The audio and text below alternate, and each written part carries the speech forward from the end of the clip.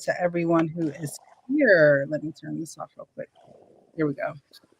Happy Wednesday. It's the middle of the month. We done made it. The middle of the month. Y'all, it's almost the end of the month. It's the middle of the week. We done made it. We done made it. We done made it to another men's forum. Thank you guys for being here. Thank you for being at the Real Precious Network, where we have two shows. We have the Adoptee Foster on Tuesdays and the men's forum on Wednesday. And I think we're going to have a good show today. I'm excited to get into it. It's going to be a good one. I don't know if you guys are going to think it's going to be a good one. I mean, you guys are on the panel. But hey, look, we're going to get through it. Okay. We're going to get through it. I don't really have any announcements, so we're just going to hop right into it. Before I get to my co-host, I appreciate you guys being here. Definitely hit that like button, subscribe, all the things, hit the bell notification so you know when we go live. Tuesday and Wednesday, 9 p.m. is pretty simple. But if you are hard at remembering things, you can definitely hit that bell notification and you'll be reminded. That's the beauty of our smartphones. But before we get our co-host of the audience involved, how are you guys on the panel doing this evening? I'm good. How you doing? I'm doing good. Can't complain. Oh, I got R Pain in the bag. Hold on now. Let me go get him. Doing well, doing well. How are you? How you both doing? Our Pain is in the building. Hey, how's everybody doing? How you doing? Good. You sound better. Yeah, just a little. Just a little. Oh man, you was under the weather. I'm sorry to hear that. Glad you're feeling big better. time. Big time. He was. You could tell he just needed some tea, some lemon, some honey. Yep. There's a special tea here tonight. Special tea. All right. So what do we got going on? We got a lot going on tonight. Before we get into it, Leon, how are you? And then we'll get to our co-hosts in the chat. I'm doing good. I didn't get off work till 7 o'clock. So another long day for the kid. But I'm doing good. Appreciate you for being here, because you could be laying down, taking a good old nap, having something to eat. But you're here, so I appreciate you. We have Fishing to Fit in the chat. Good evening, everyone. Good evening to you as well. Thank you so much for being here. Worldwide collaboration, showing some love. Thank you so much for being here. Menelik is in the building. Good evening, everyone. This is very interesting. Yes, we're going to get into some things tonight. Salute, salute, salute. Hit that like button. Definitely hit the like button. Subscribe. Follow us. Be on the journey to having great conversations, not one where we point the fingers, but we point out characteristics and behaviors that we can, hopefully correct and steer in a different direction. So thank you guys so much for being here. Sean is in the chat showing some love. EV, I see you in the chat. Salute to everyone. Salute to you as well. Thank you so much for being here. All right, guys, we're going to get into it. So the first video that I found, it's like a girls talk conversation, and I wanted to bring it over here to the men's panel. This is the men's panel. However, I do drop the live for anyone to join the conversation, as long as you're respectful. Show your face behind the chat, your entire face, all of it. Okay, don't be up. Look, I got the piece of paper. Don't be up here like this. Okay, I need to see your entire face. You don't have to show your face on the panel while you're on the panel. However, behind the scenes, behind stage, I need to know that you're a real person. If I get the little crazy vibes, don't take it personal. It's just God downloaded. He's telling me some things. So yeah, we're gonna get into it. But this first video is more like a girls talk video. And I was kind of vibing with them. When you with your girls, you vibing with them. But then you have that one friend, and I'm that friend that go, hold up now. Bring it back. We're gonna have to reel this back. And so I'm sure that you guys will get this impression when we watch this video. So without further ado, we're gonna get into it. Now, I bear with me, y'all. Okay, my wireless mouse is for sure wireless. It's not connecting. It's not acting right. Okay, and so I don't want to exit stage left on accident. So pray for your girl, okay? Because I've done it a few times before the show, and I've had to restart this damn show about 3 times already, okay? Just pray for your girl, all right? So we're going to get into it. Hold on, let me take this out because, StreamYard might be tripping. Okay, here we go. Wants to feel special. Yeah. But I also feel like I've experienced good love in my life. And so I know when it's good and when it's just playtime. But what I do think I need to Yes. do more of is engage in playtime. That's what I'm saying. But because I've always been in a relationship. I've always been like, oh, you like me, I like you. Okay, now we're a thing. That's a problem. And then 5 years later, and you're like, oh, whoa. But I don't really know how to like casually date. I feel like guys don't want to casually date when you're not begging for more. Maybe that's what, because I am very 1000%. aloof. Me too, girl. I'm I'm like, like, do your thing. I got to do. We're not chasing. They don't want that. Like, to me, it's like, why can't we have a look? Why can't we be consistent sneak links? Now, Kiki. Consistent sneak links? I'm gonna stop it right there. What? Stop it right there. She said, "Why can't we be consistent sneaky links?" And you know, what are we about? Probably 50 seconds, 50. Wow. Well, age, you know, Nia Long is up there. Still beautiful though. She is up there, but I'm talking about like minutes into the actual video, right? So we're not that far into Not even 2 minutes. however, this is where we're at already. Consistent sneaky links. And it's like, girl, you have a consistent sneaky link. How unrealistic that is for a woman. Okay.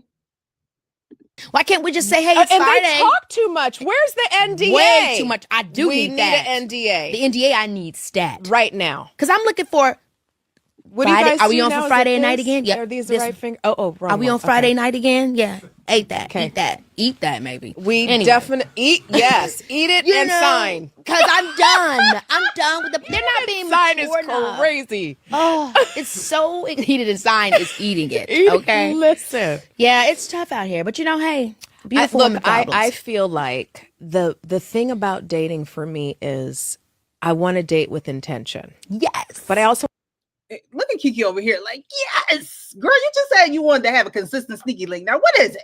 want to have fun. I just don't think I'm like into it though. Like here's the other thing. I don't have time. yeah.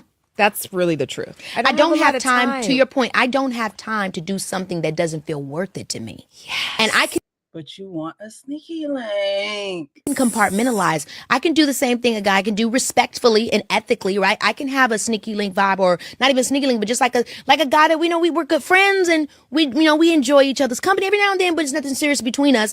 And then the opportunity of possibly being something serious with someone, What? How do you go from a sneaky link to then, you know, wanting something serious? These are the mental gymnastics that women play. And I don't want to say that they play them because they naturally live it out. We naturally live it out, where it's just like, oh, I think I can do this. And then by sneaky link 10, you're like, oh, marry me. I'm open, but it's not. I don't feel like there's a sneaky lot link. of. I think I need to get. I need to get into that. I would too. There's a couple that I do that with that I Now, Nia. know. you I think they're lucky. scared. You know, they're like scary. Because they're gonna fall in love with you. I don't know about that. Yeah, baby. Because once you put it down, Hey. hey, I told y'all I invited y'all to girl talk. So I know y'all probably like, what in the world? they don't know how to control themselves. Back that Anyway. thing up. Okay, I'm just saying. Girl, Oh the my sleepover God, the that we're about to outtakes have. of this is gonna be nuts. The sleepover that we're about to have. The sneaky link.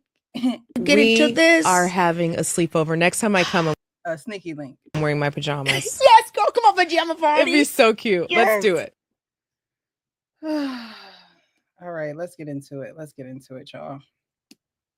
Don't all, you know, go at once. Y'all. Bird babble times 25 on aisle 5. Like, what are we talking about? We 55 and like talking about a sneaky link? A sneaky link. Everybody wants the feeling of a relationship, but don't want the responsibility, and that's not gender specific. And the thing is that a lot of men don't mind exercising it and don't mind being that sneaky link. And what she said at the end, oh, then they start catching feelings. It's usually the other way around. And they want to have that sneaky link. The sneaky link is mad cool and fun because he doesn't really care for you. He really could care less what you do. So therefore, you're asking just not to be cared for. And this is where I find, some type of confusion on why women specifically like to just want to have fun. Yeah, okay. Have all the fun you want, but you got to outgrow that.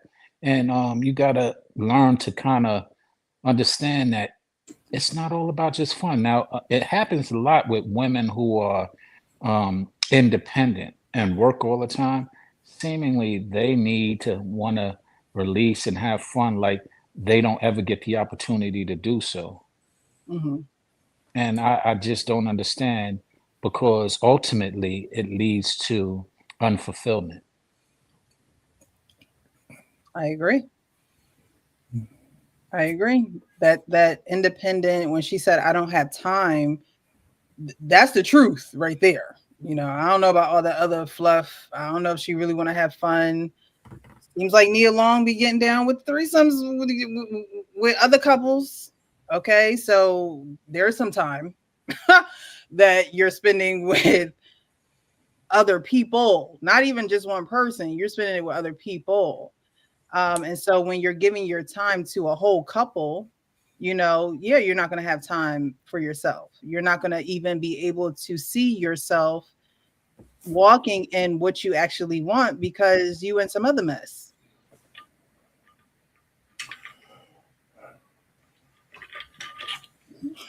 Hurricane. Listen, I have the perfect 2-minute song for what I just heard. Nice video, beautiful one. I don't know if you saw it already. But anyway, listen, you don't reach 55 years old and have these kind of thoughts like Nia Long. First of all, we all know that, yeah, there are some men that catch feelings, but the kind of guy she's looking for, he's just going to be banging her out. And she's going to be the one left holding the bag. Because if by the time you reach 55, you know why you don't like just giving it to somebody for fun, because that's not how you're wired.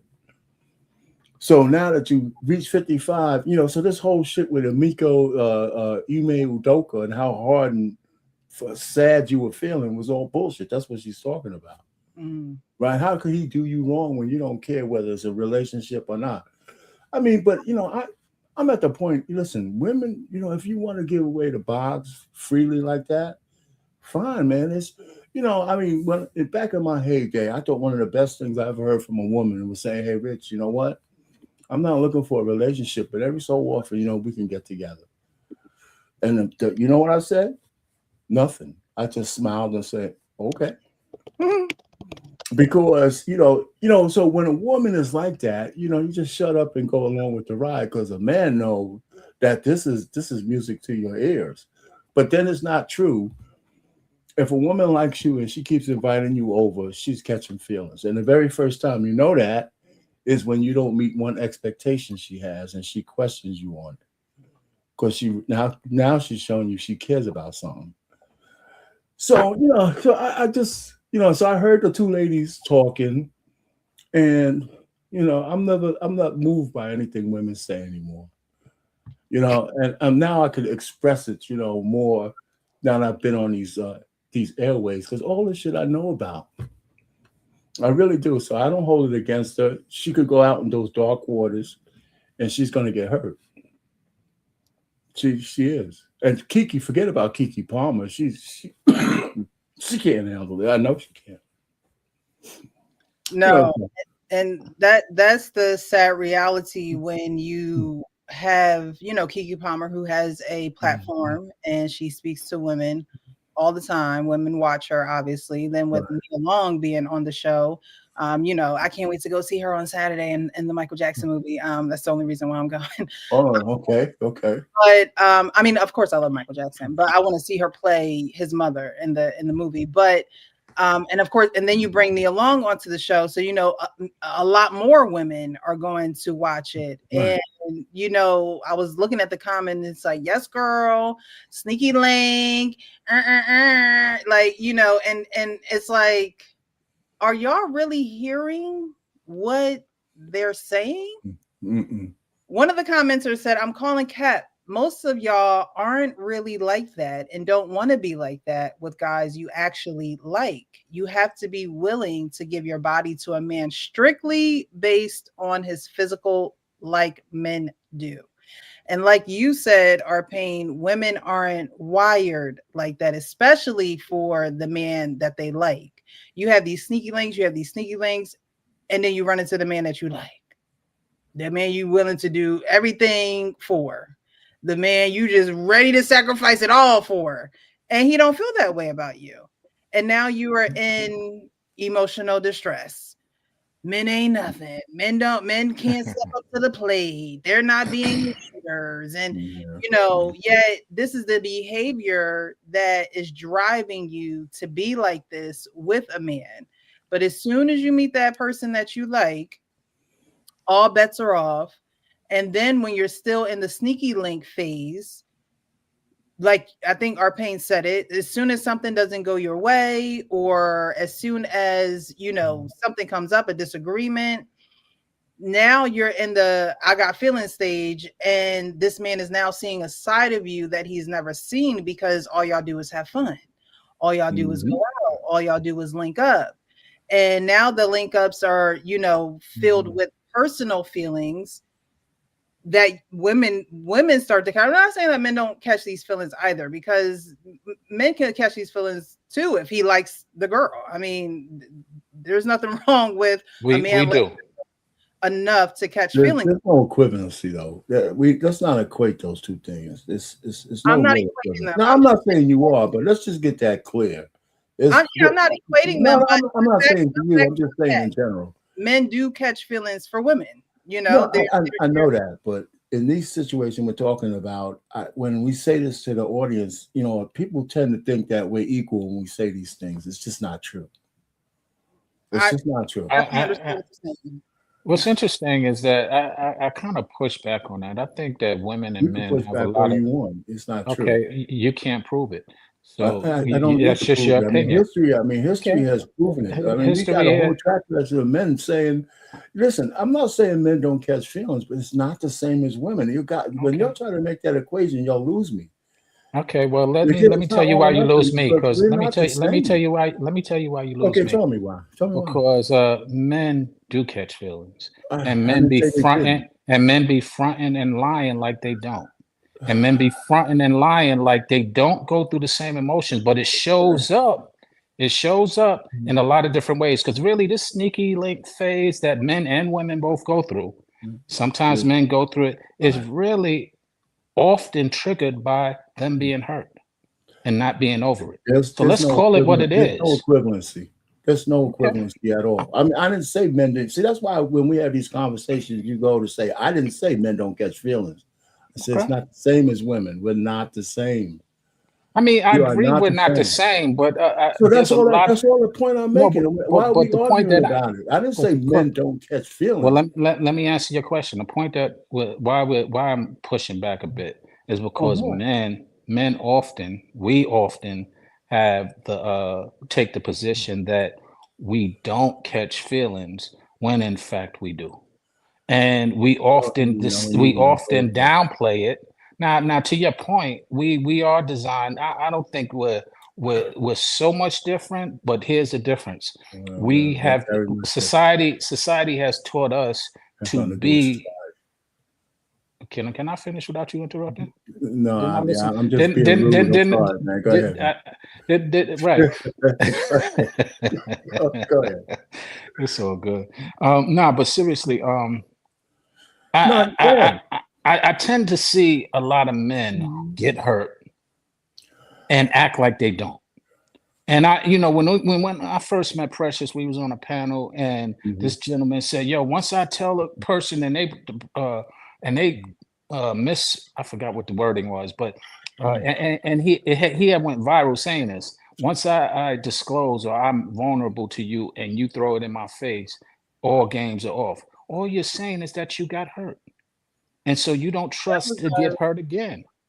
Black And man. all my yeah, exactly. Black man don't feel it. And I was like, yo, who hurt you?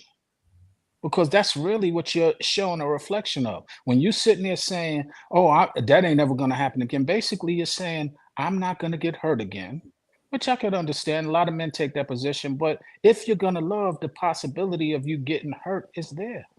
And that's just the reality. Man, woman, child, whoever. It's no equivalency. I mean, there's no equivalency. I mean, we spend a lifetime. This is all natural stuff. Men do get, but I think you start out differently. I don't make this stuff up. I mean, how many books, how many things we have to read? Men who get feelings start out having feelings for the chick. So I'm just saying, if you put men and women together, one, there's no flex for a woman to have sex with a man. There's no flex. They don't have to do anything but just want to have sex. And men take sex from women any way they give it. But men, we have panels and panels of saying men have sex with women they don't even like. Some women can do that, but that's not equivalent either, because most women have to have something for the dude. So when a woman says I can have sex with any man like that, she's broken. That's a rare woman. And the fact that it's not rare anymore is the scary part. That's what these ladies are talking about. They're talking about just being able to hook up with a dude randomly. He's banging you out, and then he's gonna get up, wipe his Johnson off, and leave. Right? No snuggling, no nothing. Jesus. Most women don't like that. But so that used to be true. A little something. So that used to be true. Now can I finish talking? No. When a woman hits 55 years old and she's not used to that, that's a whole different feeling. She just said she's used to having a relationship with a man. That's the reason. That's the way she's wired. Mm-hmm. And when you just turn yourself into a lady, especially with young guys, they're not falling in love with Nia Long. She's just a notch on their belt. There's a memory. They're gonna bang her ass out. Leave her there on the bed. Maybe they might pat her hair a little bit, kiss on the lips or on his forehead and shit, and leave. When she's talking about signing NDAs, come on, Nia.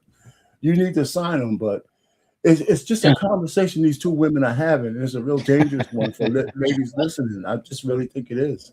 I don't know. I think men may fall in love with Nia Long. I don't think she's going to allow herself to fall in love with them. Oh man, I don't know. I mean, it's a possibility. You're right. But what kind of men? Listen, when you say that, Precious, the kind of guys she's talking about are young men. She's talking about younger men, and she's going to start out having these guys sign an NDA. And part of that NDA is, well, I'm giving you this so you can leave and keep your mouth shut. Right. Now, some of these guys might catch feelings for her, but then she'll cut them off. That NDA is going to be laughed at. But that NDA is going to be laughed at. The kind of guys she wants, they're not going to be wild. Like they're going to go through her like hot butter.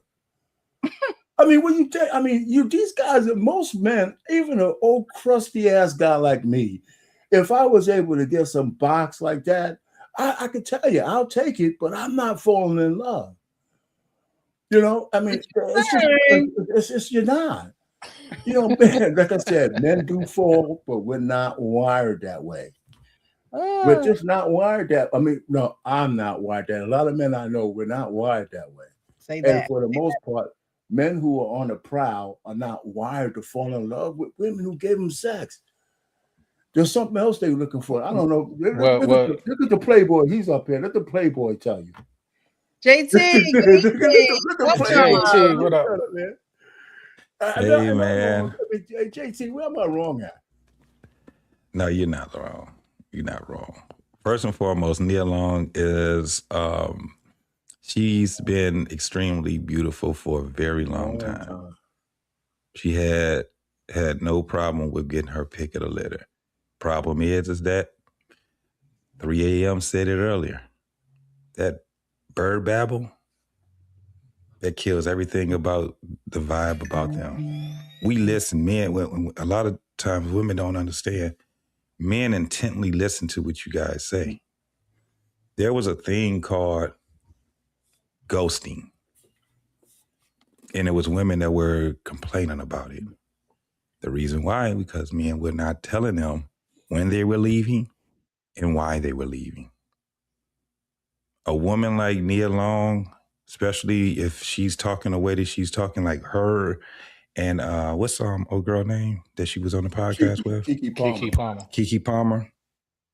When they talk like that, especially being, let's just keep who they are.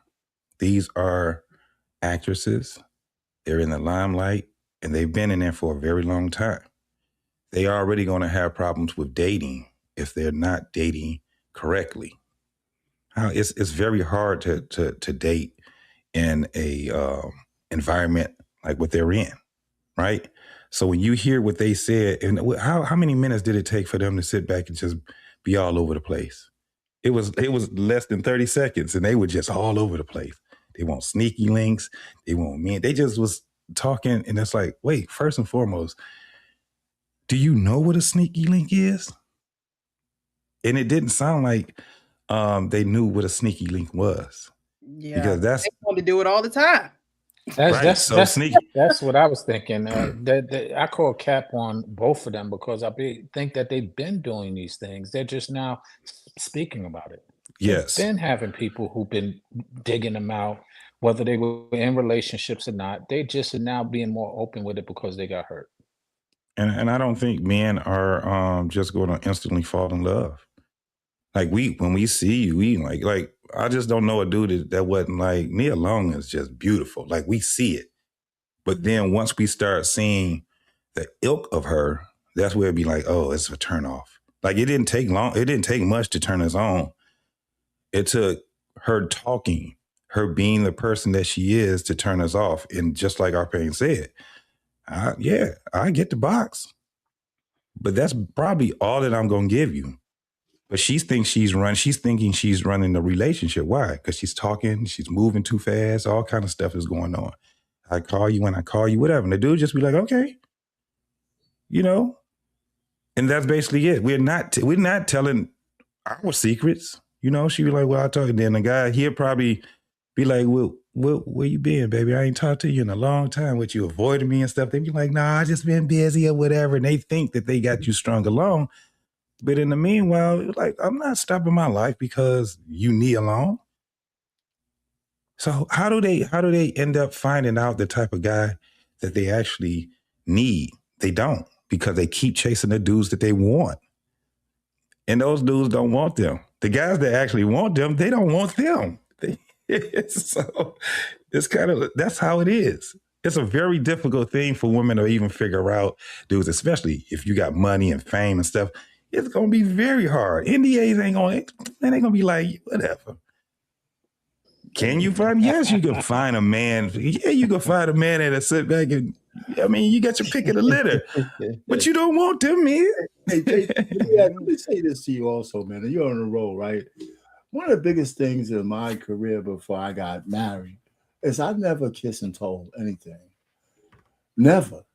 Because all I thought about was that if I say anything, I might blow an opportunity. I never had an issue being in a woman's rotation if she wasn't my girl. I just enjoyed the time I had. And we did that. That's just the way it was. We didn't trip. The only woman I really cared about is with my wife. I had a couple of girlfriends in there, but there was no real, they cheated on me and I cheated on them. Because this, now that I'm reflecting, this boyfriend and girlfriend stuff is just bullshit. Either she's your wife or she's not. And that's the best way. If you're not intentional, it's all just broken promises. You just said one thing that I just want to tag. A lot of women are looking for attention instead of intention. And I remember me being very clear because Arpain laid out how intentional he was when he pursued his wife. And I found that I commended him on that because he went about it with intention. A lot of women like attention and never really get intention. And intention is what our pain described, which many men don't often offer. And the problem with men who want intention, they will settle for a woman's attention because they have scarcity mindset and they get thrown off real easy. Right? If you intend to, that's why they chase a woman they shouldn't be chasing. They're trying to get her to fit into the mold that fits him. And when men do that, they lose from the beginning. They really lose from the beginning. Because sometimes when you're at that adage that I had to catch her, I had to make her like me and all that kind of shit, that's poison. If a woman doesn't like you already and you could convince her, right? Because she'll do a inventory of what she got going around, and actually you might pass. Like, all other guys that deal with are shit, but you're just a little less than shit. You don't stink as much. So I'll hook up with you, and you thinking she really likes you, but you're just there for the moment. It's just the worst place to be in.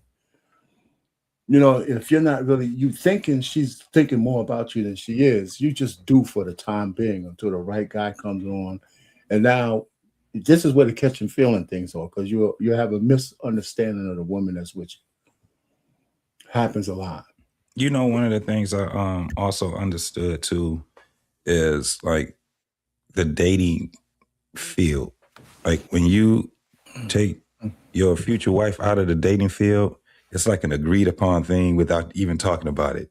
She doesn't even want to look back into the dating field, because what she has right in front of her, that's what she's paying attention to. So this is one of the reasons why I know that a lot of relationships just last all the way to the end. And death is what I'm talking about, is because they're not interested in that type of, like, they don't know anything about dating once they've been with somebody intentionally for 20, 30, 40, 50 years. Don't you listen to a woman talking about dating? She don't know what the heck is going on right now. She still got the concept, right? And it can be a little outdated. It's going to be a lot of outdated because she hasn't did that before. This is what I've been doing. I had a couple of boyfriends before him, but that was so far back. I don't know what women are doing now or what they thinking, and they probably can go based off of family members or younger women, and they hearing them talk. But as far as anecdotal, they don't know nothing about that. So with Nia Long, being the actress that she is, the big actress that she is, does she doesn't even really have a lifestyle to date. So when it comes to being in a monogamous relationship, is that ever going to work with her, just how her life is set up? Or do you think she's settling for... Say that again, no, Precious? I think she's had a lifetime of, I think she said it, that she mostly hooked up with guys that's, or have a relationship, right? With Ime, it's like a 9-10-year relationship with a son. She had somebody before him. So I think it's more serious when she gets into these relationships with somebody. They have some kind of conversation. I'm going with you, you're going with me. And for, I don't know if they feign faithfulness or not, but, she just sounds like she's not just out there on the street because her fame doesn't allow her to do that. Mm-hmm. That's the one thing that really catch Cardi B. She really got mad because she couldn't really cheat because even though she was a freak, she couldn't cheat the way she wants to because men are going to kiss and tell, right? Yeah. It's hard for women of fame to really to really get around. So I think that's what they're talking about a little bit too. And then they're coming out with it. I'm famous. I'm single now. I might just want to throw down, with a couple they've of been doing it here and there. It sounds really bad to me, right? They've been doing it, Arpain. They've been doing it with guys like you described yourself as early on. I agree with you. Yeah. I know they are, but I think now she's bringing it out. I'm on the market. She's not hiding it anymore. I mean, to mention the couple is like Nia. Goodness. Well, what she's doing now is she's shopping. Now she's in need of. Really, she's hurt. They're actresses, and they're acting like they're not hurt. They both went through a breakup. I mean, because they both went through a breakup. They both went through a breakup that put them in a position where they are. Oh I yeah, think the yeah. impact of those breaks up are greatly exaggerated. No, I kind But of I hear agree him. with what Sean is saying because I'm thinking about there with what he's talking about. So Nia Long, I don't think that she would hurt because the man cheated on her. I think she was hurt because she was embarrassed. Yes. You know, and it Yes. was big news Yes. that what happened with what is the young lady? I'm just Keke Palmer, right? With Keke Palmer, you got to remember she had recorded fights with the man of her child, and her mom was out there, her mother was out there talking about fighting the man, and it went public. That's crazy. And what's crazy is that those things do kind of hurt their oh yeah, it hurts, you know, Their what they're ego, about. pride, and Yeah. and image. It hurts him for a good man. Let me tell you, if Yeah. if I saw a woman doing all that shit with this guy, I'm not gonna get with her. She's putting my shit on social media and all that kind of stuff. It diminishes you. A lot of women don't understand. You get for the guys you want, they are judging you on how you treated the last guy. Like Kia Maui, she would never get a guy like Corey Hardwick just because of what she did to him. Ooh, she missed that. Yeah, that's over with. You saw Yeah. It's just because, I mean, I'm just saying a guy would never marry a woman like that if he had any stature at all, because if she could wake up one morning and just leave her family, leave all this, I don't want to have nothing to do with you. I'll make love to you. But Yeah. that's I say it about like you want to say it. You're banging out. That's what you was about to I say. do want to say that. I do want to say that. I'm trying to get reformed, you know. Oh, look at that guy's gray and shit. I gotta talk better, you know. But you should talk real and raw, Yeah. and that's what women need to hear, because that's all that's being done is you're getting banged out, you're getting slutted out, and you don't really want that image, but you want to, like I said, you want the advantages, the privileges of a relationship, but you don't want the responsibility. Yeah. You got to take the whole shebang, you know. Yeah, But like, that Corey, yeah, she'll never see Corey ever. That I don't care if the dude looked exactly like him. You missed it. You asked God for him. God gave him to you, and you said you didn't want him. You called it a graduation. If you put her back, I'm coming to Detroit, and we're gonna get in the car. And we're gonna go beat his ass. If he ever takes her back, we're gonna go find him, and we're gonna beat his ass. throw a bag over his head, throw him in the We're van. gonna say, Corey, man, we're here to get you. Get out of man." here. I thought I saw Tia with a new young. Yeah, she got a young stud. He's 30 something. Oh, is He's he? 30 something. Yeah. 36. That's her He's a son's teacher. substitute teacher. What? Huh? Yes. What? Yes. It's That's a her substitute son's teacher. teacher. Go ahead. Yeah. Go ahead.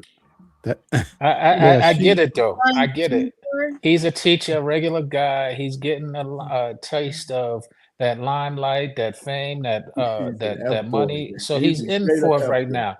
He's gonna wind up getting tired of it once the fun is over, once that Yes. newness is over. She'll find out. They found out that whole picture and all that was all staged. Mm. So he's a regular Right, F that boy. might listen. If that ends and it turns out that that's a good man too, I'm telling you, God just gonna say, I'm not dealing with you no more. He's probably a good dude, but I done gave you 2 alley oops and you blew the doggone layup twice. Nah, you on your own, He daughter. don't You on measure your own. up to no Corey Hardwick. No, he won't. She won't see that again. She'll never see that again. First and foremost, people got to understand. We get older. Time goes on. It waits for no one. You know what I'm saying? So the opportunity, you got to put that with the time frame and all of these things too. The way she met Corey, she would never meet another man that way again. No. The thing is that one of the things I do understand about men, that when men starts to get more and more mature, it's less and less that we tolerate. That's the difference. So no matter, I don't know too much about the young guy, but I can't say that he's a bad guy. Now he's definitely not Corey. He's whoever he is. But from what I've seen, a little bit that I've learned about this guy is that he seems as a man that has morals and values too. And Well, she's not an ugly woman. Well, let me ask you, Precious. This was her daughter's substitute teacher, music teacher. That's how she met him. And and they said that whole photo op was staged. And he's a young dude. When I say young, 36 for her, 47. He's giving her what she wants. And I think that's just fine. She's entitled to have, little fun. But I think at some point if she gets attached to this guy, she's gonna get hurt. Yeah, he's gonna. I'm sure he's laying it down. He's 6'3", 6'4", the handsome guy in shape, and she's been desperate for a long time. Like, who said it? Sean said it. There's attention, and then there's intention. And her wanting. Tia's always wanted attention. She always got these dance videos. She's wearing, sometimes close to nothing, or she, got these outfits and pom-poms and circumstance going on. Like, she is someone who has received attention since she was in Sister. Like, that is Tia, and you can tell the difference between her and her sister. Her sister is just like, I'm good with this married life. I'm good with my white man. I'm good with the children. I'm good. Like, don't come over here bothering me. Her and her sister get into it a lot. I believe they had a show, right? They had another show. Reality show that they were, yeah. Right?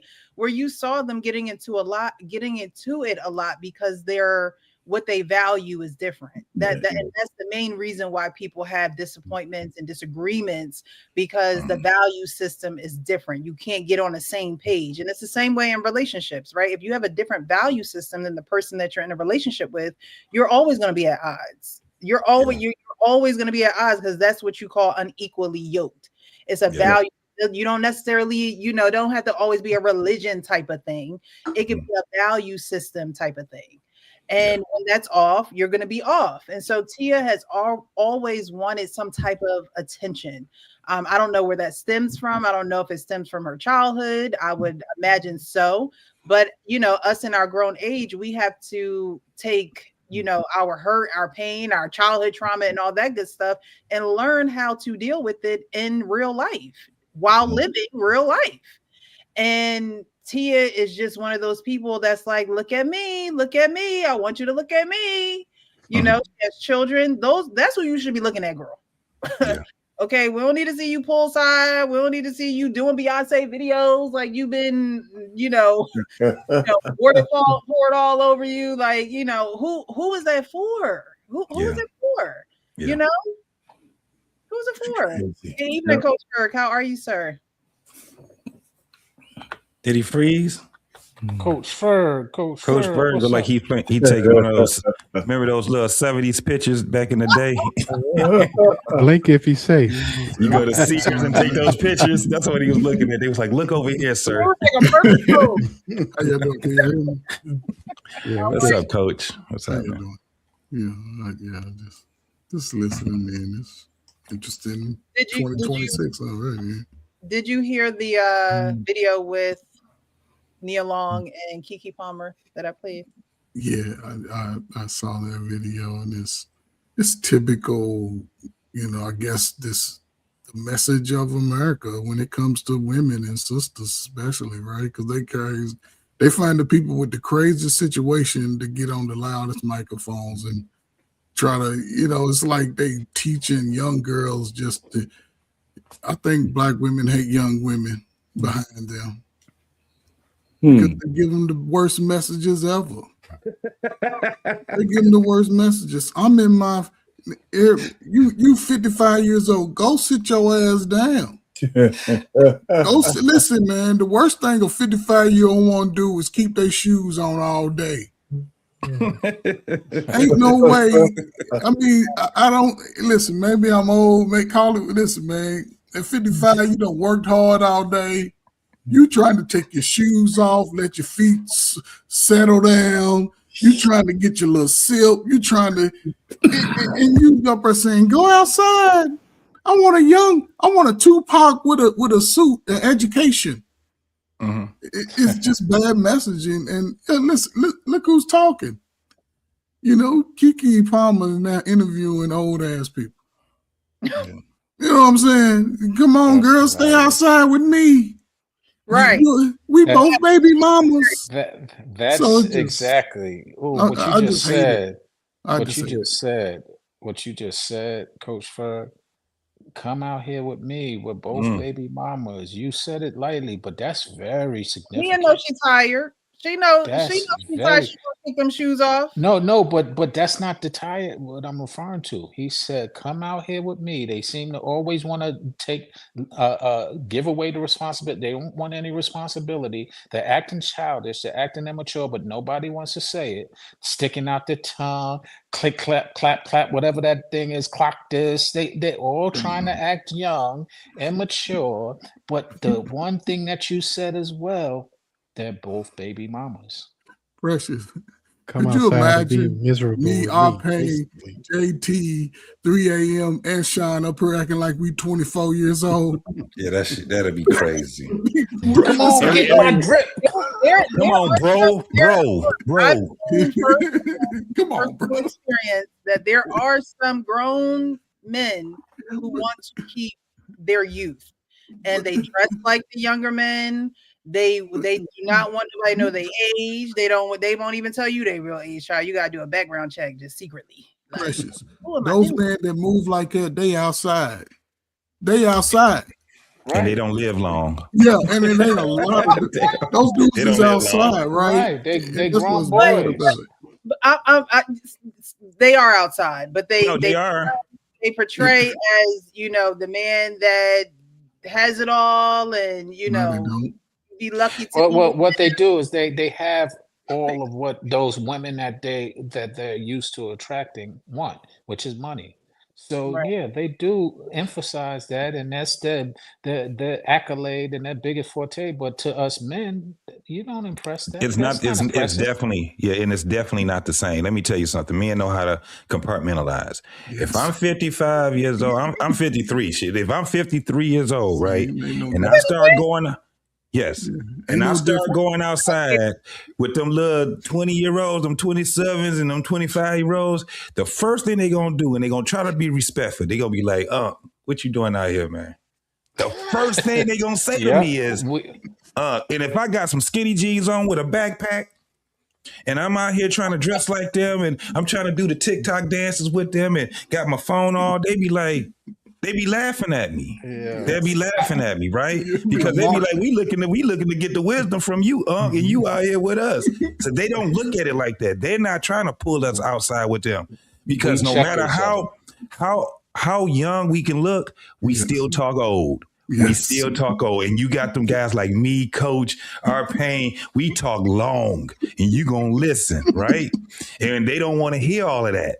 And if we not They talking don't long, want all and we that out here trying correction to every talk like time you them, see them. They don't right? want And that. we sitting here trying to talk like them, they gonna be looking at us crazy, like there's something wrong with us. They like, oh, you need to wait, man. he's Why you old out Mark. here? He's old. He's what they call him, man. Somebody to be like, man, he's on that shit, man.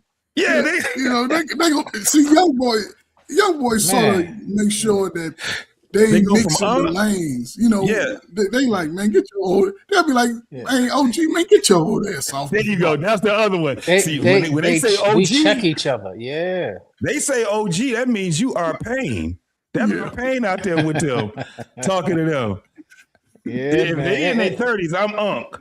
But if they That's call me OG, I really ain't got no business out here with them. No business out here with Yeah. When they say OG, they telling me, bro, it's over with for you. My guy, it's over with. JT, once you walk 2 blocks, your feet hurt. Your Oh, feet yeah. hurt. I'm out here trying to wear the shoes they wearing. You know, I got Uggs on and what's them I'll be having Crocs them Nike shots with the on. skinny jeans, and they like, why That's do you wear? hilarious. No, That's we hilarious. T-shirts and shit. Precious. I guarantee, and me and Ferg we ain't been in each other's closet. I guarantee we got pretty much the same type of shoes. Comfortable shoes. Our shoes are just comfortable. Oh, That's it. All that other stuff, nah, we ain't doing all that no more. So it's a lot different. But when you hear it, like the older women, the younger women will sit back and tell the older women, come out here with me. And matter of fact, I bought you a gift. And they go out there and give them, and they got them to put this outfit on so you don't look so old. Right. The difference is the old women will follow suit, whereas us old men will fall back. You know what? You right, youngster. You know what? I'm gonna get on out of here. I'm gonna go find me. Where's your mama and her friends? Yeah, but they gonna remove you though. Young dudes will remove you. Yeah, get you out of there. Get you on there, and if you stay there, they'll start running your pockets. Yeah. Yeah, they'll run your pockets. They'll let you know you marking out here. Get your old ass off the street. It's not they let you know you at your element big time. So men can't do that. We look psychologically, psychologically, we just identified why the differences in genders often why we have different results, because we check each other. We don't sit there and lie to each other. We don't sit there and try and make each other feel good. We check each other. We be like, yo, old man, get on out of here. Young man, get on out. You ain't we check each other, as opposed to a lot of women like to make women feel better. Oh, come on, come out here so you can feel good. Come on, it's your turn to. They do this like very intentionally, and it's a shame that we're sitting here looking at it like, yo, take your power back, girl. Take your power back. Exactly. They sit there and they sit there and broadcast and instigate and agitate. Not agitate. Just sit there and ask each other and tell each other, cheer each other on for the sake of fun. Yes. For the sake of fun, you're right. You're right. And girl, ain't he cute over there? I want some of that. That's why I said when I first saw this video, it was just like, okay, like I like the energy, and then it was like, whoa, y'all are tripping on this Al Gore's internet. Like in less than 30 seconds, it just Nia Long, Keke Palmer, okay. Then it was like, whoa. Nia Long's in fairness to both of them, they both did grow up in this industry, so that they were limited in being able to express and exercise some of that. I agree with you, Coach. That's no excuse, Sean. No, that's not an excuse, because I'm gonna stop. Nia Long has been one of the finest chicks in our stable for the last 40 years, 30 years since she's been out there, right? I don't care what nobody says. She's trumping a lot of these little 20-year-olds. Well, she used to, in a sense, but now her age is starting to show, and you would think the messaging with the younger, you know what I'm saying? Keke could be her daughter, you know what I'm saying? Right. So she should have caught Keke. Say, no, girl. I'm exactly. That stage in life where I'm good. She should have checked Keke, right? I'm okay going to the massage. I'm auntie now, and I'm out all my part. I'll be grateful, but if it don't, I'm not going to be out here just giving it out. Right. She should have been checking Keke on that. She should have been saying, "No, she was saying, you Keke, know what? Hook me up. You got some numbers I can use." Exactly. That's what she was saying. That's been a conversation that they had privately. What'd you say?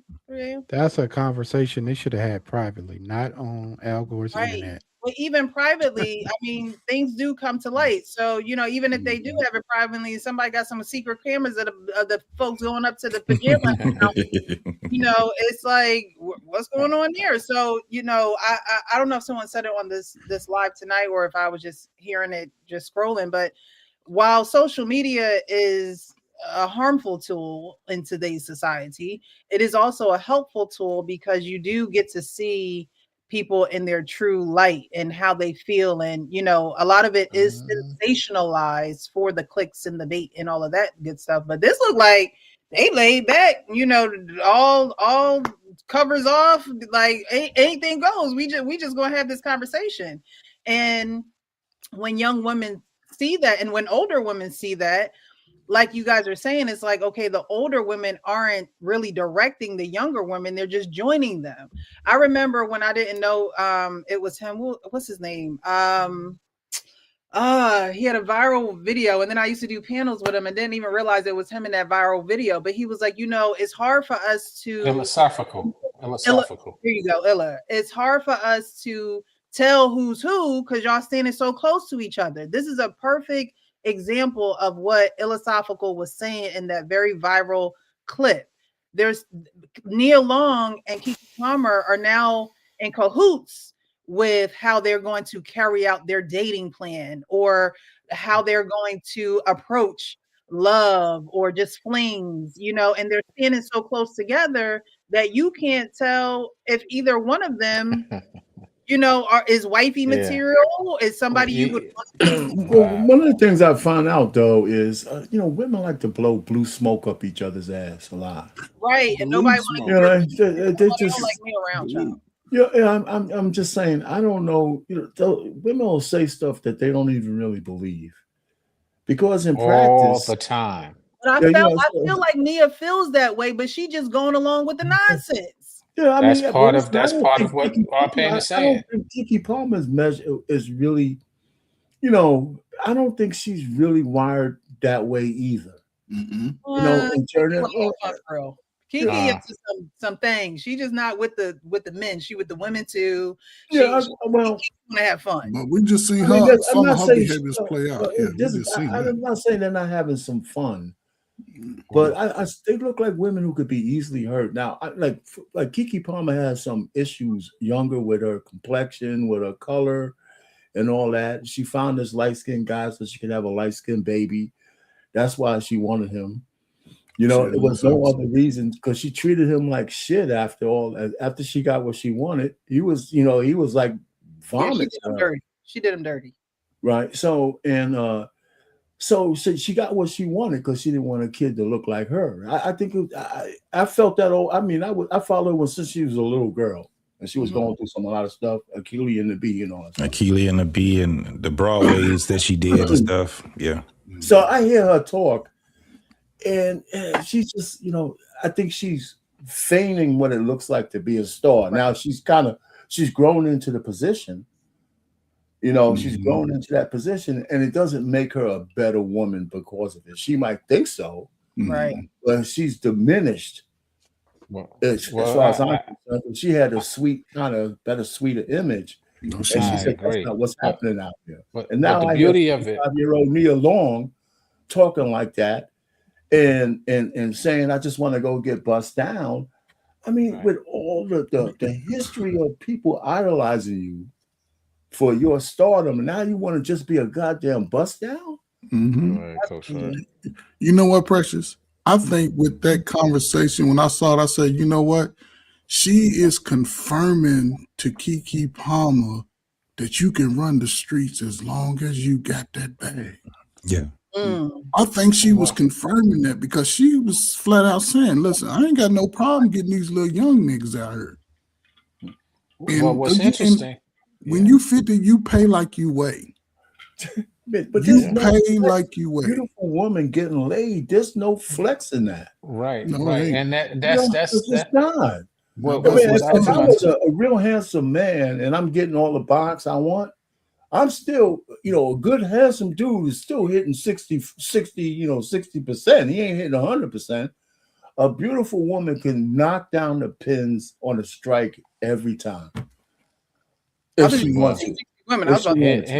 Here's what it is, and y'all mentioned it, collaborative, which is the internet has shown the image versus the reality, and unfortunately, the reality is that these chicks are glorifying being hoes instead of being women.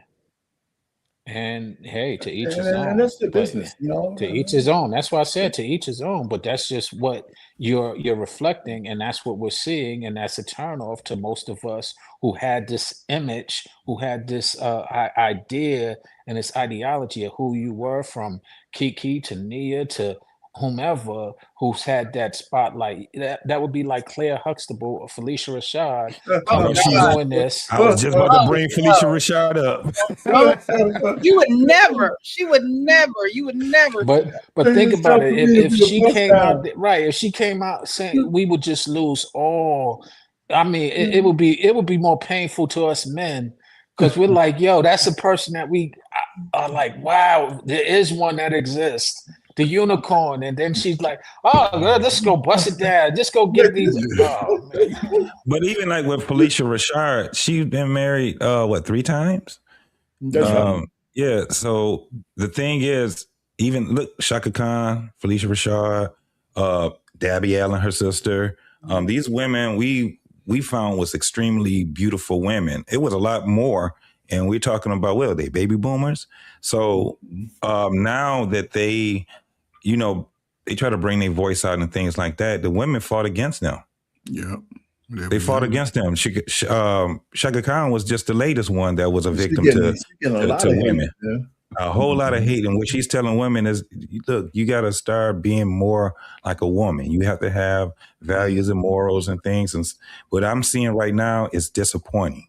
It was the same thing with Felicia Rashad. And the thing is about Felicia Rashad, she worked with young people because she used to be the dean of the fine arts department in Howard University. So just imagine being able to sit at the feet of her when she's given, you know what I'm saying? And then to go on to certain platforms and then to have people, she's a pick-me. You're like, what are you talking about? Why y'all disrespecting elders like this, right? So then the only ones that they don't want these young folks to do them the same way. The Nia Lones and the women that's her age and stuff, Taraji P's. So they start acting as accordingly to what the young folks is, and they're clock it, yes, girling, and all of that stuff. And that's dangerous. I want to cut their fingers off, man. Yeah, I just want to cut every one of their fingers, just break their fingers off, man. But you know what, JT, in our pain, all of us, I forget we all saw around this, and there's never been a sister that ever really came out when we were young and in our, you know what I'm saying, that came out and spoke against some of the nonsense until recently. There's never really been anybody. Think about it, last 25 years, the shows that were coming out, just the ratchetness, but there's never was a woman that said, hey, sisters. What's the name? Shahrazad Ali did. But that was in the 70s. There was no one doing the 80s and 90s. Yeah, but they got rid of Shahrazad Ali in the 70s. Yeah, by the time 86 got here, they was like, man, I'm not listening to that book. That lady crazy. They were saying all these things.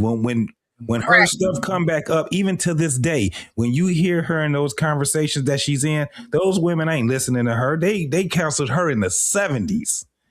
That's crazy. Yeah, because basically the women's mentality is, I want to be able to do whatever I can do, however I want to do it, and not have any accountability, not have anybody tell me that I can't. And that is growing. That mentality is just growing throughout our American society, and it's driven by the capitalism because they're getting the money now, and they're just feeling blame like that on capitalism, man. Blame it on feminism, man. We can't blame it on Oprah. I mean, okay, both of those. Yeah, Oprah made. Right, yeah, though. you're right. Yeah, Oprah made $1 billion, and so it's capitalism. That's not capitalism that makes women yes, the way that's they part are. of it. That's part of it. I Absolutely. mean, we all live under the capitalistic system. I mean, wouldn't it be socialist? No, listen, I tell you what, my theory is that women have always been that way, except that they didn't have the tools to unleash it. I look at the nature of women today as their natural instincts with no guidelines. Right. That so when people the tool that I'm talking about is money. Let me finish. When I see women today, and I think that's why so many men have trouble with them, they're looking at them like new creatures. I'm thinking that if you understood the basic nature of women's survival, and a lot of other things, all they have now is the tools to be unleashed, and they're using them because they have no governors. All the governors, we all live under certain governors. As men, we live under governors because we know if we do certain things, we're going to be punished for it. Right. And so some men are naturally reserved and even, we say some things, but we know we have limits because they're going to come down on us. Those limits are not there for the women. So they're unleashed. It's not like they're new. They're unleashed. Since the advent of the pill, feminism, and all these kind of things. I just think that we read it the wrong way. You know, Wait, ladies and gentlemen, women always want to Hank is in the building. attention. I mean, you know, it's not like they never wanted attention. So, you know, I've just landed there. We don't have to. It's just my philosophy, and I feel when I interact with my daughters and women in general, the way I think about them, I don't try to take agency away from them by blaming it on other things. They do things intentional to satisfy themselves. And it's not necessarily a bad thing. It's a natural thing that has been unleashed. And a lot of men don't know how to go in and control that. So, and that's just my little 2 cents. Let me shut up. Anyway. Thank you so much. Mr. Hank is Look at this guy, man. Hank, what up, bro? Evening. How y'all beautiful people doing? Y'all What's good? going on, man? I gotta go. Hank. I had to get some sound effects for him. It's been a minute. I'm glad it's here. It's been a minute, brother. How you been, bro? You should have did that. You're gonna make my buddy Pain muted. jealous. Can't hear you. I didn't go say that. I said your head was already bigger than the screen, man. You know. Pain gonna be a little jealous. You did that, Precious. Shame on you. Shame on you. How y'all doing? It's been a long time coming, so you know I'm here. Yeah, man. What's up? Good life look good on you too. There you are. Shout out to me. I didn't get to see the video, so I apologize. But I seen y'all was going live. My wife said you need to get down there and support him. So I said you're right. It's been a while. Well, tell the missus we appreciate her. Yeah, appreciate it. You. Yes, ma'am. I'll play it Yes, again. I'll play it again for you to see it. Yeah, okay, thank you. My mouse thing over here ain't doing too well. Let's go. Somebody said I had an Android. I don't have an Android. I have an iPhone. No, there would not be any Android slander around here. That's just part of it. But it is I just iPhone. got on net. Android slander. None. Wants to feel special. Yeah. But I also feel like I've experienced good love in my life. And so I know when it's good and when it's just playtime. But what I do think I need to do more of is engage in playtime. That's what I'm saying. But because I've always been in a relationship. I've always been like, oh, you like me, I like you. Okay, now we're a thing. Me too. And then 5 years later, and you're like, oh, whoa. But I don't really know how to like casually date. I feel like guys don't want to casually date when you're not begging for more. Let's stop it right there. So she said, I don't think guys want to casually date when you're not begging them for more. How do you guys feel about that statement? If a guy's not, I mean, if he's not into you, he's not. There's a book that came out that he's just not that into you, right? So how do y'all feel about that? No, he's not going to want to casually date if you're not having a genuine like in him. He's just. Well, I'm trying to figure out. I'm sorry. Dig you out. Is that what R-Pain said? Dig you out, dig you down. I don't know. R-Pain say a lot. He from Jersey, so you gotta. I'm from Jersey too, but I don't know. Yeah, I'm trying to figure out what she means by begging Pain. for more. Yeah, that's what I was tripping. That's what I'm trying to figure out. What does that mean? Begging for more? What? When you're not begging for more. That sounds. It's like I've been saying, man. It's sometimes people be ass backwards, right? What she's saying is, won't you just let me come through and you knock me down every once in a while, and other than that, I can be outside. That's all I heard. If a guy likes a woman, he wants to be around her, right? Right. But that ain't begging for. She don't want to show up until she wants to. That's what Hey, Coach, I don't believe that. I don't believe that bird babble can even be translated, bro. No, listen, Coach say, how many men won't take that deal? I'm saying, how many men won't take that deal from her? Hey, listen, I just want to come see you. You know, hit me up, and I'm gonna go along my way. How many men won't take that deal? Probably, if you line 10 up, 9 to take it. Look here, man. Look here. Back in the days, I'm gonna tell a heifer whatever I need to tell to get some goddamn cheeks. I ain't gonna lie. You know, I'm a beg it, baby, please. I'm gonna get my inner key sweat on, and I'll be okay with that. You know what I'm saying? If that's what it takes to get the cheeks. Now I got standards. But go on, get the hell on. What are you talking about begging? Well, I'm not begging you for shit. She said she gonna beg. She gonna beg. Yeah, well, she said if she's not begging you for more, then you don't want to casually date her. But I don't think that a guy would want to date her at all. Like Arpain was saying, they'll take the offer of if you're trying to give me some, I'll That's take what she's it. offering. But Offering. you're not genuinely attracted to me or into me, why would I even take you serious? And I think that a lot of men, all these handsome dudes on the panel, right? Yeah, I know y'all all had this situation. A girl said to me, right? Oh, yeah. Girl said to me, hey, listen, I gotta switch my thing around. Hey, if you take me out once in a while, I'll come around and we can fool around. I said, well, I'll take to pay a dinner or just take you to a concert that I like to do. I do that, 10 times out of so no strings attached, none of that kind of stuff. I mean, how many men won't take that deal? I took that deal. It was great. That's because it was over, I mean, and she was just like that. She was true to her word too.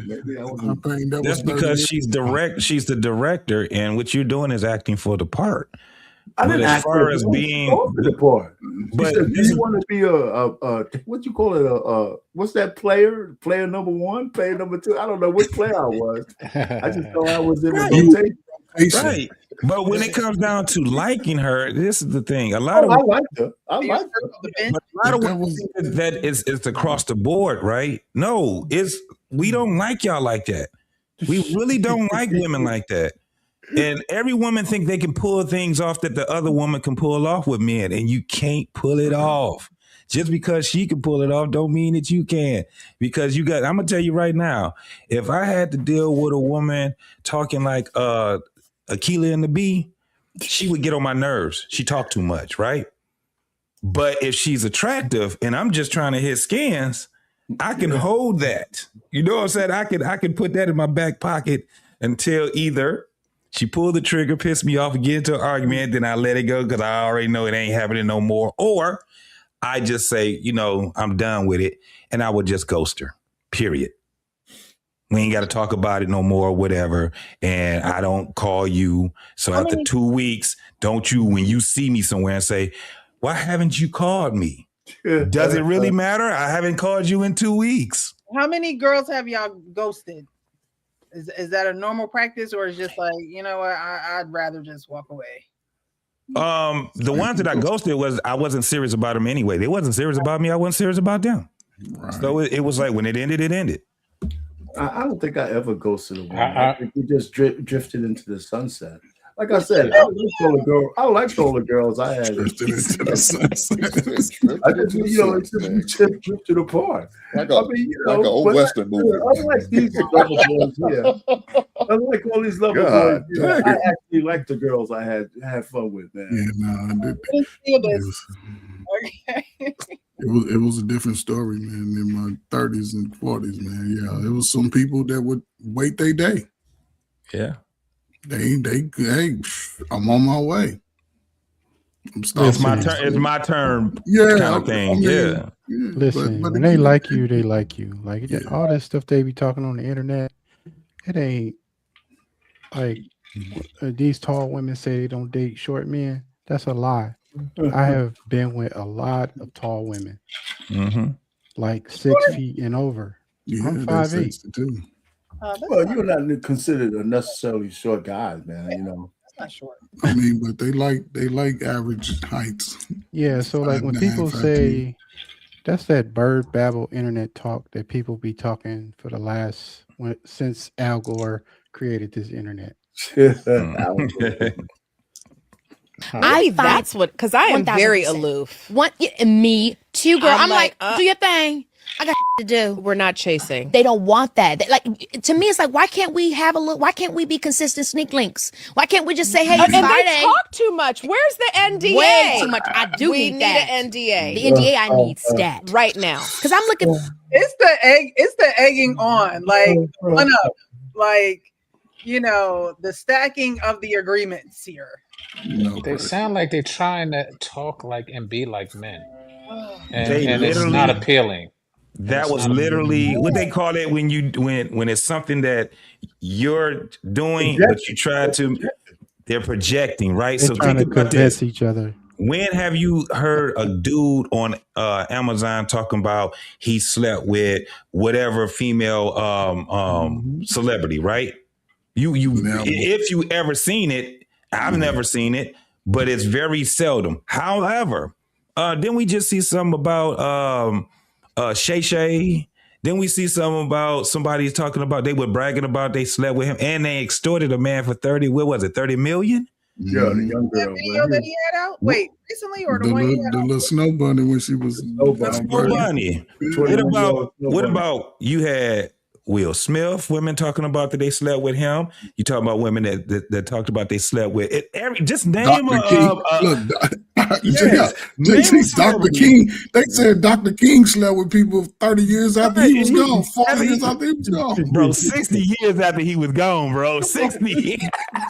We done watch Dr. King's birthday every year. They're talking about NDAs. They talk about NDAs. Come on, ain't nobody doing that with no doggone women celebrities, man. NDA, you know, it's the further it'll go is in the streets. That's it.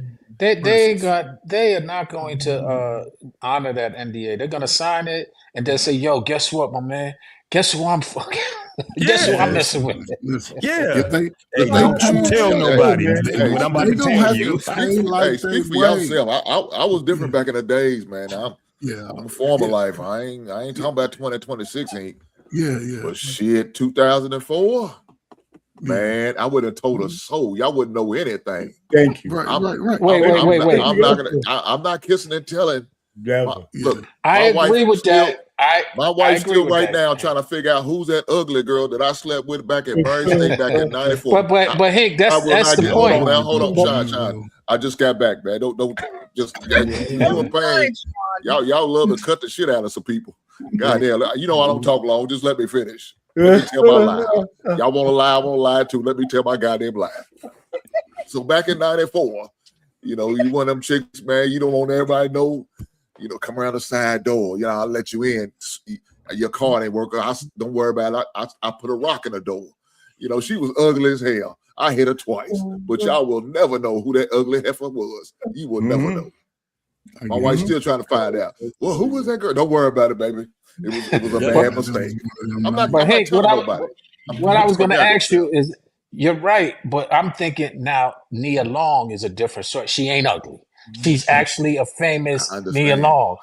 You're not gonna tell your brother, not anybody on the street. You're not gonna say, no. Because let me say this, Sean. If it's good, why would I want to fat for you next to eat? If it's good, I want to keep going. I can't go. When she said to say, "Hank, I'm done with you," I was like, "All right." We had a nice run. I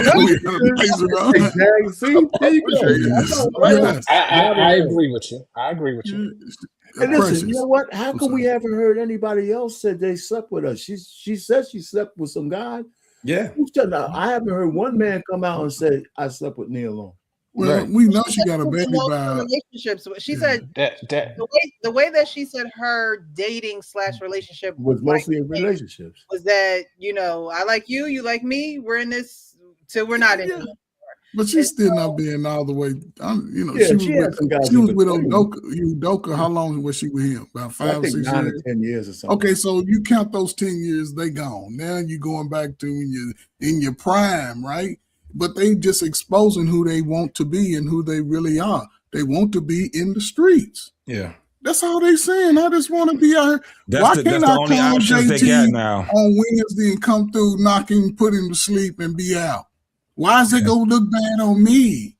But see, this is what messes the older 25-year difference telling this, girl, let's be no. That's why older women are ruining the younger women. because what's gonna happen, younger dudes, the things that women are starting to do is just gonna push them further away from looking at the sister altogether. And they gonna be standing over with their little crowd looking at Nia Long. She be like, you know what I'm saying, girl, what we do now? I don't know. Let's find some other suckers, and all the suckers gonna be gone because guys wake up. Once they see some crazy stuff, they tend to wake up. Or JT will shake it out of them like they did our pain back in college. Like, get your ass together. And he been on the money ever since. He said, it was funny. What's funny is I guess we all are of the same nature.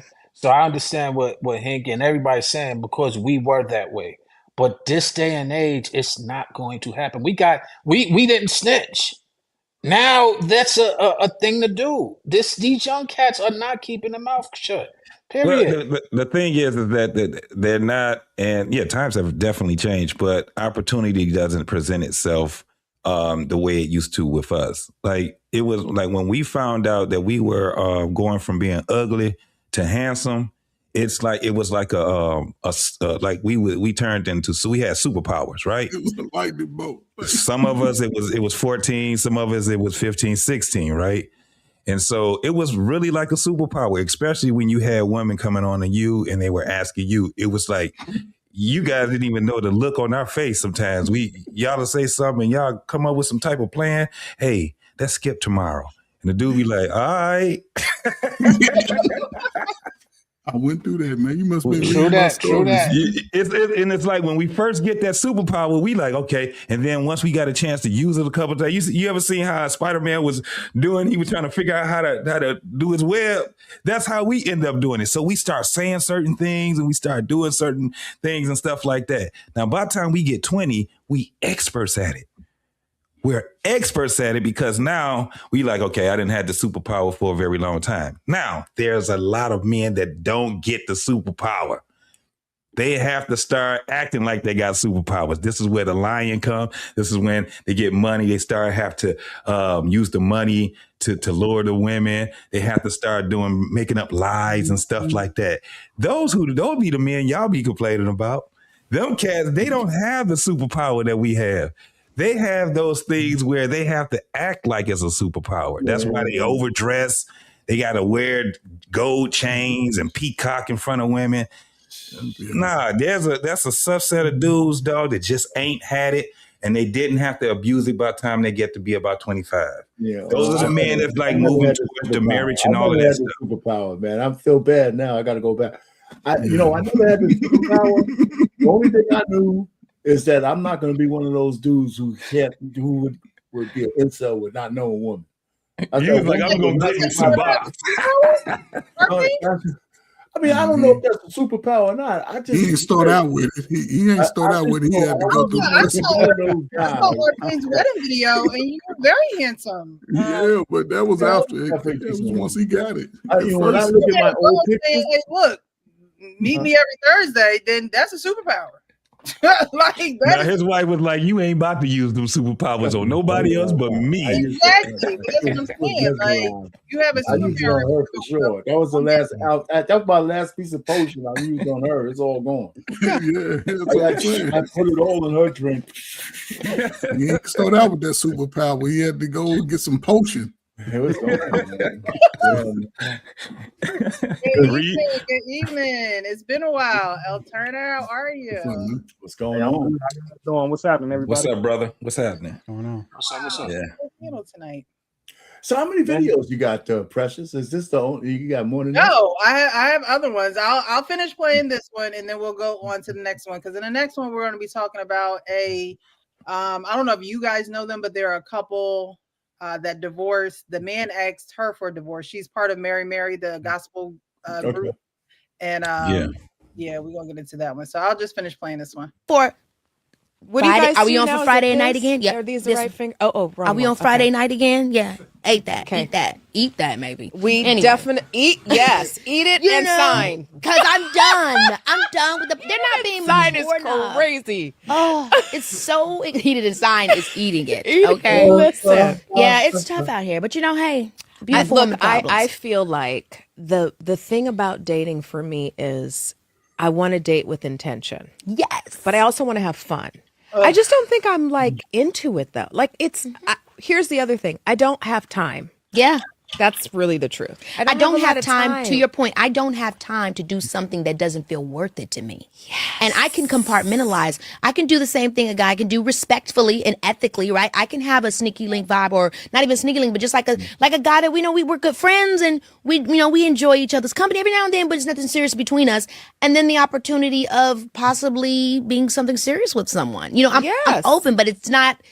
I don't like feel like there's a lot of Link. people. I think I need to get into that. I would too. There's a couple that I do that with that I know. Oh, you I think they're lucky. scared. You know, they're like scary Because they're gonna fall in love with you. I don't Yeah. know about that. Yeah, baby. Because once you put it down, Hey. Old ass ain't scaring nobody. they don't know how to control themselves. Back that thing up. Okay, I'm just saying. Oh, I'm just such bullshit. I don't know if I can go see the Michael Jackson movie. Now. That's Now she such just makes me bullshit. mad. Like it's just like Nia, girl, all your mysteriousness just flew out the window.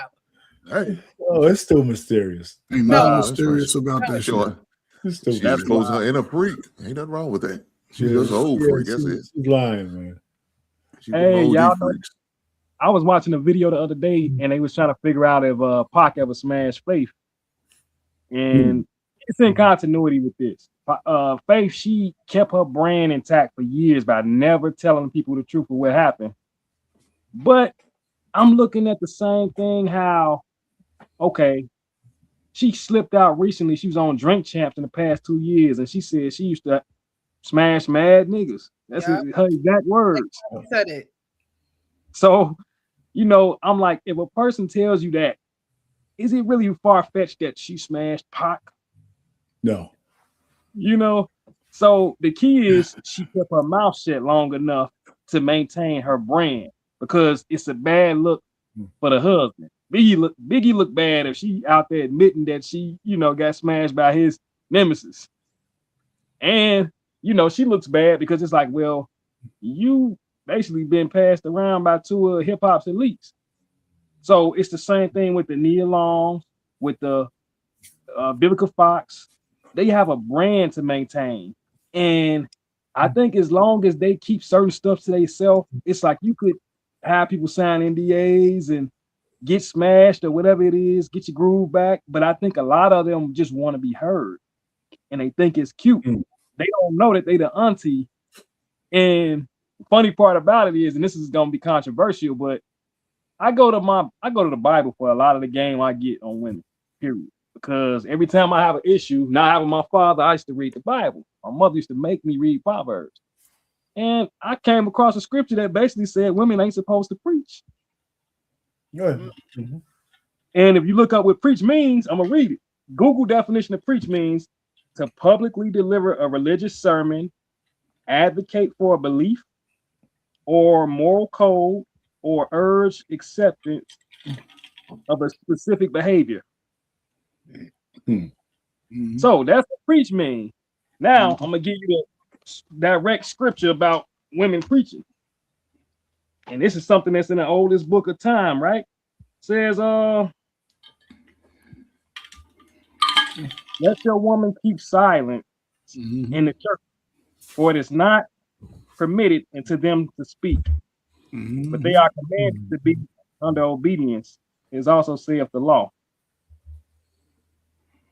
Now that's just one version of it. And I know that could offend certain women, but if you study the whys, it says that. Because look at what happens when they are given an audience. Not all women, but as a majority. Like I've seen Precious on her shows. This is your show. And Precious conducts herself in a very humble manner. She'll interact, but she never overtalk.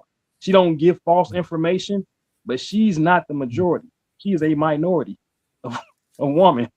She don't argue when you give her facts about women. So she can't really represent women as a whole. And after really paying attention to all this information, women nature. So another scripture talked about women being a weaker vessel. You look up what vessel means. Vessel says, by Google again, definition of vessel: a hollow container for holding liquids or a large ship. Now, we're going to cross reference. There's a lot in that, Rich.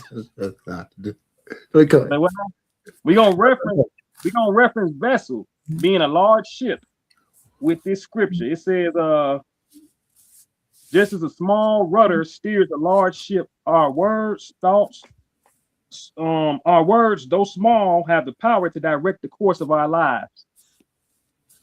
Just as a small rudder steers a large ship, which is a vessel, our words, those small have the power to direct the course of our lives. So you look at the fact that they're using their words to direct ships, which are by definition vessels, other women.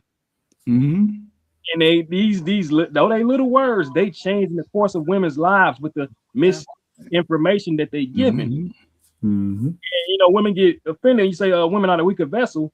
You're the weaker version of the ship in comparison to the man. And that's why I think women are more by nature. They coddle you. You look at how they treat the babies. They the ones that tell you, let them do that. What you so mean for? Wait a minute, come here. And they want to coddle the person for the wrongdoing that they've done. It's the same case and scenario that they portray with other women. Older women are teaching younger women to be unaccountable on in massive instances. Like Nia, come on, man. Nia been in Love Jones. That was a movie that celebrated Black love. You would think she learned from that. You watch that movie and you like, damn, I want to see more of that. Just acting.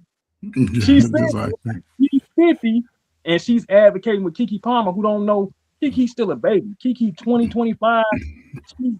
I'm not gonna get her off the hook and say shit. I mean, she like hasn't had as many life experiences as Nia. But if you look at all the women that's hurt Nia age that hit the wall, they shutting up. Vivica ain't talking no more. They was talking shit about Kevin Samuels back then. But then there were the Kendra G's, the Vivica Foxes, who else? Most of the older women, Lisa Ray, they chilling because they starting to realize, damn, everybody's on to me. They know the stuff I'm telling them ain't legit. So, brother, can I ask you a question? Run it. You think most women would even adopt or have or listen to those scriptures that you read? They already been written before our great granddad. No, are they listening to that? Even though it's been written, are they taking on what you read though? I mean, I believe it's obvious they don't. I think they get offended by accountability or course correction because so how do it's you not fix it. What's the fix for that? What's the fix for the younger guys? We old. Your ass is old. I'm old. We old. So for the younger guys to go, how can they fix their life trajectory, whether it's with a woman or just a American woman or just for their own future? All right. He who findeth a wife findeth a good thing. That's one of the hardest things for a man to do. So how can the young brothers elude this hump that you are also facing too, right? You're in the prime of that young adult. How can they leapfrog the issues that young man your age, well, I ain't gonna say young, but man your age are having? He who findeth a wife findeth a good thing. Dig this. Not he who find a woman that he wants to make into a wife or to his wife. She has to be a wife by definition already. She has to have those characteristics. You can't make no reformed hoe or no woman that thinks she wants to wait till you do a certain amount of things for her to become a wife. So you have to identify and spot her out of the bunch. So next question. What is one of the hardest things you could ever do according to that Bible for a man? What is one of the hardest things that's very hard? Everything else he can conquer, he can do. But one of the hardest things that I found is what? Finding a wife. That's hard. You're finding diamonds, you're finding jewelry. That's a hard thing to do, to find it in its rarest form. And this is where men have to, that's the complication of finding a wife. Because not every woman that you see, not every woman that got that booty shape like you want, not every woman that got all of that is gonna be your wife. Because you look like a good looking dude. And I know at some point you had 2 or 3 on your roster. Somewhere down the road you had that. And you was not aligned with that word. So how can the young man leapfrog at it? Are you married, LT? No, I'm not married. He don't look like he's married. That dude, boy, young, pretty, locks hair, man. That the women like that. Okay, but the answer is good. Go ahead and answer the question. Because before you came on, I was talking about woman's nature, and what you just said is no different than what I said, except that you use the Bible. I just use I guess it's non-secular kind of thought. Same thing. When you talk to the young guys, you go to the scripture, they'll stop listening to you. But the point really is that I think the answer really is for men to act within their nature and recognize that women have a nature and they're not new creatures just because it's 2026. And so, so when you learn how women are, you should be able to navigate those waters. And the problem with finding a wife is that too many guys choose the wrong women because they just want to be married. And as a married man, I want people not to get married because they're fucking up my statistics. If you ain't really willing to be in a covenant marriage, don't get married. Stay single. Do your own shit, man. Because I'm tired of guys and women getting together and they can't last more than the first argument. So I just think that if I was to tell a young guy who's intentional about finding a woman, I said, you got to understand the nature of the woman that you want. And your intentionality will help you navigate her chaos because you're the one who has to bring order. And that's it. And he can learn all those things as he goes. So it's a lot of guys just don't stay on their square because a woman looks too good. And I'm afraid I might lose her if I don't do what she wants me to do. And that's your first mistake. Yeah, that's not leading. That's not being a leader. And the key is, believe it or not, I know you got to be real strategic how you say it, but the right woman won't be offended. We lead our women by example. They following our lead. Like it's a guy. I'll give y'all an example of something real good. Example. I was dating a young woman. This was years ago. And y'all don't probably think I'm crazy for this, but she wanted. What? I'm just kidding. Say what? Does she watch it? We ain't together no more. Look, she wanted to she wanted to have a threesome. And it was very important that we had this threesome. She was willing. She told me, I'm curious about women. I want to try something new. I don't know how you feel about it, but I don't want to cheat on you. But I'm telling you could be involved in it. You could be a part of it. And I was like, the idea of two women definitely sound great. But I think, she was insecure. I said, I think you're not going to trust me after that happens. I think it's going to ruin our relationship. And I'm not saying I won't do it. I'm just saying, I don't think me and you going to last if I do this. And she was like, see, this is me telling her, as a leader, I already see the demise. If you follow my lead, we can be a couple. If I let you lead, we headed to destruction. That's not stable ground. You're going to be questioning what I do with your friend after you see what I do to your friend. Ooh. Did you submit? So I'm telling her, and I'm like, I'm not a guy who has to have more. I got too much other things going on in my life to really be, worried about having more than juggling women. I have one for one. She served me in one way, and that's good enough. So I think she was looking at it like, let me test him and see what he's interested in, what he stands for. And your woman, a real woman, gonna follow that, even if they don't like it. She wanted to be in these streets, quote unquote. She wanted to do the trendy thing, but her man wasn't about that life. In so many words. So she didn't do it. And eventually, I believe, whether she did it or not behind my back, we still ended because she became super insecure and she could never she didn't understand. I'm like, I don't really need that, but it don't serve me. If I was like a younger dude, cool. But I'm from a spiritual perspective, I got my own beliefs about that. I'm real. Well, that was an Adam and Eve situation right there. She offered you the fruit, and unlike Adam, you didn't take it. And all of our lives would be better if he would have rebuked Eve when she offered him the tree of knowledge. Man, all of our lives would be better. He was the first son. Now, the wisest man in the Bible said, "Do not give your strength to women, to those who ruin kings." Yeah. That's Solomon. So if it's written there, you think us weak little need mortals can resist the monkey when most people in their young, good-looking youth, age 25, even the women, and I'm not just speaking to the men because it's been a lot of women, believe me, who when they was going through their little 21 to 41s, man, come on, man, they like dudes like you. with the long hair and look like Tupac, educated Tupac. Come on, man. You got to have some strong principles. Jesus. Men out there do that though, but you never hear about it. Most men that's them alpha guys that got options, they not gonna be preaching to nobody. Alpha just because he got some options. Nah, bro. I think we all have options, bro. We some of us options are limited more than others, but we all have options. And the thing is that when you have a man that's on principle, right? He's not gonna get all of the women. Right. He's going to get that virtuous one if he's really on principle, right?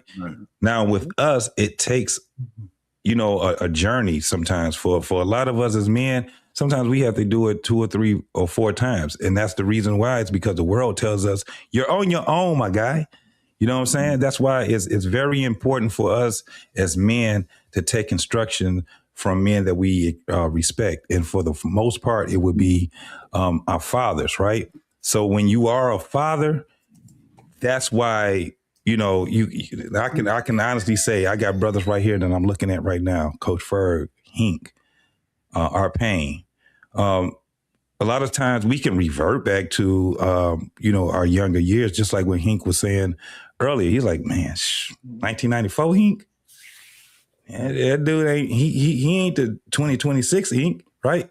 It's because he understood the ways that he was being strayed away from what he eventually became, who he is now. Because one of the things, even before he had his kids, his son or whatever, Hink already had in his mind, I can't keep doing what I'm doing right now because I'm going to have some young ones out here that's going to be asking me for guidance. And I can't guide them having the mindset that I got right now as a 20-something-year-old, right? So we have to better ourselves as men. So that's where it goes down to, even if we can go to, the biblical standpoint or whatever, because some of us need that also. But some men, they probably ain't never cracked a Bible open, but they understand what it means to have morals and values. And they also understand that this is way bigger than me. It's way bigger than me. And when you start, even if you had nephews and nieces, you understand that, hey, they're going to need my guidance. And I can't be out here like what we were saying earlier, Precious. I'm 50-something years old and I'm still out here with backpacks and skinny jeans on. And I'm trying to talk that same lingo as the young folks. Right. They already understand, that when they call you OG or Unc, you being separated already. So we already understand it. Being at the age that we are, only thing we are is we're just in the know, right? Hink learns a lot more from his son now, and it's going to be, even as his son gets older and as Hink gets older, he's going to learn way more from his son than his son is learning from him in those times. Am I lying, Hink? As that man, as he grows into more and more of a man, because what you're doing is saying, okay, I'm getting ready to exit. We don't know when, but we know we're getting ready to exit. Right. And we understand it. The consciousness of us understand that this is not forever. And when you can see it in your kids and you say, oh, damn, they got it. They got life by the horns. Now you don't have to be that father to worry about your kids. But guess what happened? The kid is going to worry about you. Why? Because a lot of us, we end up getting older and weary and weak, and some of us start losing our mind. If you did what you were supposed to have done at that time by investing in your kids, it's going to pay you back. And this is what people don't understand. I said it earlier in the show, is that people don't realize that when they're doing what they're doing, you get older. You can't think that this is going to happen and it's going to stay happening for you forever. Minute time, very short for us.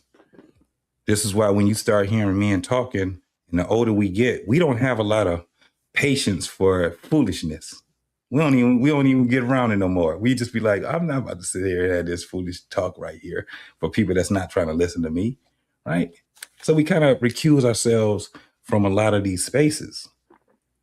Because we have, especially when you got kids and you see the wisdom that they're developing and things like that.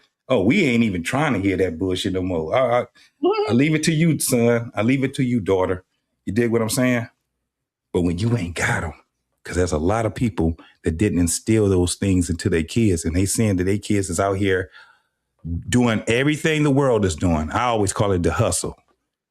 Everybody move to the left, they moving to the left. Everybody move to the right, they move to the right. They dipping with them, right? But when you got a kid and you understand that kid is, they grasp everything that you was telling them, and they're gonna make it even better, man, it's a whole different ball game now. Whole different. And I learned that by just talking to the brothers, you know what I'm saying, on these panels. That when we get older, man, we just something different. Like you start having, Precious, you done had it on, we done talked on your panel and we done frolicked with each other and talked about when we were younger and the things we did. And I used to see your eyes go, really? Mm-hmm. I listen and I don't judge. It's like, wow. Because men, we have, like, when you hear men talking, you hear us talking, man, you be like, now I get it. Now I understand. But the majority of people say, well, y'all had y'all time. Why y'all just don't let us have our time? That argument is starting. You can't see it no more because they're suffering. And you know what it costs too. That's man. about wisdom and being older. You know what it costs. They don't know what it costs. Yeah. Trying to avoid that with them by all means necessary. And sometimes experience is the best teacher. You know, some people just hit their head, child, and it just don't hurt enough until that one shebang, you know. That's the biggest thing, you know. How much does it cost? And to your point, JT, you know, when men get older, it's just like, you know, I just want my peace. I think that's a sentiment of a man anyway, but especially as you get older, you're established, you know, you have your family, you don't want no drama, you don't want no, you know, arguments, no pettiness, you just want your peace. Yeah. So we can look like our pain and Hink. Right. That peace is in a woman. Hey, listen, ain't nobody, I'm telling you, the majority of men don't know what the hell these dudes be talking about. Let our pain go there and talk amongst a bunch of, they ain't even got to be very young, just men, right? And the thing is that when I hear Payne talking about his peace, it always relies on him and the vibe between him and his wife, right? When I hear Coach Ferg, him and his wife. When I hear Hink, man, I'm going to say congratulations again because we seen it happen. Hink gets married, and the thing is that his peace is lying above, is him and his wife, and his peace is definitely, it lies in her. You dig what I'm saying? And most guys don't understand it. It's like it's Mandarin to them or French, a language that they don't even understand. And you got a cat that'll tell you, I ain't never had a problem with women, dog, ever in my life. But I had to find this right here, this piece right here. Man, when you hearing it, like a brother like myself, I'll just be like, yep. Like it resonates with me so much where I just be like, man, women are more powerful than they can even understand. And the women that these men picked, they understood where their power was. And they didn't fight it. So you got happy dudes that's on here that don't, man, our pain can go. I mean, he lived his life to a point where he was like, I can retire. Coach Ferg, I can retire, right? And you never see the stress in their face. You never see, they can sit here and do whatever the hell they want to. You will see Coach Ferg, he'll go from one panel to the next panel, and he talks his shit about the crack era, and he talks his things about, you know, when you see that, because these are men that actually have lived their life with balance. With balance. So they can do what the hell they want to do right now. Yep. When you see a Hink don't hold no damn, he don't hold his tongue for nobody. That's why you say, man, I sit here and I listen to people, whatever. But when he got something to say, trust me, it's like electricity. It's like electricity. And he'll sit back and he tell you, and you can hear it in his speech where he's at. A lot of dudes in these days right now that's younger than us, Sean, these cats is out here trying to find that. But they They ain't reading the instructions. They not doing. They think that they can do it themselves because what do? And ain't this biblical? They lean on their own understanding, and that's dangerous for us as men. We need something where we can have a template. We can build our own template off of. And if we're not reading, if we're not out here understanding what the world is, if we're not doing any of these things to get us to a point where we can pass it on to the next generation, then we're just living our lives in vain. And this is where you see a lot of young dudes that are going astray right now because they don't figure out how to do it. Because they think they can buy wisdom. They think that I remember it was a time, Precious, where people used to say, I done did it. They was 20-some years old, and I heard 20-some-year-olds say, I done did it all. And, I'm way more, experienced than the average person. No, you're not. Until you run up into somebody and say, keep living. Just keep living. You about to figure this shit out right here. It's about to happen for you. Okay. Yeah. All right, we're gonna move on. We're moving on to Tina Campbell and Teddy Campbell. They have been married, or they were married, for 20 years. If you don't know, Tina Campbell is one half of the gospel duo Mary Mary. Take the shackles off my feet so I can dance. That one, everybody know that song. And the premise of their relationship has been a very public one. They had a reality show. I believe Mary Mary, the sisters, had a reality show. I never really watched it like that. I don't know exactly when they had that show. I don't know. Maybe I was busy. I don't know. Wasn't no different than Love and Hip Hop. Okay. So they had a reality show. But Tina's character was of the faithful wife who stayed with her husband, who cheated on her from time and time again. And, even though he cheated on her, I believe it does take two to tango. There's no reason for there to be any disrespect and infidelity in a relationship. However, there's always a root cause for every reaction, and usually when you don't know how to respond and you react, there is definitely going to be a blow up, ending. And so that's where we're at with Tina Campbell and Teddy. But I want to play this video that was shown inside of the actual show, because this is a crash out that a lot of people remember.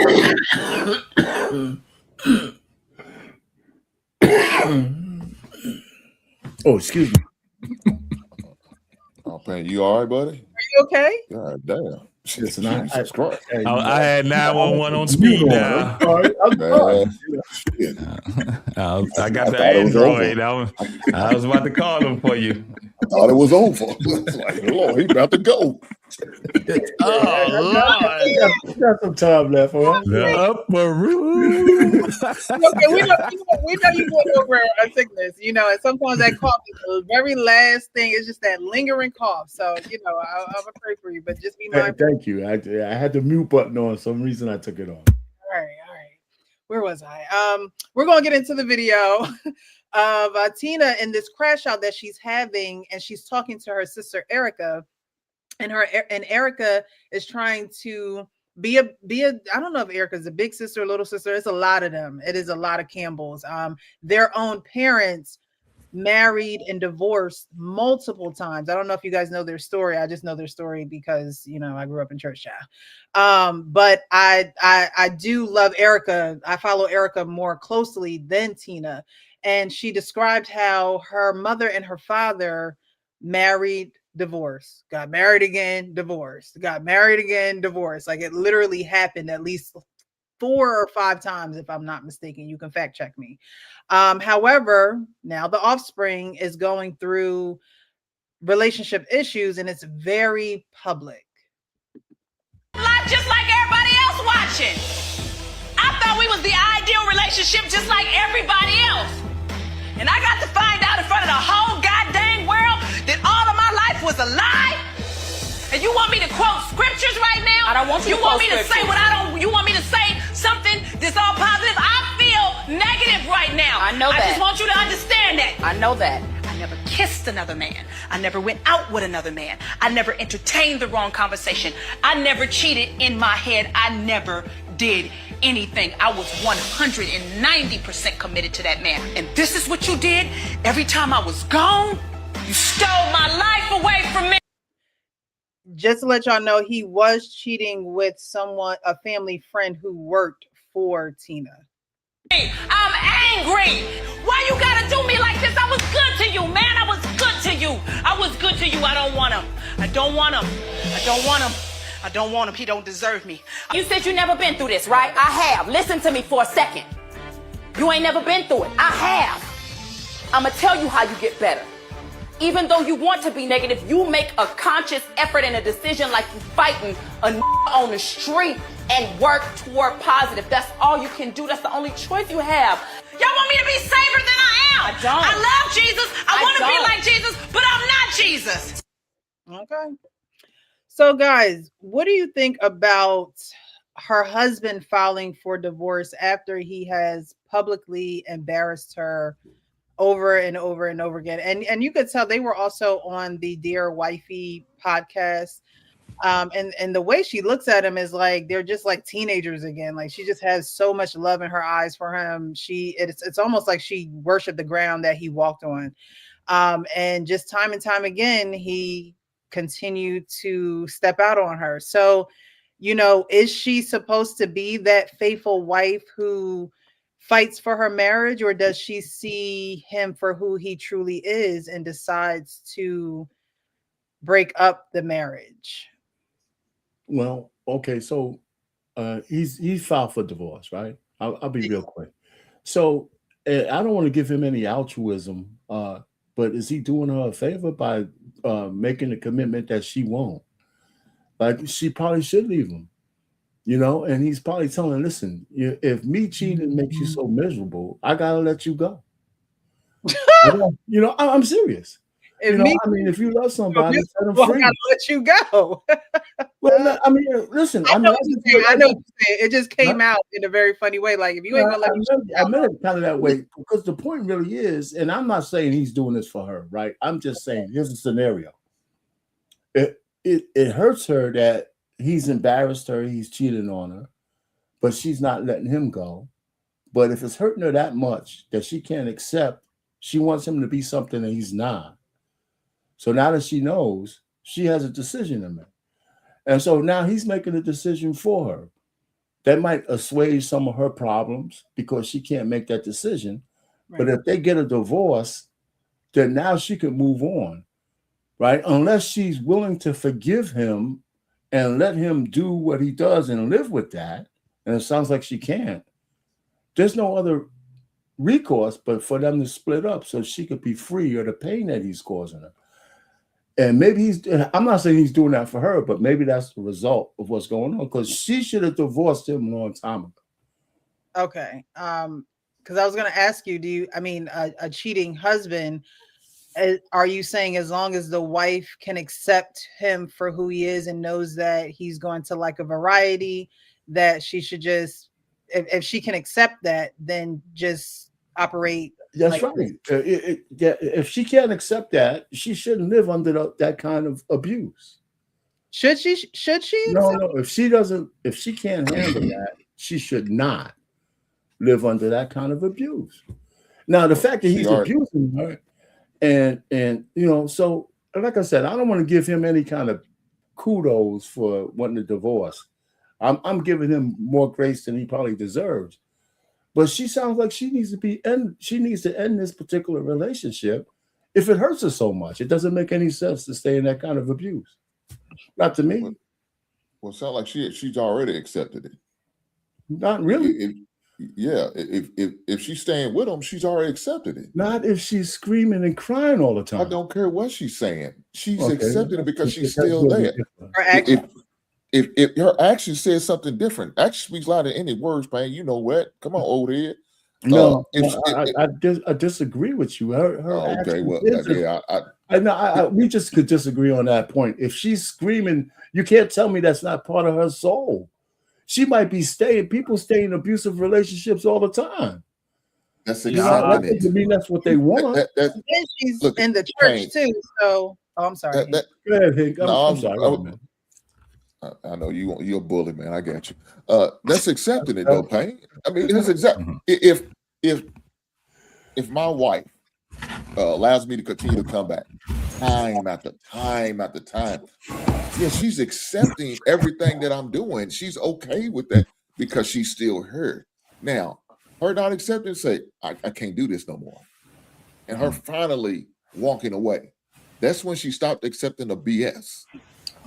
But right now, technically, that's what she's doing until she's not. Now, he's the one filing doors. He's doing her a favor. He's doing her a favor because she's not going to stop. It's obvious she's going to keep coming back. She's going to keep trying to work it out. And she's okay with it, but he's not. And he knows what he's going to do. Look, maybe that man has a problem.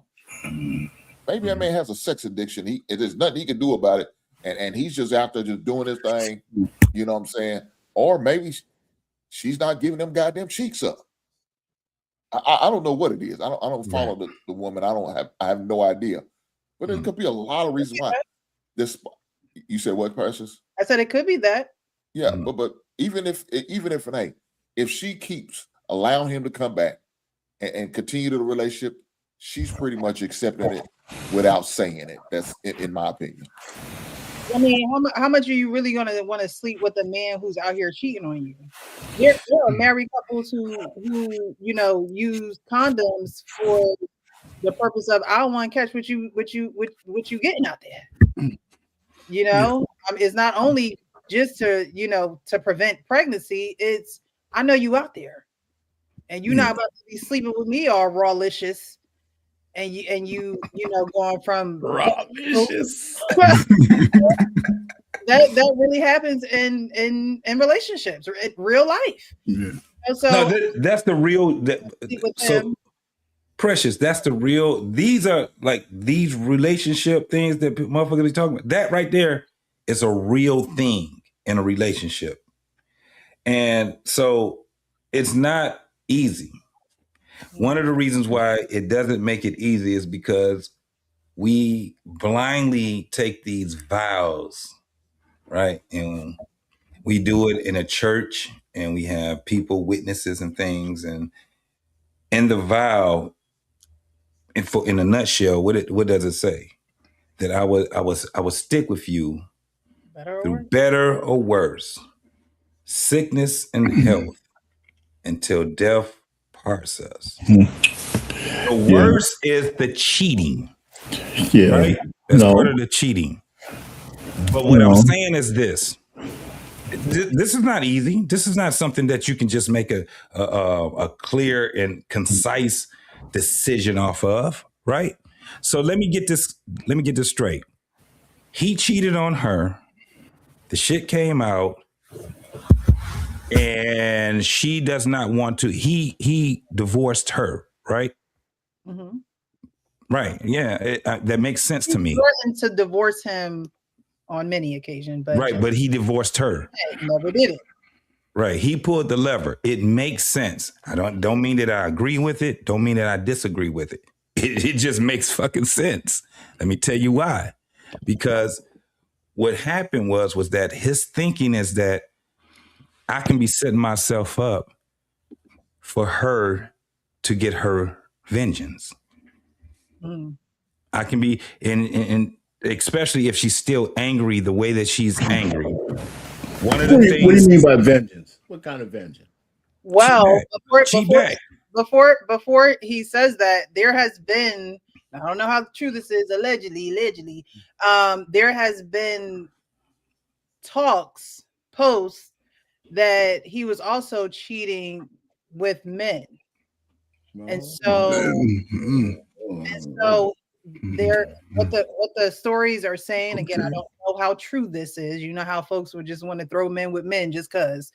But the people who supposedly allegedly slept with him are actually coming out and saying this, not insiders. So But he Preston- wants ahead of it and file and say, well, I'm leaving my wife before the rumors were swarming in the church and you know, everybody's like, oh my God, y'all still married and he's doing this, you know. So I think, Precious, yeah. you know, I watched the show, right, when they was on, right? I with your wife eating vanilla ice cream.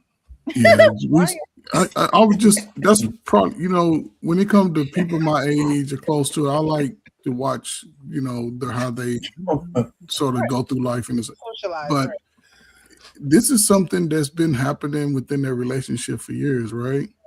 However, right, it doesn't become an issue until they get back to me by Laquita now, by my cousin. When and you know, YouTube bring whatever you're doing to the back to the front real quick. People looking for that. Oh, is that old boy? Let me go and get it out there. And she knew, but it's just that, you know, if it's some boy allegations, then that's still the worst. That's still better or worse. No, that's worse. But I can see, you know, if this, you know, listen, our pain said it, and I'm gonna shut up. Man, listen, man. As much as our pain fight for marriage, man, and here we are, and it's sad when the mature people started. You know what I'm saying? I don't know why get married and try to build if you 55 trying to run out here and pay like you weigh. Hey, that he getting bussy. That's still better or worse. That's still better or worse. But JT, then I question if he's bending over or, you know what I'm saying? I'm like, dude, because you just don't do that life and just think you're going to play one side of the field. That's my belief. But there's more? Okay. No, I was trying to put up this graphic here. As you can see, they were, you know, both not very young. They probably were mid-20s, probably early 30s in this pic. I know that, you know, she's been with Mary for God knows how long. Her and man, yeah. They're one of the most well-known, you know, gospel duos out there. And I'm not quite sure what he does. I don't know if he works within the family, but like, I don't know. But I do know that what he said was, he actually said in the filing that he wants to get this over quick. He wants this divorce to be done quick. And there's not really many assets to divvy up. So let's get this show on the road. They don't have no kids? Wow. They grown? Children. They have children. They're grown? Yeah, they're adults. Yeah, okay. That picture. Listen, the worst thing that he could be doing, if he's on the down low, the worst thing about that is he puts her life in danger. So, you know, I mean, forget about the adultery. A man on the down low puts the woman in danger. It's the biggest problem for women in Atlanta is the dudes who are on the down low, right? And believe it or not, it's the women who don't want to use condoms for more than anybody else. So I'm just saying, listen, yeah, I have no. Yeah, but you don't use condoms on your wife, though, do you? Pain? Right, I was going to say. So what? You don't use condoms on your wife. No. But I'm just saying, he's not using them on the dudes either. God, this is crazy. So listen, right? That concept this is where it gets to the point. That's why I was just saying the vows thing, where better or worse. You know, when I'm talking about that, my whole thing is that I think we need to be a lot more concise on when we're coming up with our vows and be more realistic when we're starting to come up with the vows that we are saying, instead of going with the traditional I'll be with you till this thing happens, because it's so much bullshit in the man. Listen, one of the things that we start to learn as men is that we will put cheating up under the umbrella of being non-integritous, right? Cheating, when you cheat, that is up under the umbrella of honor, integrity, and things like that. Mm-hmm. We as men, we won't really fall for that thing until we start to get more mature in life, right? Because that's something that we just experience as we grow up as men. So that's why when you talk to younger men, they would sit back and they be veering on the man, men are, naturally we supposed to have a bunch of women and they use all these stupid ass talking points that they have, but they never talk about integrity, right? Cheating is lying. Lying is, it goes against integrity all at once, especially when it comes down to a woman. When you have a woman, you know that you can tear her whole world up by doing something that's where she doesn't see it coming, right? Especially if you have a woman that believes wholeheartedly in you. That's where it gets really messed up. 20 years, 19 years, nigga, even 10 years of being with a woman, and she's saying, listen, I hang my hat on never even giving a thought of being with another man. We know it as men. We kind of understand the type of woman we got when we with her. We see how she move, right? We know every move that she have when it comes down to it. So when you have a woman that really is like that, bro, some shit like that happens. Even if it happened 3-4 times, it's even worse when it happens that amount. You can destroy that woman. And now you talking about you just want to throw her back out here in the streets, nigga. That's nothing. I don't know about the rest of you guys, but I don't find none of that shit honorable. I think he's a piece of fucking shit, bro. At the end of the day. I agree with you, and I think that is deeper than his integrity. If it's true that he's bisexual or gay, and that in itself that's the issue. Period. And he seemed like he's trying to throw in the towel to just stop playing the game. He's been playing the game for over 20 years. Right, he wants the pain to end quickly. Nah, nigga, you about to doing this shit right here. Yeah, and the thing is, he wants to live in his truth, and that's probably the case. And at this point, it might be the best thing for her because that's the only thing he could do for her at this point.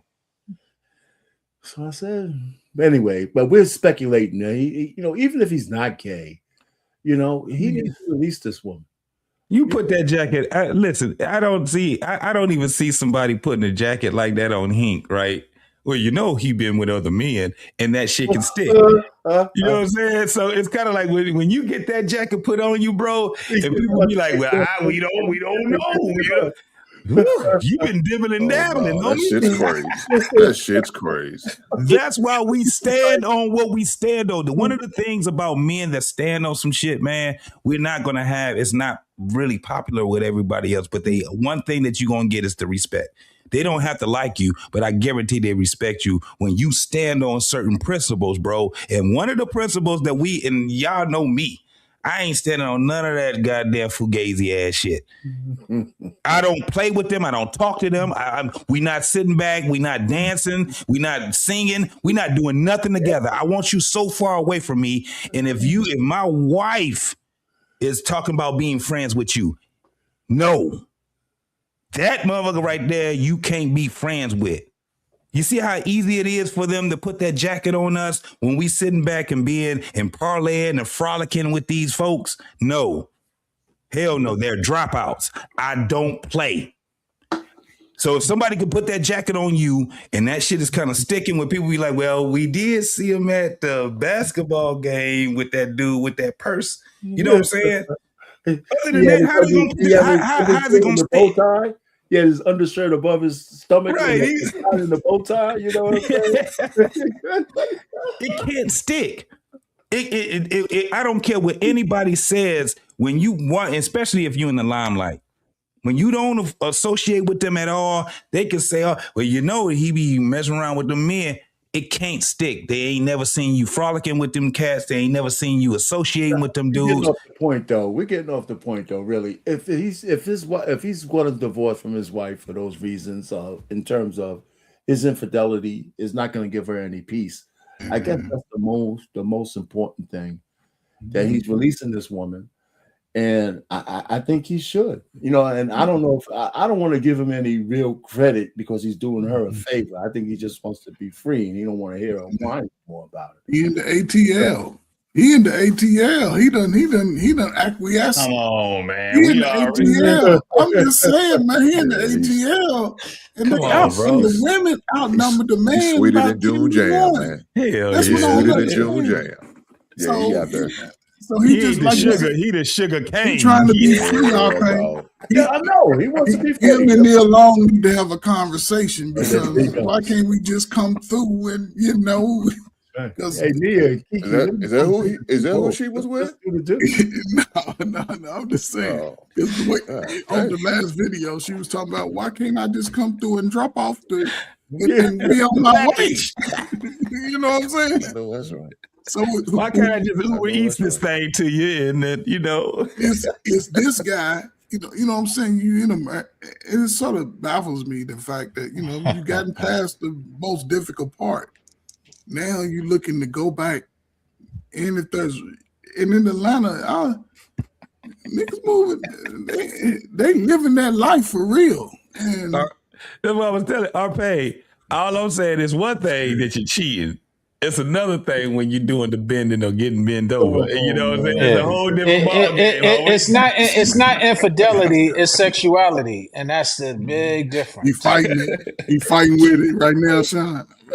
We're still looking at it from his perspective. It's the piece that she's the one that needs the piece. Okay. No, I understand it. She's incapable of getting it for herself. She keeps bringing this life, even though I think that it's subtle and maybe it's counterintuitive. She doesn't accept the fact that he's cheating. That's the bottom line. Even though she stays, she's not accepting. He don't want to have to deal with. This is the thing. He does not want to have to deal with what it takes all over again, right? Sometimes as men, we would say it's worth it for me to go through it because I effed up. I fucked up. And I understand that just me apologizing for it is not going to be enough. So there's a process that we are going to have to go through. And I don't know how long it's going to take, but I'm willing to go through it because I love you and I want to be with you. And we built so much stuff, man, it takes so much effort to tear that shit up like that, bro, than it does to say, okay, we need to go through it. That's why I say I understand it. I don't agree with it, but I understand it. He don't want to have to deal with that pain. He thinks that you know what I'm saying? Especially if they don't have any young, small kids with each other and stuff like that, the worst they have to deal with is the little bit of assets or whatever bullshit that they have to deal with. But it might be true that once he has to wear that jacket, and can you imagine your wife confronting you about you out here, being with a man? It's one thing about being with a woman, but she said being with a man, and I'm not going to let your ass leave. You need to stay here. You need to go out here and deal with this because I'm not willing to let you leave. And he's like, I don't want to go through that bullshit. Well, he did, supposedly, if you watch the Dear Wifey podcast, they talk about their ebbs and flows in their relationship. Pretty much what they portray to the world is she is the wife that is willing to go through the suffering with her husband who has an infidelity issue within their marriage. And that is what they portrayed on the reality TV show. She's going through this struggle of being this faithful wife, this faithful, God-fearing wife, who gonna pray it down, up and down, throw the oil, all that. And at the end of the day, it's not something that is conducive or healthy for either one of them. If he has an issue, he needs help for that issue. And it's only going to make the relationship worse when you're trying to force, him to be someone that he's not. And so it's like, did you not see these signs before? Was this not something that you were able to, discern when you were dating this guy, when y'all first got married? I don't necessarily know the origin story of how they got together, how long they dated and things of that nature. But at this point, it's not healthy for the relationship if he stays in it. It just really, because she might get to a point where at one point she tore up his car. She did the I bust the windows out your car. Like she did that. Like she, they showed it, and then she was trying to Bernadine his ass. And then when they showed it, right, it was such a cynical, evil moment in the show, because it was like they showed the car and how damaged it was, and then she's pulling up, looked like she's coming from work or something, and she's like, "Oh, you're finally gonna get rid of it, huh?" And it was a very, being an English major, you have visions and the duality of things, right? Yeah. You hear the duality of things, and it's like, "Oh, are you finally gonna get rid of it, huh?" Like, girl, you just busted the windows out of my car, slashed my tires, slashed the interior, and you talk about some give. But what she's really saying is, "Oh, so you gonna stop cheating on me, right? Because you know what the ramifications are." Right. You know? It's like, there's so much. No matter how many cars you destroy, no matter how much you raise your voice, no matter how much of a God-fearing woman and praying, God down from the heavens that you do, he is who he is. Well, And there's so many things going on that you're just exposing. So many things that you're exposing that, the sexuality, her, her not accepting his issue. Because I think there's two things. If it's an infidelity issue, perhaps you can get through that. It sounds like it's bigger than an infidelity issue. It's a sexuality issue. I don't think that's something that, well, allegedly, and if that's the case, it makes sense. All of everything that's being displayed makes sense. She's pushing, thinking it's infidelity, trying to force him into changing those ways, and he's being pushed, all pun intended. And there's a big difference. Okay. So when you say sexuality, you mean that he doesn't know what gender he is and stuff? No, not what gender what he is. What I'm saying is, when you say sexuality and infidelity, you mean he's fluid. He's fluid. He will go either way, no matter what day wherever the wind blows, he will go with it. That's what on me. Listen, I don't know how you go. He needs to have a gender review. Get an evaluation. I don't know, man. It's just crazy. I know we putting this on him. We put the jacket on him. I don't know if it's true. Yeah, man. Once he got that jacket, all I'm saying is, okay. So they're gonna. When is the divorce? Is it soon, or when is it gonna happen? He wants it to happen as soon as possible. So, I'm not quite sure how soon it's gonna. Move on. I think they just filed recently. I think this is a new story that within the last week or two. Very, very new. When you talk about divorce, it's very new. Oh, okay. I mean, I've never watched any of their shows, stuff like that. But she's putting up with the pain for too long. It's like an abusive relationship, and she needs to get out of it. Yeah, she actually does. I don't see any. All this other conversation that we're having, it's just another form of abuse, and she can't handle it. Right, and she's gonna go to her wit's end. I'm getting ready to leave, but Precious, you did mention that you're about to touch on somebody who went to their wit's end with that father who destroyed his family. And God forbid, that's what y'all gonna speak about next. I'm getting ready to leave though, but God forbid she goes to those ends, because she's already showing signs of it with the destruction of the car, and it continuing can bring her to insanity or to a place that just is disastrous. So I'm glad that they're breaking, or if he can't, whatever he got to do, God bless them. My prayers are up for them, but it's just they need to separate at this point. Yeah. Thank you, Sean. I appreciate you for being here. Thank you for having me. Good seeing you, fellas. Hank, good seeing you, man. Good seeing you, JT, Sean. good seeing you Yes, again sir, for a bro. while. Brother, good meeting you. And Pain, as always. You're a pain in my no. All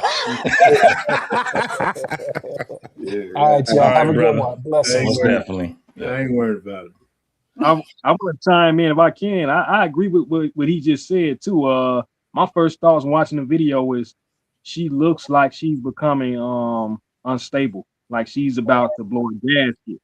And I done seen a lot of stuff, man. I'm 40. I lived in Georgia. I've been in the scene, Atlanta, all that. And I don't live there anymore, but it's very much like what y'all was laughing and joking about. It's like that. They got clubs dedicated to swinging. You go up there with your wife, you see her on your way back out the door. Me and you, we don't part and go find another couple. And the thing people don't catch on to is, sex is cool, but eventually sex gets old, and then you want to up the ante on it. And gay is just a strong evolution of sex, freakiness, how far you willing to go. So when you're in Atlanta and it's the norm to have, swap wives and husbands, that even wears old. And all of a sudden they want something new. Like to us, it's foreign. It's like we don't understand the concept, but that's, I think, why Atlanta is what it is. It's like a cesspool of freedom. People doing what they want. It's like Sodom and Gomorrah. But at the end of the day, like the lady looked like she ready to eventually cut his balls off. She gonna flip her script. So maybe God intervened for her because she wouldn't divorce him. They obviously not equally yoked if he likes men. And sometimes people stay together for different reasons. The kids, but y'all was saying the kids are older, so I just think that's like maybe a God ordained thing. Maybe he stepped in and had the guy just tell her, I'm tired. And I actually met a woman like that. One of my old jobs, she was married to a guy. She said she caught him messing with men who dress like women. This is in Atlanta, by the way. And she, what's weird? I'm so deep into it. I think how women, after they come out of divorces, they want to mess with new men. She was kind of looking at me, but I was like, I don't want to, share exchange of energy.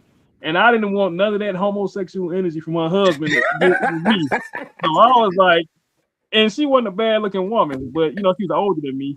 And she started out trying to throw her daughter on me, but her daughter got pregnant, and she started coming to my job talking to me.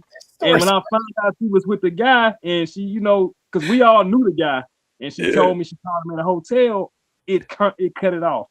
And I was just like, okay. So LG, are you telling me that you didn't want the contamination? You didn't want to have He didn't want the residue, child. He didn't want the residue. No. It's real. You don't want nobody. Look, they say when one spirit leaves, it come back with 7. So I didn't want none of them 7 to come my way. Man. I don't want to buy proxy homosexuality by proxy. Keep that away from me. I rebuke it. Nah, you know what? That's a stronghold too. And Shorty, she grew up like my mother and them used to listen to Mary. But the thing is, it just go back to being equally yoked. I think that's the biggest problem with America. Like we look at women and we start making up ideas of how they could be the one, or vice versa. The woman see the man and we start giving them passes on things that's not exactly aligned to who we are. And maybe I could cut corners on that. I still be with her, but you're going to be looking, it's going to keep revealing itself throughout them 20 and 30, 40 years. And then it becomes, you know what? I didn't like this about you. I never liked that about you. It's like, that wasn't your person. And that's the whole point. You gotta go ahead. No, I was just gonna go on the point that you was talking about, the equally yoked, the process to get to that, right? A lot of women, and it's so funny that, and it's, that's why sometimes I look at like the Kendra G's dating women and what they have on their list, right? And they're like, what is it that you need in a man? And they would have this thing called equally yoked on their list. That's not how that goes. You can't order equally yoked. You dig what I said? Someone that's equally yoked. Like, nah, that's not how that goes. It's trials. You gotta put that through trials and tribulations to understand what that is. It's how we tote the bears of the world together and how we can scale that with each other. And a lot of people, women and men, they don't understand the yoking part of it. They don't even know what a yoke actually, what it actually is. Yeah, so they have no idea. The egg, right? They think, They think it's in the egg or something. Talking about oxes back in old time. You got this thing that's on their shoulders. Going the other way, right? Yeah. So, and it's how they bear because they're going in the same direction. And it can be, for instance, when you have the woman and the man, you have to scale it, right? and basically with the woman and the man, someone at some point has to be able to bear the most, whether it's the woman or the man, and that's the equally yoked. And they don't mind the duty of it. They understand what the they understand the assignment, and they're like, we're going to get to the goal regardless, and we're going to help each other to get to the goal, and we're going to for that. That's just, how it looks. But that putting it on a list, like you got Santa Claus, this is what I need. I need a man that's 6'6", he got 6 figures. We need to be equally yoked. All that crazy stuff that they're saying, they have no idea. And that's when it goes down to just being what they call bird babble, right? And that's where it gets to a point where we just be like, no, maybe we need to do more evaluating what we think about relationships, marriage, and all these other things also. Right. I think, go ahead. Point, the man just want to live in sin and peace, right? You can't be with exactly what y'all are saying, unequally yoked, right? You can't be with a woman who is hankering down and depending on God and the Bible and, to be her source of strength, and you continuing to make her weak by being who you are and doing what you're doing. That is the epitome of equally yoked, because she going this way, trying to get you to go that way with her, but you going this way. Mm-hmm. And when you go in 2 separate ways, there's no way that you're going to have a focal point and an actual ending, a successful one. And so he want to send in peace. That he said, look, let me do what I do in peace. Okay, you ain't got to be a part of this no more. I'm not gonna wait for you to leave me. Look, obviously, you love me. And I'd just rather do this for you. That's what it seems like to me. This isn't a relationship where it's just like, no, work it out, go to counseling and, do those things that the church be telling you to do, child. No, he is deep in, and the Bible also says, okay, the woman can, if she's the God-fearing one and she the one that love the Lord, she'll be the one to convert him. But he went in as a God-fearing man. He went in as if, he was on the same path as she was. So, whether he a fraud, whether he, just kind of his step or his walk just wasn't as straight and narrow as hers, it's going to be hard to, they say that men love women that can suffer with them, but who want to be in this type of suffering? Yeah. He led to his own reprobated thought. His repeated reprobated mind. Yeah. I think JT can agree with this, right? Growing up in a house with a father, and I can bet whenever JT's father wanted peace, he had peace. Absolutely. I can bet when JT wanted peace, he had peace, right? And that's why I always go to this, right? Because even in these relationships and marriages, even if the father is not focused on being a husband, then you can end up with these bad situations. But when those fathers have the funny looking kids that look like us, we can be in that during those primal times when he starts to become sort of, I think somebody mentioned it, when you get 13, 14 and the girls start looking at you talking about, come here. I was saying that, yeah. Yeah, see what I'm saying? A father can, by the time you reach that age, you already understand that nature of a woman. The confidence that guys don't have, right? And it's important. It sort of plays itself out when you get about 35 as a man. Because everything that your father was telling you do and don't do and used to be like, man, you don't know. Now you start living it out in real time like, damn, I'm glad I learned that. And you see and tell a lot of times when people don't have that, right? So I knew a guy, I went to school, one of my best friends. His father was a teacher at the high school I went to. And his father used to be out in the streets, as they call it, while the years he was teaching. And I can see how it affected him, the son, right? Because I think he got into some crazy stuff. His father was smoking weed. I remember the time he stole some weed out of his father's car. You know what I'm saying? And my father was complete opposite because my father didn't go to the streets to have. He went out, but he wasn't out with women. We used to see, you know what I'm saying, the one coming to the club. My father wasn't that type of dude. When my father got off work, by the time, and this is where I think a lot of people can really change the trajectory of their slow ass kids and whether they get. By the time we was teenagers, by the time JT was teenagers, you cleaned your room yourself. You washed your clothes yourself. You cut the grass because that was part of your responsibility. And even if you wasn't an A student, you at least wanted to go to school and be a C. You know what I'm saying? Like, nigga, I ain't the slowest rock in the bunch.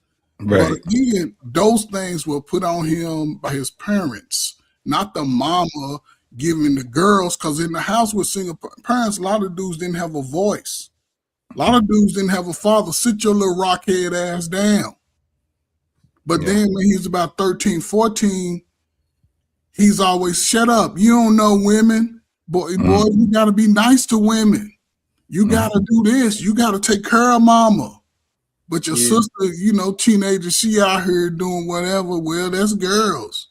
And this has been, I would say, about the last 40 years. So a lot of dudes in their prime 40s, they looking at the reflection of most of them's mamas. But they'll never say they mama started that shit.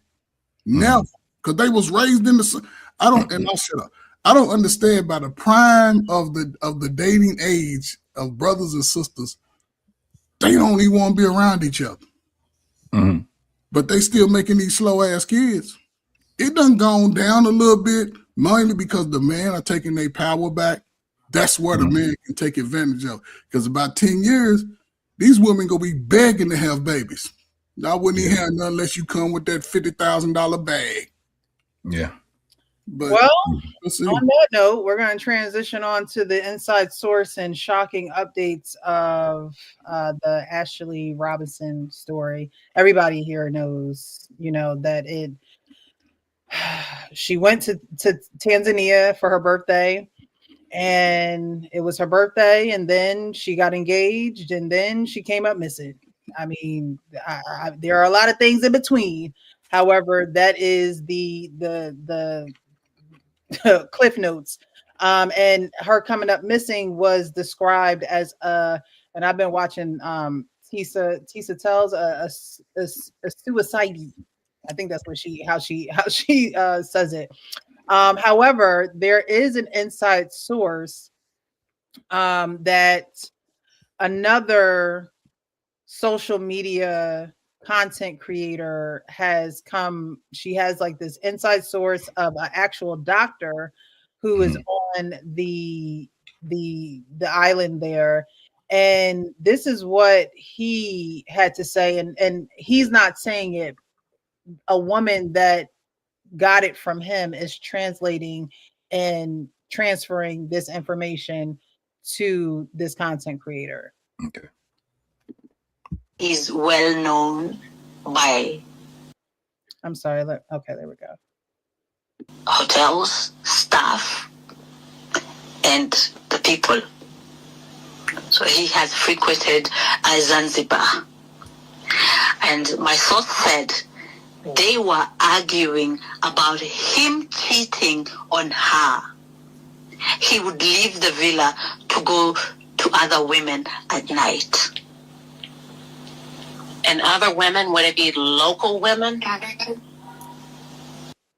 Shout out to Queen Sheba. She broke this story first, and that's how this content creator got her information. But I don't want to keep saying content creator because she is really doing her due diligence. She says she's from America, but you can tell that she has African roots. So she may be from, some continent, but I'm not quite sure. But she is really doing her due diligence and covering this case. Her name is Fumi Desalu Vold, Vold. And that's the woman pictured here. But Queen Sheba, who I've actually been on panels with, broke this news. Yes. And then they also said that there was an argument at I think at the reception or something like that. Outside, there was also another argument. Somebody was flirting with Ashley, and he got offended, and she started screaming about him cheating on her. They talk about all this screaming and all these altercations. There has to, and 10 people got arrested. There has to be people who knows exactly what they were arguing about, exactly what was being said, because the way that they describe these altercations are big blowouts. These aren't secret, like, you know, I did not tell you, you know, tight-lipped talking to each other. These are blowouts. Right. That is what my source said. And he said that the police have arrested about 10 people who are suspected of being involved in terms of investigation-wise. The hotel staff, some people, also his friend. He had a friend there. Wait, who had a friend there? To be clear, so that they're Joe McCann had a friend in Zanzibar, and that friend has been arrested too. Was this a male friend? Yes, a man. So he had a man with him at this resort that has been detained. Yes. Is this? It's crazy for Joe because as much as he's trying to get rid of Ashley, he is so interconnected and intertwined in this resort that you have no other choice but to look at him as a prime suspect. A white male? Do we know anything? Is this a foreign male? Do we know any specifics? Yes, I have been told he's a white male. The police are going to release the postmortem on Friday. And also the police are holding on to all types of video and photos in terms of evidence. They're holding on to anything that is video and pictures. They said that it's going to impede the investigation. And not only are they holding on to the pictures, the evidence, the camera footage, they're also holding on to her body. And we know that when Shanquella Robinson was found passed away and nobody knows what happens, they held her body for about 3 weeks. And they didn't even tell what the cause of death was. She was found, she had her ring on, because I saw some people asking that he chose Tanzania because the country has no good relationship with the US, first of all, because they're on the ban list. So everything that's going to come out is not going to be authentic. I do not believe in the justice system of Zanzibar. Let me say that. I'm an African. I'm in Africa. You can say whatever you want about me, but I'm going to speak the truth. And he is known. He's a frequent, visitor. They know him. Allegedly. All this is alleged. But after hearing that, I'm not sure if you guys knew those details. You know, I'm not sure if I'm. Yeah, I heard some of them. But after hearing that and knowing, you know, the distance in between different villas and knowing that the butler, you know, had this charger handy, you know, once she asked him for a charger, it's like, oh, here you go. Knowing that he came to the room, heard a thud, left the room, pitch black room at that, because at this time in Tanzania it was 7:30, which over there at that time was pitch black. Knowing all of these things, and of course everything is speculation, allegedly. Do you think this is that her parents will ever really get the answers about and surrounding her death? And what do you guys think will be the fate of Joe in this whole situation? Well, being so connected. Okay, so first, from what I understand, she actually this whole thing that he's still rich and all that, I think that's a lie. I think he was broke. And you know, they say just broke at different levels. I think he was not, even if he had some money, he wasn't liquid. I heard that she paid for everything. Oh yeah, I heard that too. And even last time when we brought this up, I said all the clues are in the argument that they had. I didn't know so many people got it. Everybody knew what the argument is about. And the fact that we can't get a clear explanation about what they were arguing about, other than he was cheating or she was cheating and all this kind of stuff. Listen, my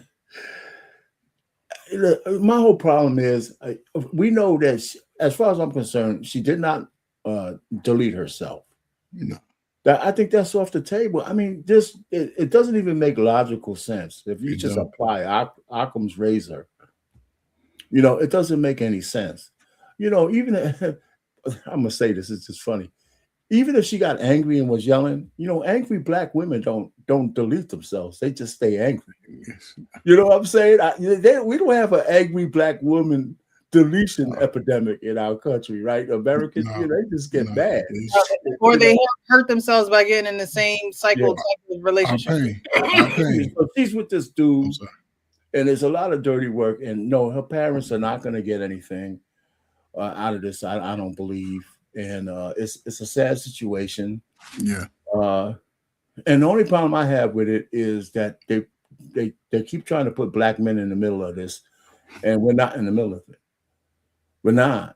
And too many of us accept that position. She made it clear how she felt about black men, and that includes her father, by the way.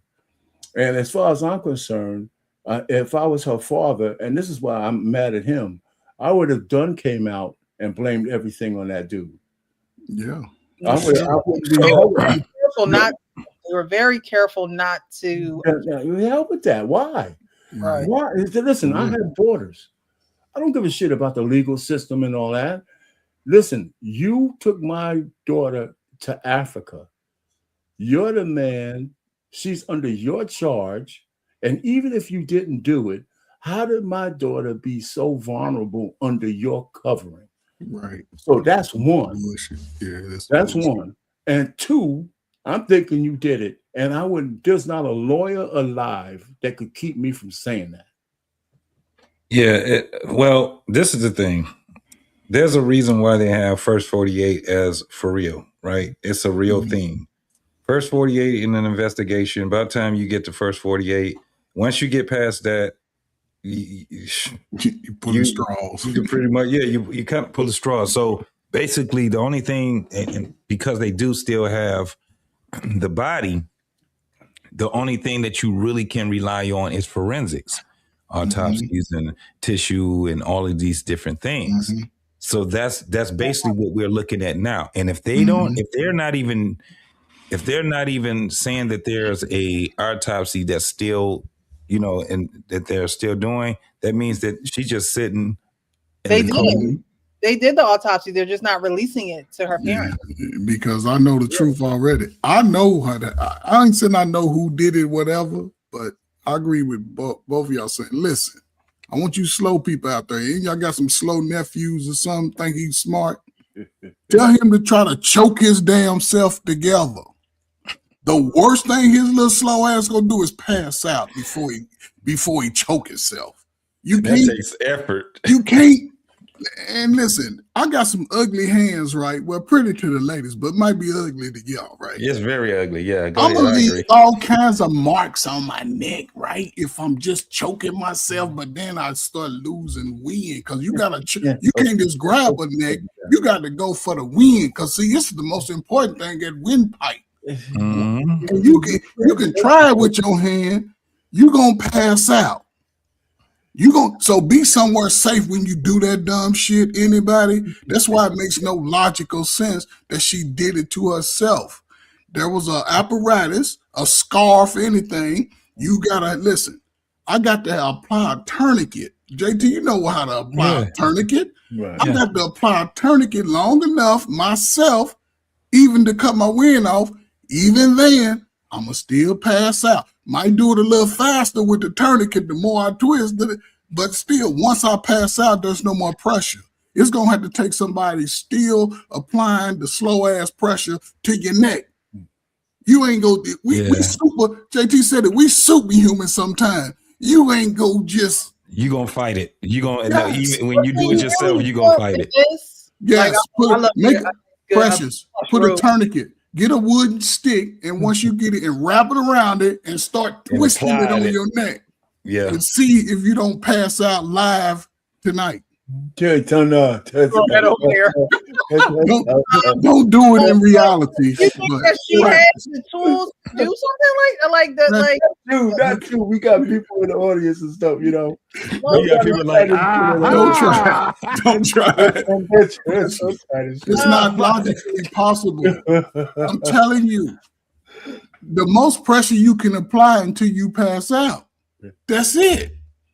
You ain't still. You're gonna fight it. You Yeah, gonna wake up gonna fight 2 hours later talking about how slow we are. Why the You hell have did I to- do that shit? Most people make it to a point where they just won't be able to win the fight. So that's why they would jump on something that's very very high. Right. They would stand on something because Right. you're gonna There's a fight point it. of no return. Yes. They can't Yeah, get it out got to of be it. a point of no return. Most people, they're not going to do that. And so it's not going to be, especially women. Women don't go all the way through with No, the, hell no. you know what I'm saying? And even the people that even try it, when they find out, it was probably 7-8 attempts that they had to go through before they even was successful, because you're going to fight it. It's just like somebody telling you, bite yourself and see how, if you can bite yourself till you bleed, it's not going to really happen for you like that. So, yeah. That chick did not offer. No, she didn't offer herself. I believe that he's definitely, even if he didn't do it himself, he knew about it. It's just to a point where it shouldn't be this bizarre. Right. It shouldn't be this bizarre. Because I mean, they said everything was staged. The wedding, the lion, the whole thing. Yeah. You said it was just all That's where his staged. money went right there. Yeah. I got a question, Precious. What does this mean to you if it comes out that he did it? You being a black woman, what does that mean? What does this mean to you? And you think other black women? I think that Black women need to be cautious at all times. I wouldn't say, stop dating men, stop. What I would say is be cautious, be smart. She lived a life of, I'm going to go out here and hustle, because a lot of people think that, she was with him for his money. I think she was with him for an image, because again, he lost a lot of money and she worked. She was a model. She was a bottle girl. She was in videos. She promotes products, wigs, and different. These pictures of her in Zanzibar is clear. It would clearly bring an income for her. So I think with her paying for the trip, it was just like, okay, let me come up real quick. Meaning, let me post these pictures, get these endorsements. Hopefully, she's a salesperson. That's pretty much what a salesperson would do, right? And so I think that instead of trying to be this superficial person looking to make money off of clicks and views and off of the opinions of others, Black women need to safely and cautiously live their life. She became a stepmom to his children with his first wife. And it's like, girl, you 31. Do you even really want to be a mom? Do you is this something that you really want? Or is this something that you're going with because he is a white man who appears to have all of this money, or he may have had all of this money when y'all first started dating? One thing that I didn't like that Ashley did was that she literally turned her back on her community. And she made the Black man a monolith because of prior experiences that she's had with Black men. I don't subscribe to that. Every relationship that I've been in haven't been successful, but I'm not going to down Black men because I was unsuccessful in a relationship with one Black man. Right. So for me, I'm an investigator anyway. She was coached too. I'm an investigator. Okay. So I'm not just going to go with you because you flashing something in front of my face, because as women, you also need to know that most men aren't just going to freely give you something. It has to be earned in some type of way, form or fashion. You have to earn it in some type of way. And honestly, in this situation, it was her life. It was her life that she had to give up. Okay. It wasn't time, it wasn't these pictures, it wasn't, it was her life that had to be taken for him to now earn some things. Because I think, like I said last Wednesday, We don't fight against flesh and blood. We fight against principalities in high places, things that we don't get into, things that we don't know about, stuff that, you know, you have people out here doing their little social media thing, you know, but then you have people like Joe McCann who has, you know, this investment company and this crypto. And now, you know, it seems like he probably was scamming people. He's on the dark web. I don't know nothing about that. I barely keep up the StreamYard, okay, half the time. So, you know, those are people in higher places who are looking down on other people, looking to devour them, looking to still kill and destroy. That's what they do. That is what their purpose is here on earth. Even the devil got a purpose. Okay. So we can't act like, you know, Ashley, she should have been smarter. And this is where, you know, people are like, well, where was her family? Where was her family? Where was her family? Her family was all living their own lives. Her mom and dad were divorced. They remarried. They've had more children. They procreated past her. And so now it's about their current situation.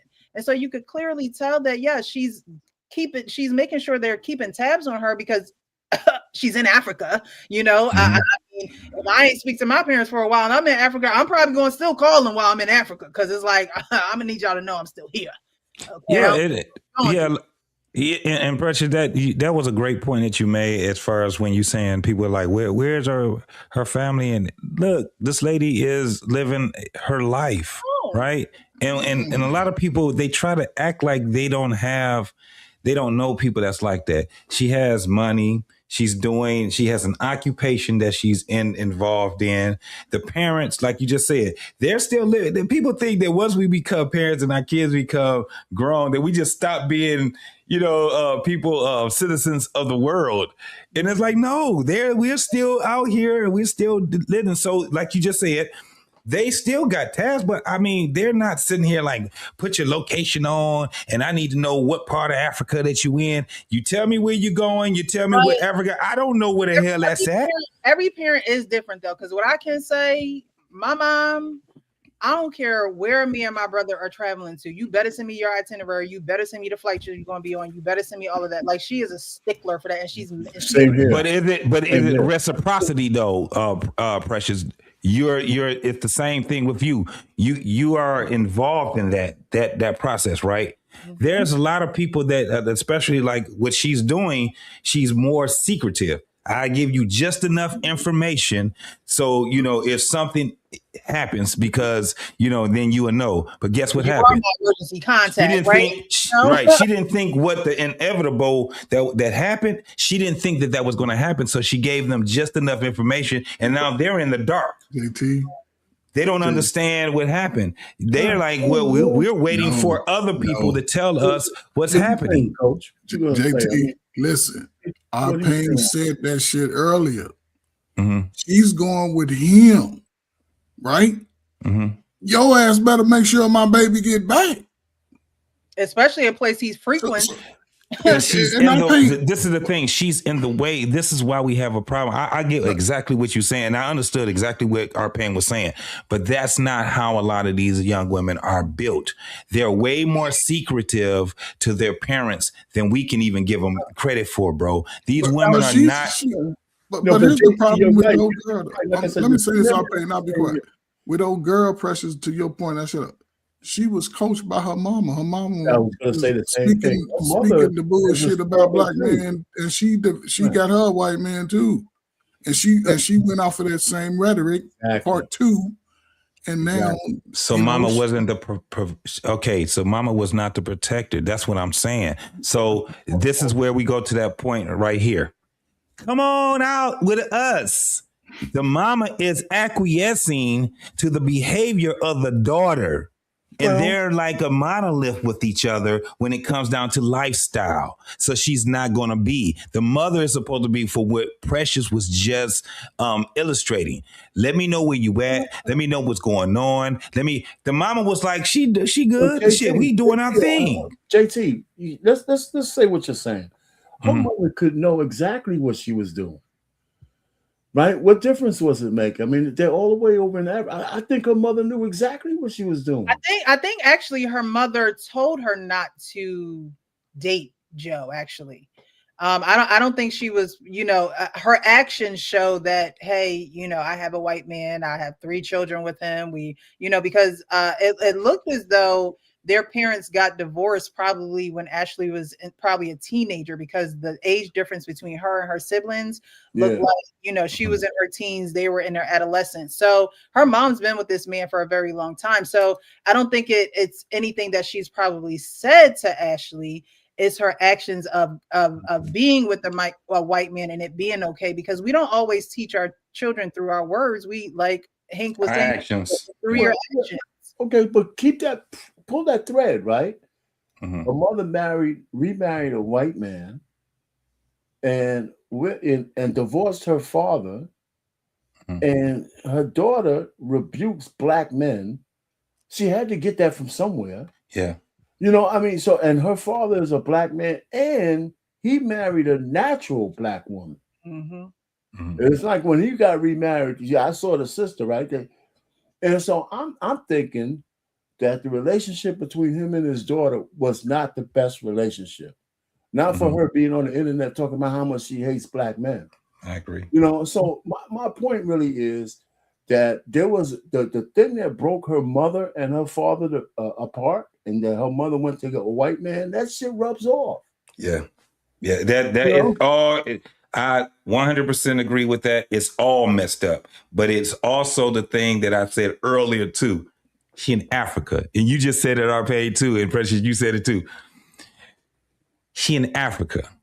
Let me tell you something. When you in a whole different continent like that, I don't give a damn how much you tell them or tell them where you're at and stuff like that. They don't know shit. Yeah, you are in a different world, and it's not. They can't protect you. Period. There's no protection that can be there. But that's his job. No, that's what I'm saying. That's his. No, that's why I said I understood exactly when you were saying that you ain't giving that man no leeway when it come down to it. I'm coming to get you because she was up under your covering. Regardless of how I felt about her decision, that's still at a point where I have principles, and I'm going to hold you to them principles, whether you held yourself to them principles or not, homie. Another uncomfortable truth, JT. Black Africans worship white people just like anybody. They're disgusting. Probably even worse. White people. Yes. You know what I think on that? I got some takeaway from it too. I kind of feel like she was in a position where she was using that as a flex. If she's down in black guys, then it kind of make it benefit. It only serve her point to say, well, look how good this white guy's treating me. And when things ain't going so well, she's probably not going to want to expose that to her parents or to the black community that she's advertising, advocating the white guy for. She's telling us she wants other black women to advocate with her. See, girl, if you come and check it out over on this side, the grass is greener. This white guy, but really behind the scenes, dude could be blowing it, But he was, but LT, you said parents. I'm with Coach Ferg and Arpay. Dad. She didn't want her dad to know. Her mom is complicit in everything that's going on with her dad, because now the information that I'm getting is like, oh shit. Even when I hear right away. Yeah. So it gets to a point where even with her whole thing on the swirling and black men don't do this and white men are better and things like that, I think that in the forefront, she has her father in her mind when she's going through this thing first. No, I don't want to go back. Here's another thing. LT was going on the roll. Let's finish the pull the string. Yeah. Okay. And part of the argument, I heard one of the ladies that you were talking about on another channel. I saw that African lady before. Part of the argument was that she called out the white boy saying, listen, I paid for all of this. You're trying to be bigging up in me, but we're here because I paid for it. Embarrassing him in front of all of those Africans that worship him. So he was pissed because now the facade is being peeled back. She's screaming on, and I gotta say it. It's something that a black woman will do. She'll take your balls and cut that shit off right in front of you and everybody else. Juggle the shit out the motherfuckers and then throw them in the garbage. And Throw them out the car window and everything. Throw that shit Just like most men, you can't out dozen or out argue a chick on Not a at roll. all. You can't win. And you know they're in Africa doing this, but this isn't the first time they've argued. This isn't the first time that they Right. disagreement. And so again, with women, you know, you have to know, just like with Tina, you gotta know when enough is enough, and you gotta let go. You gotta let it go. Yeah. You know, and move on with your life, because at some point, I don't want to say, you know, she didn't deserve to die at all whatsoever. However, there things come to a head. Mm-hmm. You know, when you continue to let things pass and you want to be passive and you want to be down for the ride and you want to get a couple more flicks and ticks and picks and opinions and money, you know, it's like today I got a deposit from Facebook and I was like, oh, this is a little bit more than what I usually say. Yeah, salute to you. So that's a feel good feeling, because it's like, okay, that's just money in the bank. You know what I mean? Yep. But I know I'm not seeing no checks like she's seeing. You know, right. as an endorser of certain products and places and people and things like, you know, and so you got to be careful what you're willing to. But say it, Blessed. You got to know how vulnerable she really was. Yeah. And that happens to women all the time. She probably felt like she couldn't get out of it because she put up this facade for so long. It's like, all right, well, if this relationship failed, if it come out that we arguing all the time, I'm gonna be looking like a dumb. No, girl, go on with your life.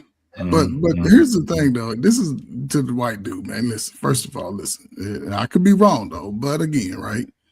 I'm this dude. I'm in the white man world. I'm him. That's who I'm claiming to be.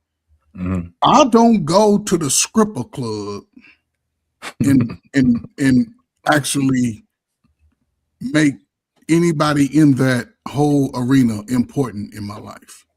Have you ever watched The Queen's Men? I just finished watching that. Couldn't stomach it. I'm sorry. What's the name of it again?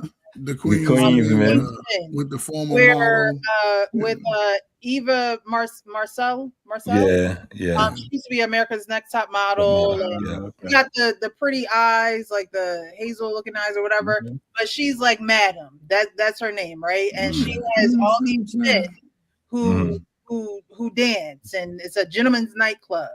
And so when I heard this and heard that he met her in a, you know, there are people in there that are going to do something for $1, make you holler, right? They start strange for a piece of change, right? They start to form these relationships with these people that they meeting in the VIP room, and they go into their house, and then they doing no real dude about his business is making that his woman. It's some I'm not basketball players, dudes on the street. That's their lane. But he didn't make Ashley his woman. She was gonna be his wife. Was her man, but he never made her his woman until he tried to engage and, you know, ask her for her hand in marriage. There was nothing up until the. I mean, yeah, he took you to basketball games. Yeah, y'all were seen for a year and a half. But if this is the ending of it all, he never made her his woman. He made her his accessory. But Precious, she used that to sort of further her message to the sisters to say this white boy is better, when really he was a broke ass, frontin' ass white boy. And everything that you see that looks like it's gold ain't glittering, it ain't shining. But Precious, this is why I can see why black men that got their shit and on the rise are getting fed up. These women, and I've seen it before, you're shaming them, brother, to go to somebody, and they always get the fine ones. It's only a few of them that they're going to look for. You got to be fine. You got to be submissive. You got to be cooperative. And if you ain't fine, you can be a little chunky, but you better bring that bag.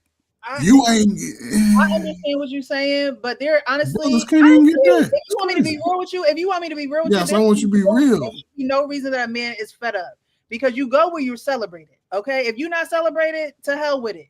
It shouldn't even affect you. You shouldn't feel no type of way.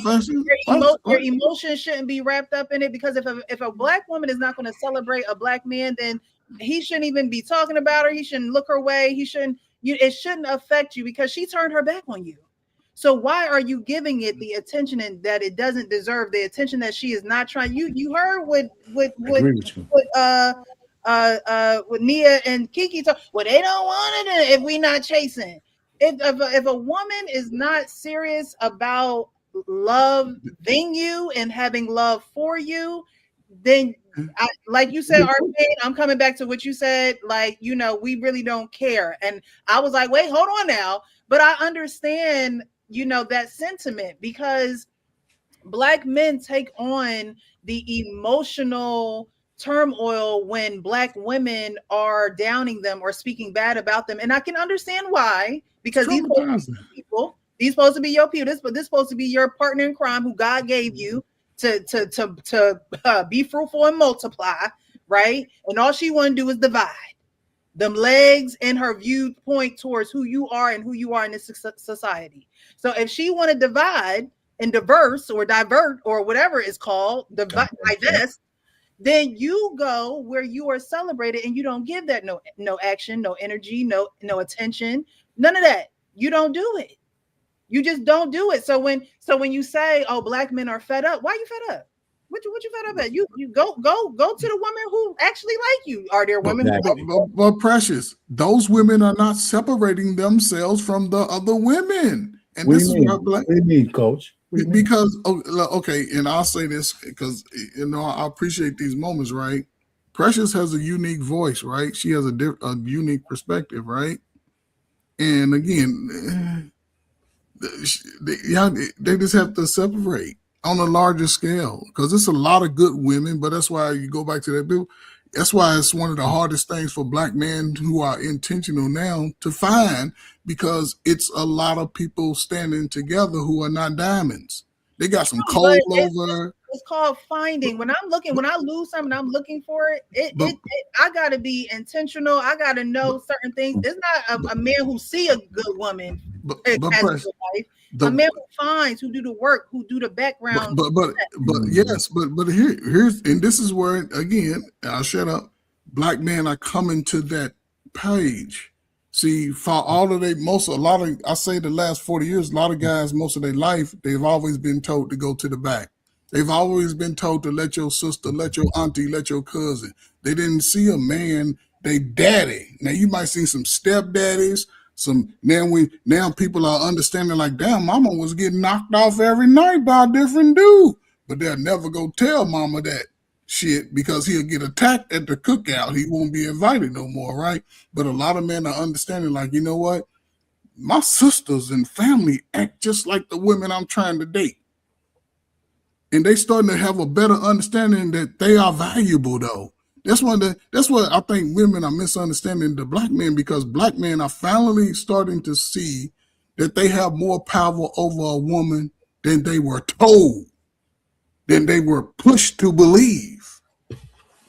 And it's going to be a sad thing for a lot of women, because brothers, when they get about, like we say in our community, niggas ain't waking up to 25, which is late like a motherfucker. But anyway, 25 and 26 and 28, they're starting to get it. They're starting to get it early. And as long as these Neil Longs and Kikis keep coming out telling the girls, girl, be outside.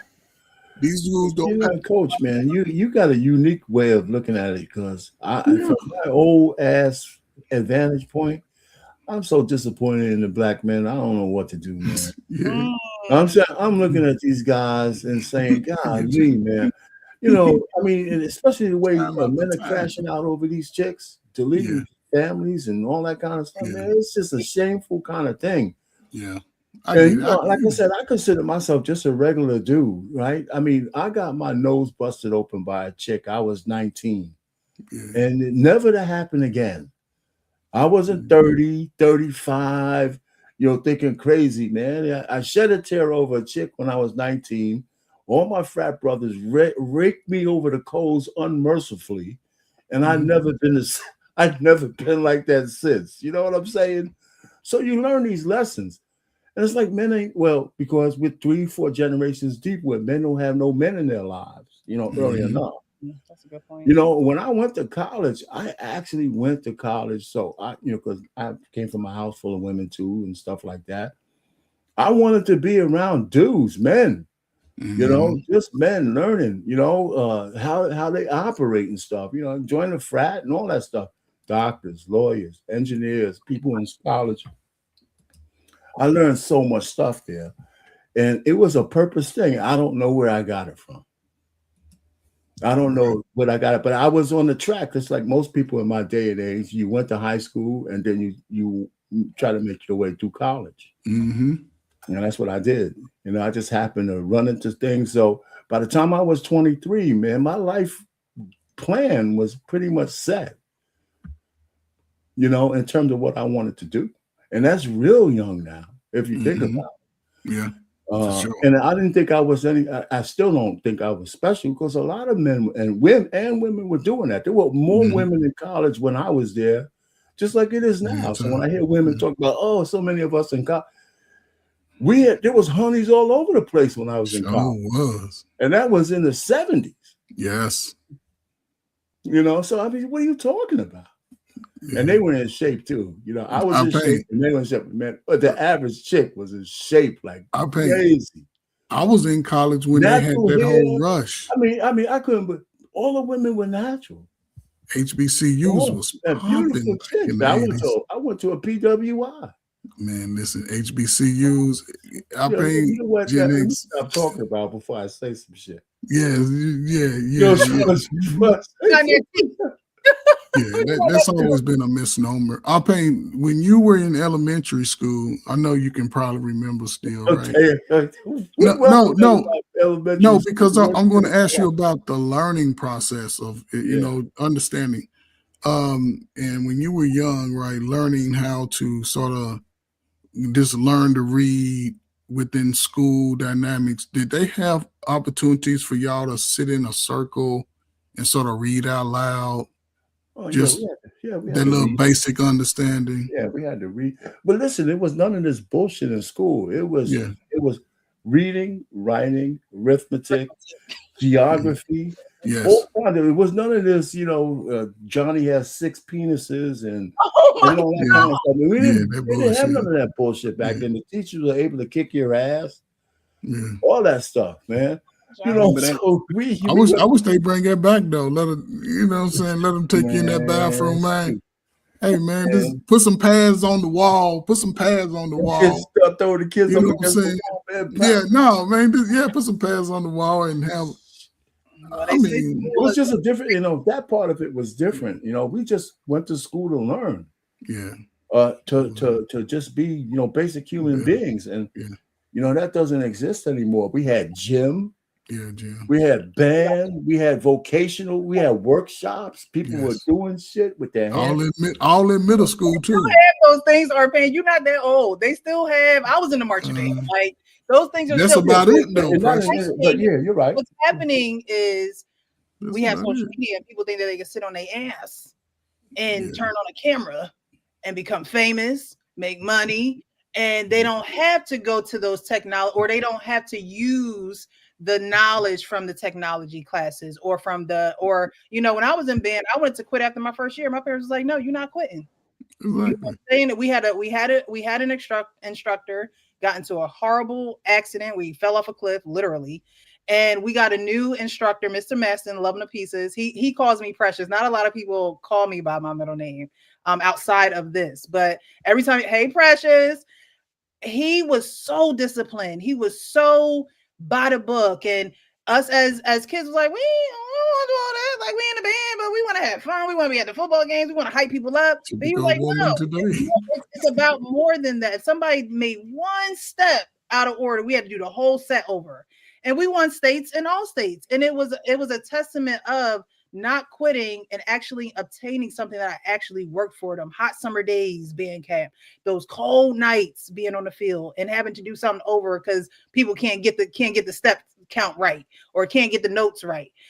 So that's the difference. It don't even have to have anything to do with our pain in elementary school. I know you're the oldest person on the panel, but it don't have anything to do with. You got to hear what he said. He said when he was in college, he did the things that were necessary to put him on a path to success, right? And people nowadays with social media think that TikTok is success, Instagram followers is success, YouTube plaques is success, and it's like, I mean, it's nice, but when did that ever start becoming an accomplishment? And thank God these avenues are available to those who are truly talented, to those who truly know how to capture an audience, to those who truly put on the show and truly do the research, and people follow them because that's their entertainment. Because entertainment is a lane. I'm not trying to take that away from people. But at the end of the day, what are you doing? What are you putting your blood, sweat, and tears into? What are you really making a decision to say, you know what, I'm gonna put this down and I'm gonna pick this up? Yeah. I'm really dedicate 4 years to getting my credit right. I'm gonna really dedicate 4 years to learning a trade. I may not be in that field, but I want to know how to fix some shit in my house. Like, you know what I mean? Like, that discipline and that parenting is not what we see in today's world. Whereas before, back in the day, parents didn't let you go astray. It was a religion. But there's a difference also with that whole thing. Parents, for instance, I can just speak on anecdotally. My parents let me be a kid, right? This is the thing. It's funny because when I used to talk to my parents about the dangers that I was in, and I damn near could have lost my damn life. And when, once I got in my 30s, because even in my 20s, I still wasn't letting my parents know, but like in my 30s, 35 years old. And I said, damn, I remember I used to do things because at that time, our parents let us be parents. We used to be outside. Yep. Literally outside. So when I started telling my parents, because they was trying to get themselves too much damn credit. But the only reason why y'all turned out the way y'all was because we was good parents. No. Y'all. Take about the shit you don't know about. Right. Let me tell you something that you didn't know. And I tell my parents, and they be like, what? And I used to tell them how much danger I used to be in. I was like, man, we used to play in bandit houses, right? We took all the boards off the windows. They had furniture in there. We used to take the furniture and push them out the windows, and like especially bed mattresses. We used to sit there and do backflips off of the roof, like the edge drip of a roof. We would jump off the edge drip of a roof and do backwards flips and stuff. We used to make big old ramps for. I got hurt so bad. I was supposed to went to the hospital. But I didn't want my parents to know. I was knocked out. I knocked the wind out of myself. You was crazy, Jason. I swear to God. I knocked the wind out of myself. I had a chopper. Y'all remember them bikes? Oh, man, the choppers. You ain't doing nothing on no chopper. Fucking chopper. And I jumped the ramp. And my stomach went across the board. I was probably knocked out for it. It felt like forever for me. I think it was probably about 2-3 minutes. I had nothing but children trying to do CPR. And at that time, we didn't know shit about no damn CPR. They were slapping me. They were throwing dirt on my face. They were trying to wake me up. There was not an ambulance called. There was nobody panicked. I eventually woke up. And I took my stupid ass and I walked. I didn't even ride my bike home. I walked my bike home. Use 2 feet because I'll stay grounded. The only thing my father, when he saw me, he seen a bunch of dirt on me. He said he was washing his car. He said, "Boy, what happened to you?" I said, "Nothing." And he just looked at me. He's like, "Why you got all that dirt on you?" He thought that I just, was doing kid shit. I damn near died. It took for me to be 35 years old to tell my pops that story, and he was just like, "What the hell?" Because they just let us be kids. Watches over fools. Watches over fools. Babies and fools, right? Yeah, you got the wildest stories ever, man. For real, man. This is why, like, when you hear, that's why I love listening to you, Coach. I love listening to our parents. I love listening to older cats because we've done things where I'm telling you. When people, these young folks, they think because you don't mean, man, listen to some of our stories. I don't even want to go outside. Yeah, my parents let me, they had no choice because in them times, kids were just kids. I had a friend that got ran over by a car. And it was a Lincoln too, one of them big box 1978 Lincolns that hit him. His name was Zany. Zany had a broken leg. We didn't even know Zany had a broken leg because the only thing happened was the dude was so scared to hit him. Zany got up and the guy was like, "You okay?" Because the guy was so scared. And I think the guy didn't have no insurance or something. Because when Zany was like, "Okay," and we was dusting him off, he was like, Zany was limping. We walked him. It was like 10 of us. We walked him home. His parents weren't even there. This is the latchkey kid type thing, right? He opened the door by himself, went in the house. He's like, "All right, y'all, I'm good." Zany was out of school for a week. He had a broken, femur. His femur was broken. I mean, you know what? You could probably tell those stories forever, man. Forever. Yeah. So when my point is only this. So when parents nowadays, parents won't even allow their kids to be kids. And it's even worse when they're teenagers because parents are still trying to coddle their kids at 18 and 19 years old, all the way. That's why you would see that there's a lot of kids that are stumped at 30.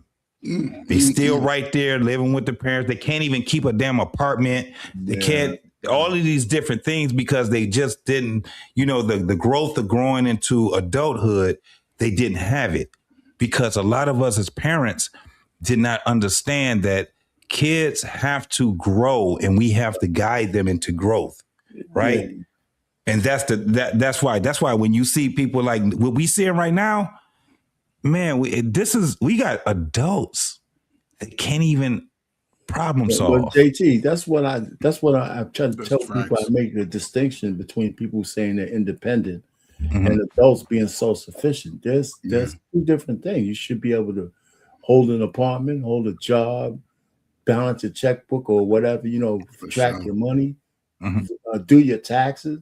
That's all self-sufficiency, Yeah. And one of the things I think, when we had the Manosphere, they had this thing about, women being self-sufficient because they equated that to being independent and they wouldn't want to have a man. I said, that's not, you can't raise a kid, girl or a boy, that can't take care of themselves when they're adults. That's just stupid. Facts, man, for real.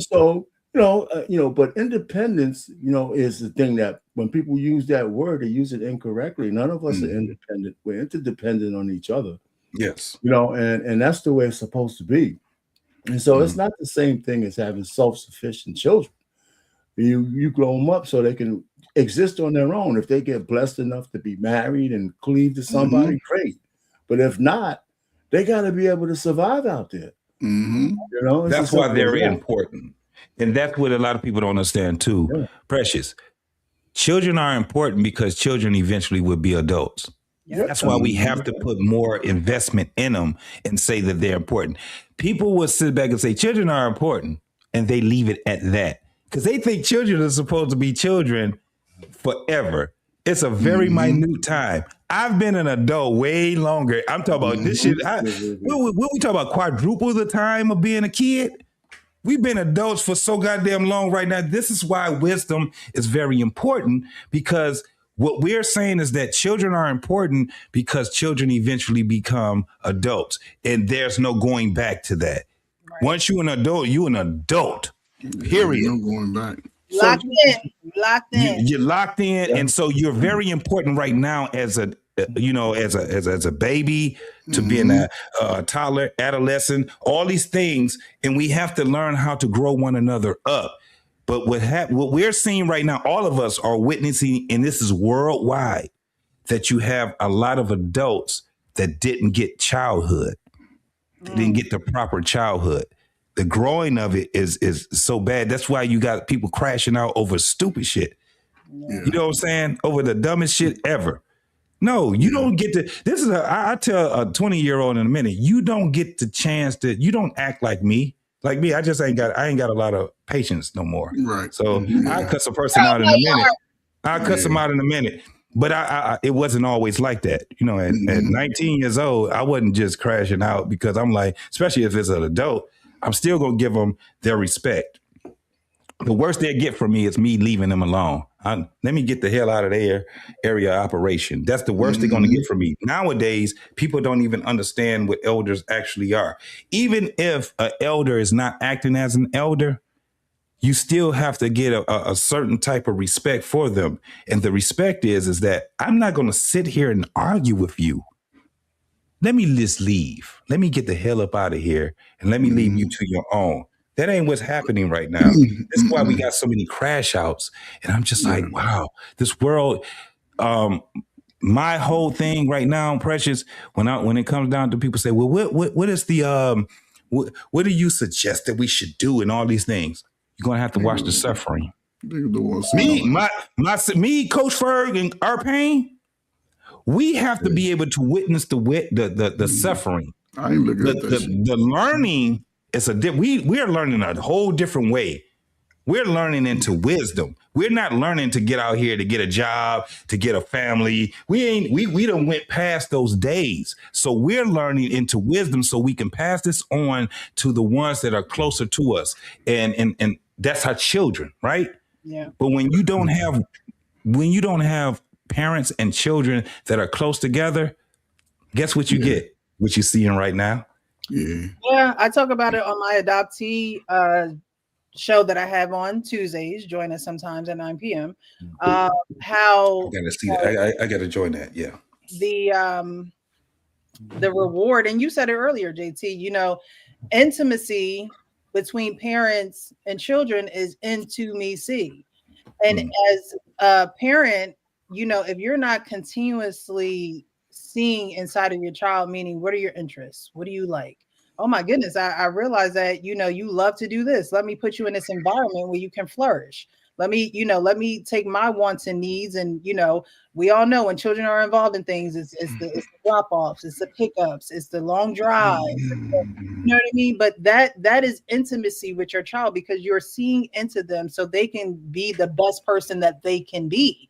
You know, and I think that intimacy, that parental intimacy between, and you know, it's not a sexual, nasty, you know, evil type of thing, but what intimacy is in any relationship is actually seeing the person for who they are.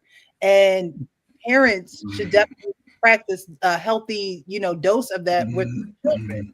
Your children are your children. They're born to you. In my case, I was adopted, so I was chosen and placed somewhere.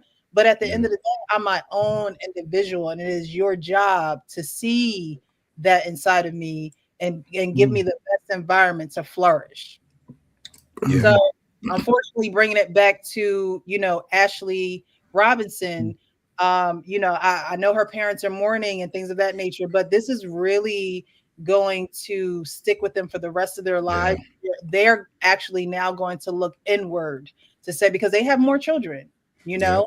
They're going to look inward to say, what can we do with our children to make sure? And nothing is foolproof. You know, they can't even make sure that this doesn't happen again. But let's lessen the odds. Let's mitigate some of this by doing things a little bit differently, because they both mom and dad started new lives with new people.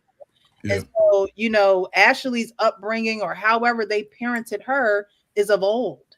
It is not something that they have brung into their relationships with their new significant others, because they're new people, which means a new set of values are coming in on both ends. And now Ashley just pretty much stuck in the middle between, you know, two families. And unfortunate that this happened to her. I just think that, going forward, we may hear, other shocking news. However, they are really Tanzania, Zuri, the resorts, they are really trying to protect their tourism, so much so that they don't want to give the information of someone who is here on Earth. That's another point. That's another great point. The tourism. Yeah, damn, that's a great point.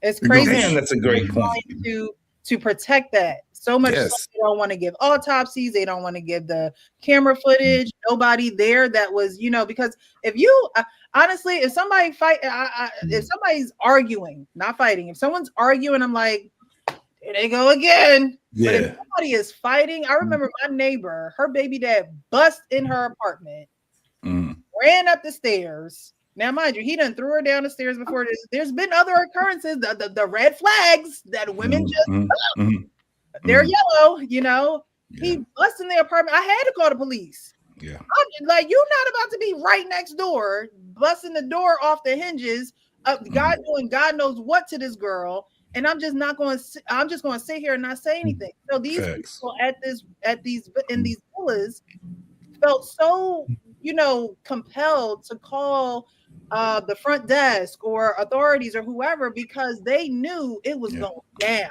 It wasn't just an argument.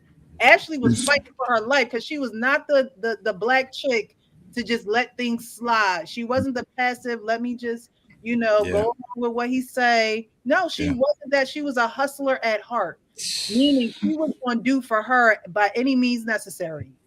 And so those people in that villa, they know what happened. They heard the conversation. Well, how did 10 people get arrested? That's what I want to know. How did their argument involve 10 other people? Yes, that's another interesting thing. What's the deal with that? If Joe is a frequent guest, at this point, they probably consider him family. So he's not even a guest anymore, this right? is politics. There is a conglomerate of people that knew he was probably going to be there when he was going to be there. They were there in the rainy season. This wasn't no romantic, time to be going visit. Go to this resort. He took her in the dingy season. Yeah, he was doing business. This was not about love. This was not about a birthday. This was not about a girlfriend, a fiance. It was about doing exactly what happened. Politics and evil. I think it was about doing what happened.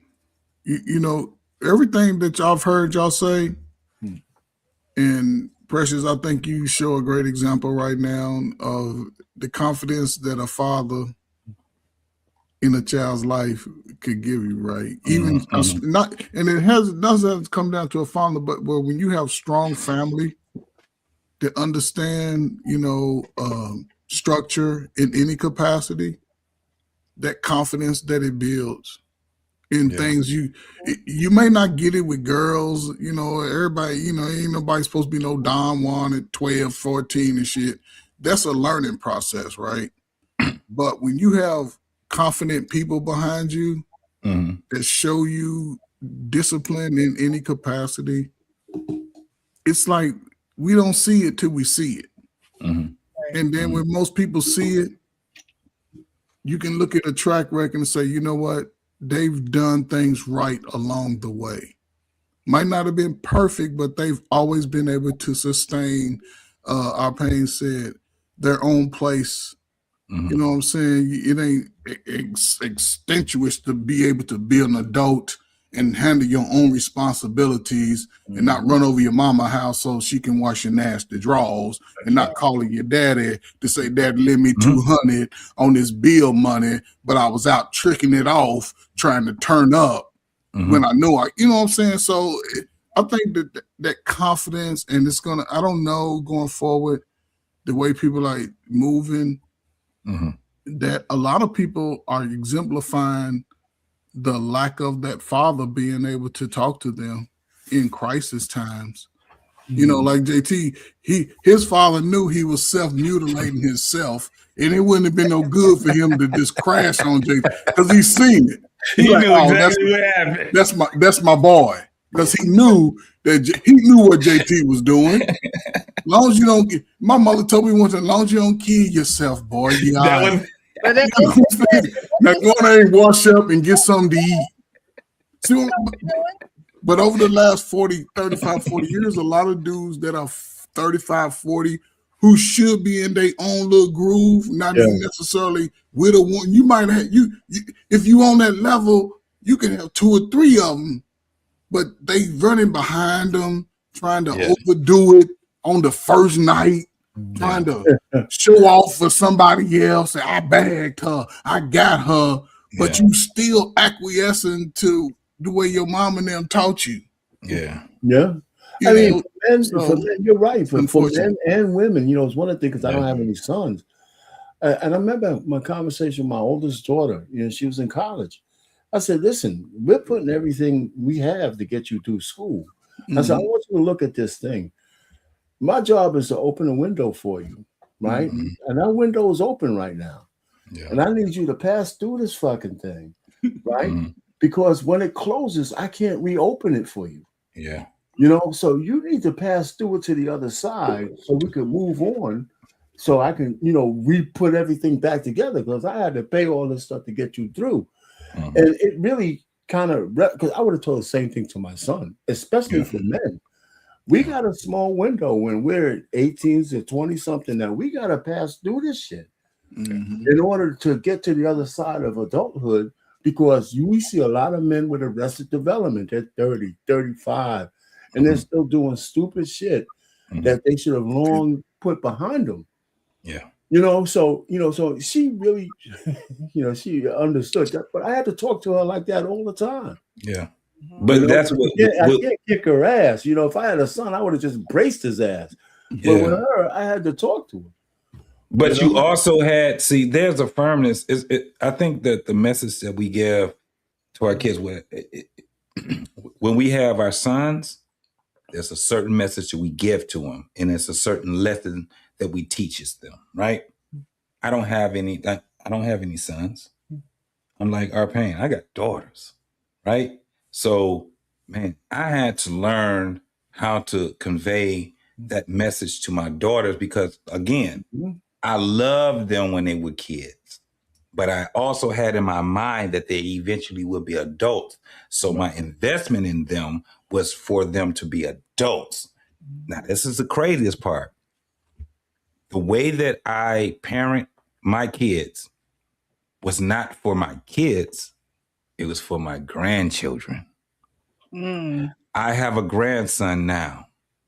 The way that my daughter is parenting my grandson is based off of the way that me and her mom parented her.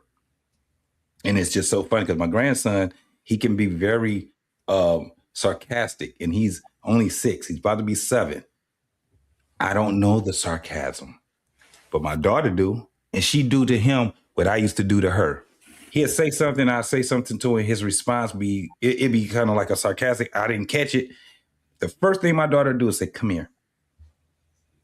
You go over there and you apologize to your granddaddy. And I'd be like, what the fuck are you apologizing to me for, right? But she understands it because she understands the difference, right? She makes sure, even though she's not with his father, as they're not married, but she makes sure that man is involved in his his son's life, because she understands how important it is. And she does not fight for that, because what she's looking at my grandson as being is an adult, not being a kid forever. So her whole thing is that I'm trying to figure out, what do I need to do at this stage of his life now? Because these are the things that I'm having problems with him in. You know how hard it is for a woman to try to parent a fucking kid on their own? My daughter like, I don't want to do that shit. This is bullshit. The shit that I have to deal with him, I need help. And she ain't got a problem with saying, I need help, right? The problem is, I ain't gonna say the problem. The formula is to get help, because she's seen her friends. They got 1, 2, 3, 4, 5 kids, and she have her peers. She sees the struggle that they're having, right? And she's like, I don't want to have that same struggle as them. Fuck that. You could be similar or whatever, but she's like, fuck that shit right there. So her whole thing is that I got to be intent. That means that all the things I got in my mind, at some point, I have to be able to evaluate those things. And I'm not just evaluating them for my son, but I'm evaluating for his son or daughter. That's dope. Unconditional love, that's the closest thing that we can do in unconditional love, is to do something for people that's not even here yet, right? So she's like, in my mind, my son is going to have a lineage, right? So let me at least get to a point where I have the opportunity to build him to be a great adult, father or whatever. So all the things that I'm fucking up on, I gotta let him know that don't do this. That I kind of screwed up when I did this, and to have the conversation, right? You remember, like when we grew up, Coach Ferg, Arpain, our parents used to say, "Stay out of grown folks' face." Right? When grown folks are talking, get out of their face, right? Like Arpain, your generation, it was just, it was automatic. In my generation, it was a little bit different because once we get there and we get to start looking and listening to the gossip, you got to smack us in our mouth and tell us, what the hell is you doing here, right? So it was, and then it just got worse as the generations went on. I understand now why they say what they say, because their peers say things that are just not conducive to kids, right? I just remember, like my father, he was real, he was a stickler on it. But my father also was one of these people. If a grown person was saying something in the presence of kids that was 100% wrong, he'd say, "Don't do that. Don't say that in front of these kids like that. That is not true." He would check a grown person in a minute. And I remember he almost got into and this was a family member, almost got into a goddamn fight with a family member, a man. Normally with women, he ain't arguing on damn women, but it'd be men. And they'd say some out of pocket shit. My father say, "Don't say that shit around these boys like that." And he'd get mad. And I didn't understand why he was, but I'm like that now. If I got kids around and you saying some stupid and you sending some messages out there, me and you about to have a problem. Even when it come down to especially like now, when it come down to women, when I hear dudes, I'm like, you the problem right there. You in the way, right? We have to, that's the way we have to protect our women. We gotta what's the, is that the last video we have? Yeah, we have one more. Yeah. I'm sorry. I told you I'm old. I'm just like these rest of these long-winded ass men. I'm bringing you back. We're gonna. Thank you, Arpain. Thank you, bro. We're gonna shed some light on this Shamar Elkins situation, because not only this situation. I think this is the most traumatic and just. I don't even know the right words for it, honestly, because it's just so traumatic to take 8 children's lives, injure 2 women, one being your wife, the other being your girlfriend, and one child actually surviving it all. But I wanted to play this video because we just covered the Ashley Robinson case, just giving some updates on it. But this guy came to social media to say this. I mean, I'm just checking in. Y'all quiet in the mug about the 8 children that was unalived by their black father in Louisiana. Y'all were so quick to talk about Ashley Janae being unalived by a YT man. Allegedly, because that hasn't come out to be proven yet. You know what I'm saying? However, what about this man right here who went on a unaliving spree of his 8 freaking children? I have yet to see a lot of y'all problematic men come out to address this situation. And I honestly know why y'all don't address situations like this. I honestly know why. Because you know darn well that it makes BLK men look bad. Right? Y'all will comment on anything that makes a BLK woman look bad. But when it comes to a black man doing something horrible, oh, that's not all.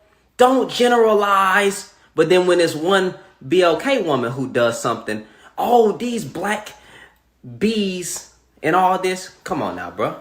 Why y'all ain't speaking up? Now what? A whole bunch of y'all problematic dudes that's on these social media platforms. Y'all got something crazy to say every day, but you won't talk about these evil BLK men out here that be out here unaliving children and the women. Y'all don't like speaking up on stuff like that. Rest in peace to the children. The father who did this is no longer here. He's probably in down under. That's all I have to say. Prayers go out to the family.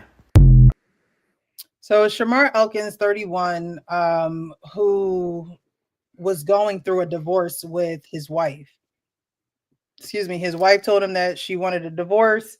She didn't want to be in a relationship anymore. And the day that he took his 8 children's lives was the day before they were supposed to go to divorce court and have things finalized, sealed, signed, and delivered. And instead of that happening, children lost their lives. Women were shot in the face.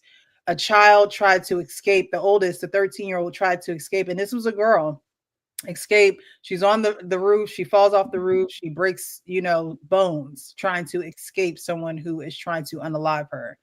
And I wanted to bring this up because, there is a lot of like we were talking about earlier, why should Black men be enraged about the whole Ashley Janae situation? Because if she's not checking for you, why are you checking for her?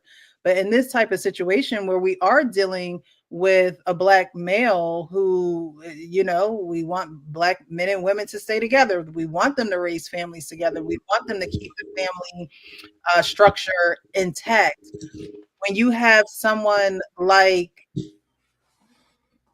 Shamar Elkins, who was in the military, he expressed to his officer, actually, who he called his uncle, he expressed to him how, I'm having these mental health issues.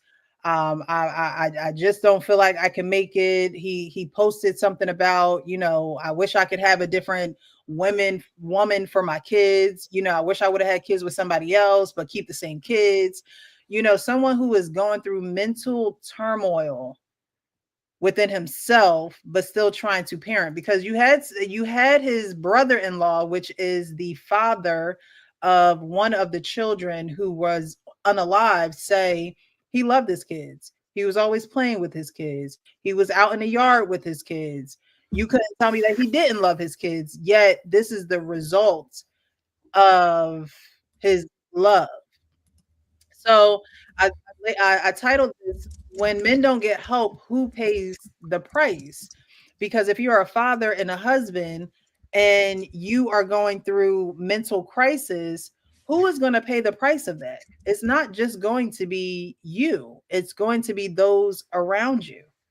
So what do you guys have to say about, this Black man? But why are we couching it this way? Let me put it. The wimp who was on there, I disagree. I think we just had a show about that yesterday. Mm-hmm.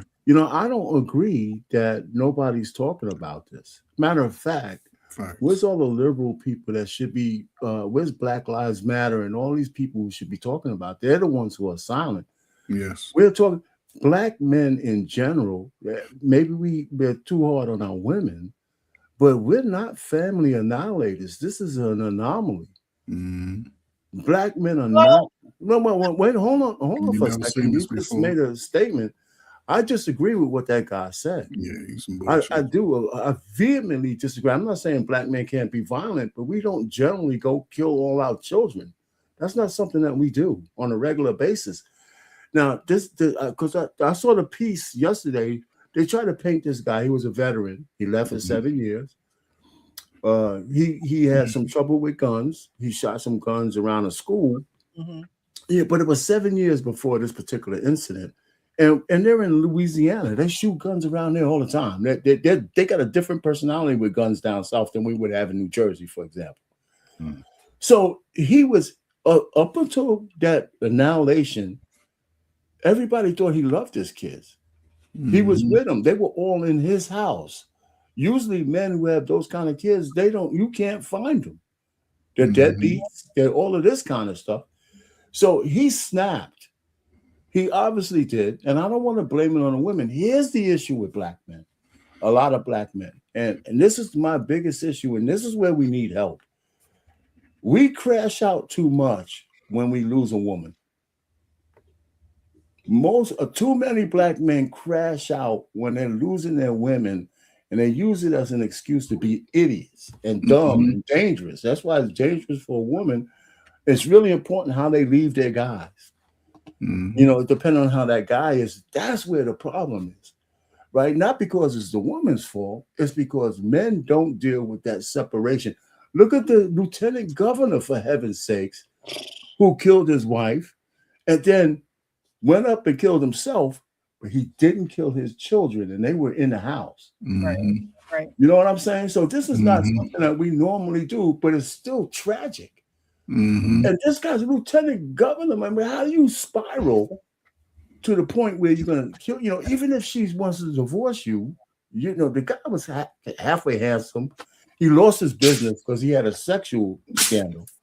So getting back to this guy, so he was a vet. Nobody said he was dishonorably discharged, right? He was losing it. He had all these kids, and he had a girlfriend and a wife, right? And she was leaving him, probably rightfully so.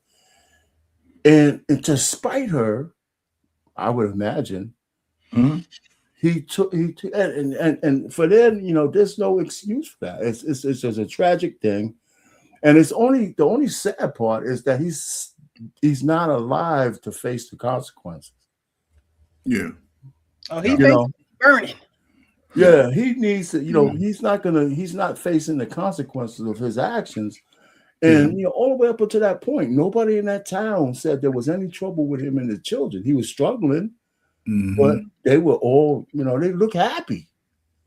You know, and so we do have an issue, but our issue is that the rejection of a woman. Listen, I tell men that women say black men or men in general are the apex predator of women. It's men. But the vast majority of men don't hurt women. But women are the Achilles heel of men.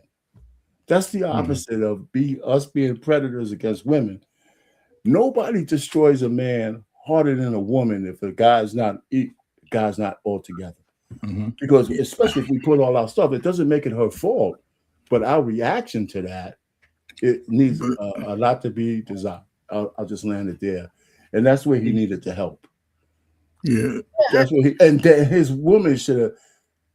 Maybe she didn't have an inclination that he would snap like that. She had an inclination. You know, so maybe she would have been able to protect. She had some signs of something because she wanted to leave him. She wanted to. I mean, having that many kids with a man and wanting to. Did she had any idea that he would be that violent? Yes. That violent, I'm not sure, but she had an inclination that was wrong with him, and he even told her that if she was going to try to divorce him, he would end her life. I did hear that. He said that to her. He said it to her, and so he told several people. He told a few people. So you can't, you know. I forgot about that part. Yeah, he did mention it. We're in a day and age where it's just like you have to.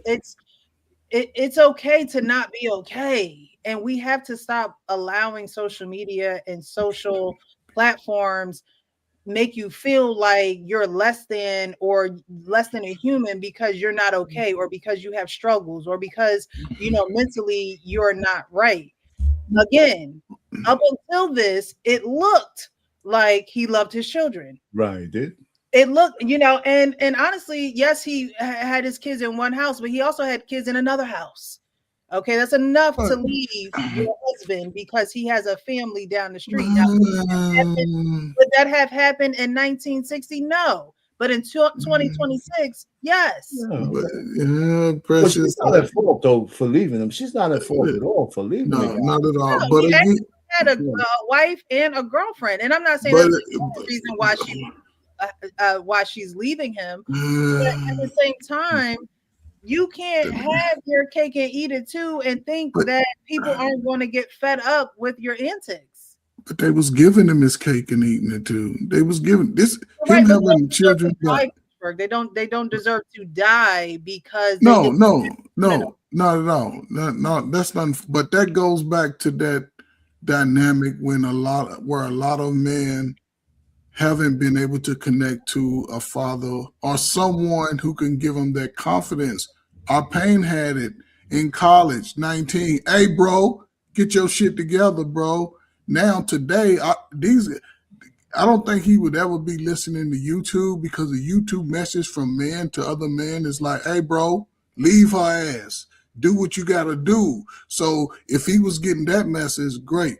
But this video, the guy talking, I don't know, he must be talking to Black Lives Matter. He must be talking to these feminist movements, because most dudes on YouTube are already looking at it like, damn, that's a sleaze. You don't do the kids. And that's why, we talked about this yesterday. You don't You do shouldn't anything. You shouldn't do the woman either.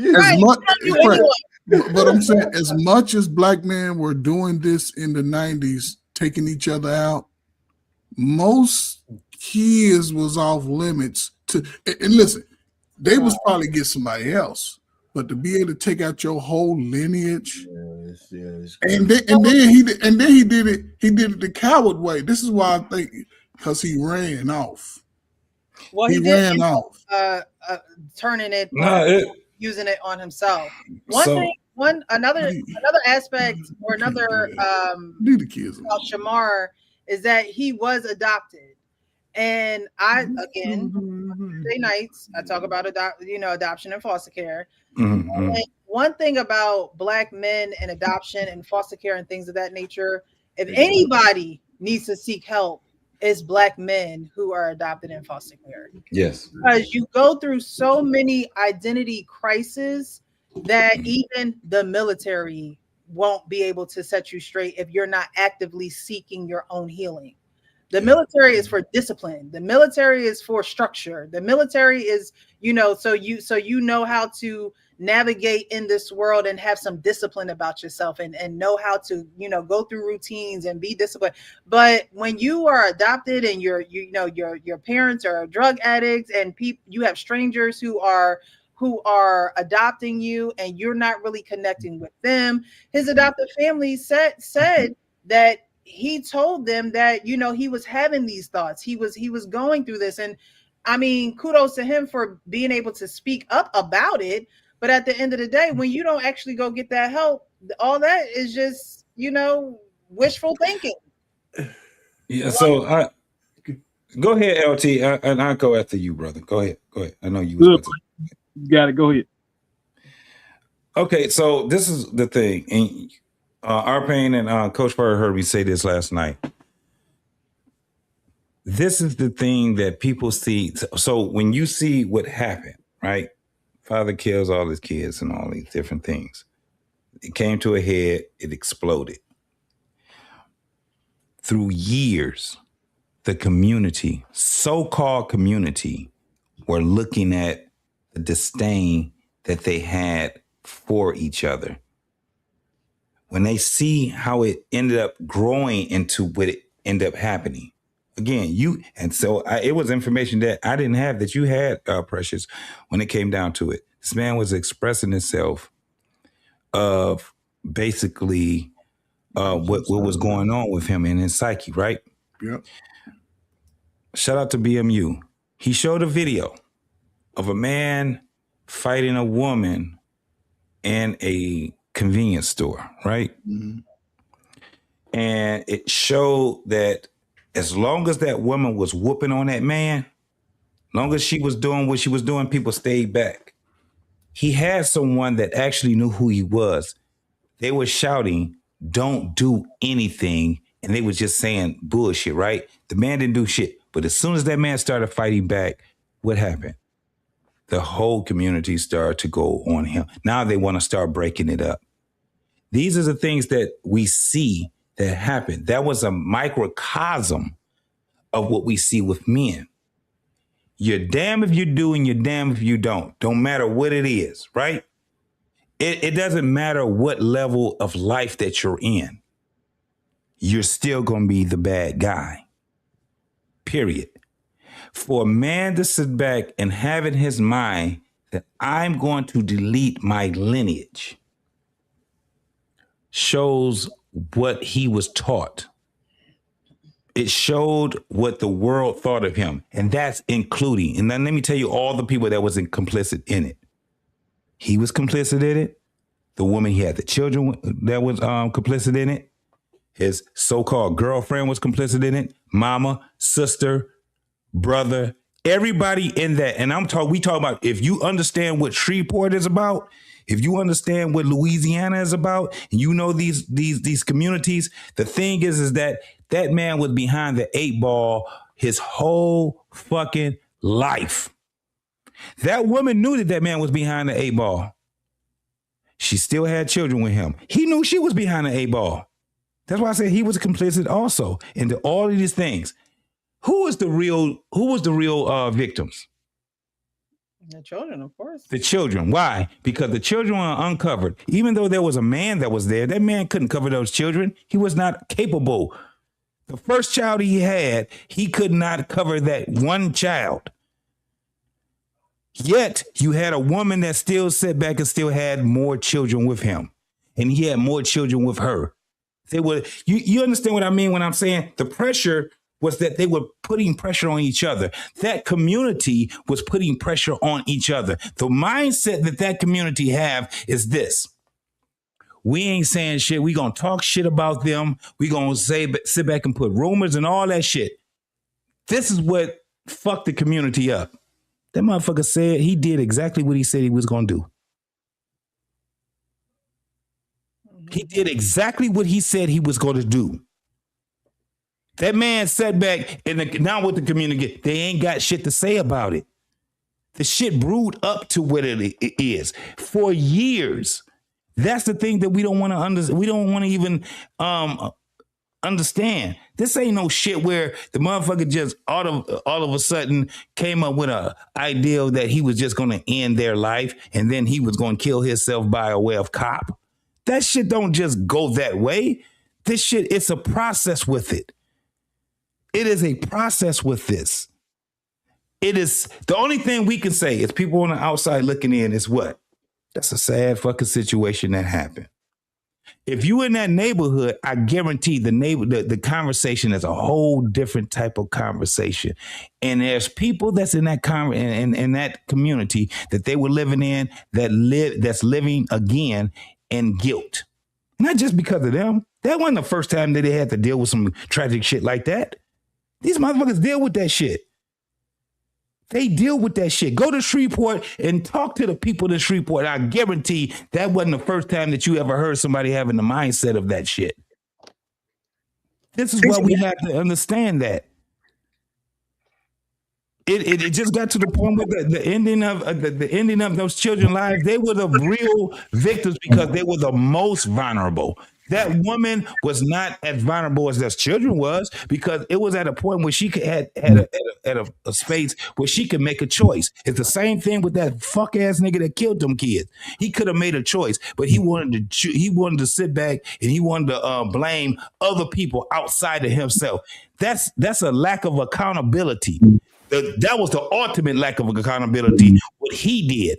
But she also had a lack of accountability also. Well, yeah, but okay. So, all right. I don't know, LT, you got something? I mean, I hear where you're coming from, but I want to have some pushback on that later, though. But go ahead, LT, if you have something. I appreciate it, bro. I think that he don't represent all black men. Not that everybody he does, but I don't like when I hear one person's perspective or one person do one thing and then the community says, well, see, black men, and it goes all the way back to what Precious was saying earlier about finding a wife. It's like test the spirit is the truth. The truth. That's the cheat code. It's not about the color of a person's skin. It's about their character as a whole. Even me, I got family that used to say, man, you seem like you had some run-ins with black. Maybe you should try dating white people or dating this. And it's like, man, no, it's the person. It's the person. It's the spirit. And then I can go back to this guy. I feel like if he's in the service, right, surely he had some type of benefits and access to some type of therapy. Yeah, so from what I sure. pick up, a lot of, not to say all black people, but I feel like a lot of black people, they duck and avoid. I think y'all was saying accountability, and therapy is one form of accountability. It is. Yeah. I don't know why it's unpopular, but it's like they would much rather spaz out, make something happen, and cause a scene, opposed to doing, like, to me, if you say, hey, bro, I know this gonna be hard. Imagine him telling you he's still alive, and you say, man, won't you do therapy? He say, man, that's too hard. So what's the alternative? You know why therapy is so hard? Who pays the price? You know, But therapy make you look at your ugly truth. It's so ugly. Yeah. I'm gonna tell y'all one more thing. I got stories for days. Man, I dated a girl and turned out to be a narcissist. And by definition, and she, you know, things got so bad, I kind of just let it work let it fall apart. And she told me, she showed up at my crib 12, unannounced, said she was ready to kill herself. Don't want to live. This is the person that's been going off, causing problems. And I'm like, yeah, but you didn't want to be with me. Can I ask you a question, bro? Let me finish. Okay. Yeah, let me finish. So she shows up, she takes no accountability for none of her part in being narcissistic, and tells me she just don't want to live no more. She wants to die. So my first thought is, damn, if she's willing to kill herself, she probably will. You with her. So of course I cared, I was concerned, but I was concerned for me too. So instead of just saying, you know what, I want this done and over with, I don't want to see you again. I became more like from a therapist perspective with her. I was like, yo, why don't you consider therapy? You ever thought about that? And I slowly eased that into our conversation. So whenever she would come around, she would, are we gonna get back together? Do you still want to be? I'm like, I'm just not there right now. I think you should try, how's therapy going for you? And I did that for a long time because this girl used to pop up and sneak, and bro, she would leave letters. I was at your house. I didn't see your car out there. Jesus Christ. That's all I want to ask you a question. Who I was dating. You never meet these people. You meet their representative first. So my point is, I'm looking at this guy. He got 8 kids. He has a service, so he had to have benefits and access to therapy. But I'm almost willing to bet the guy probably didn't take the therapy, and he thought sending his, offering himself and his children was the better option. It would be easier. This got two things. So you said something unique, right? With your story, right? Was you putting it down on these young ladies? Absolutely. It's okay, then. Hold up. That could play a big role in women, right? That could play a big role. You know what I'm saying? So that's that's adult stuff that can play a role. But with this guy, right?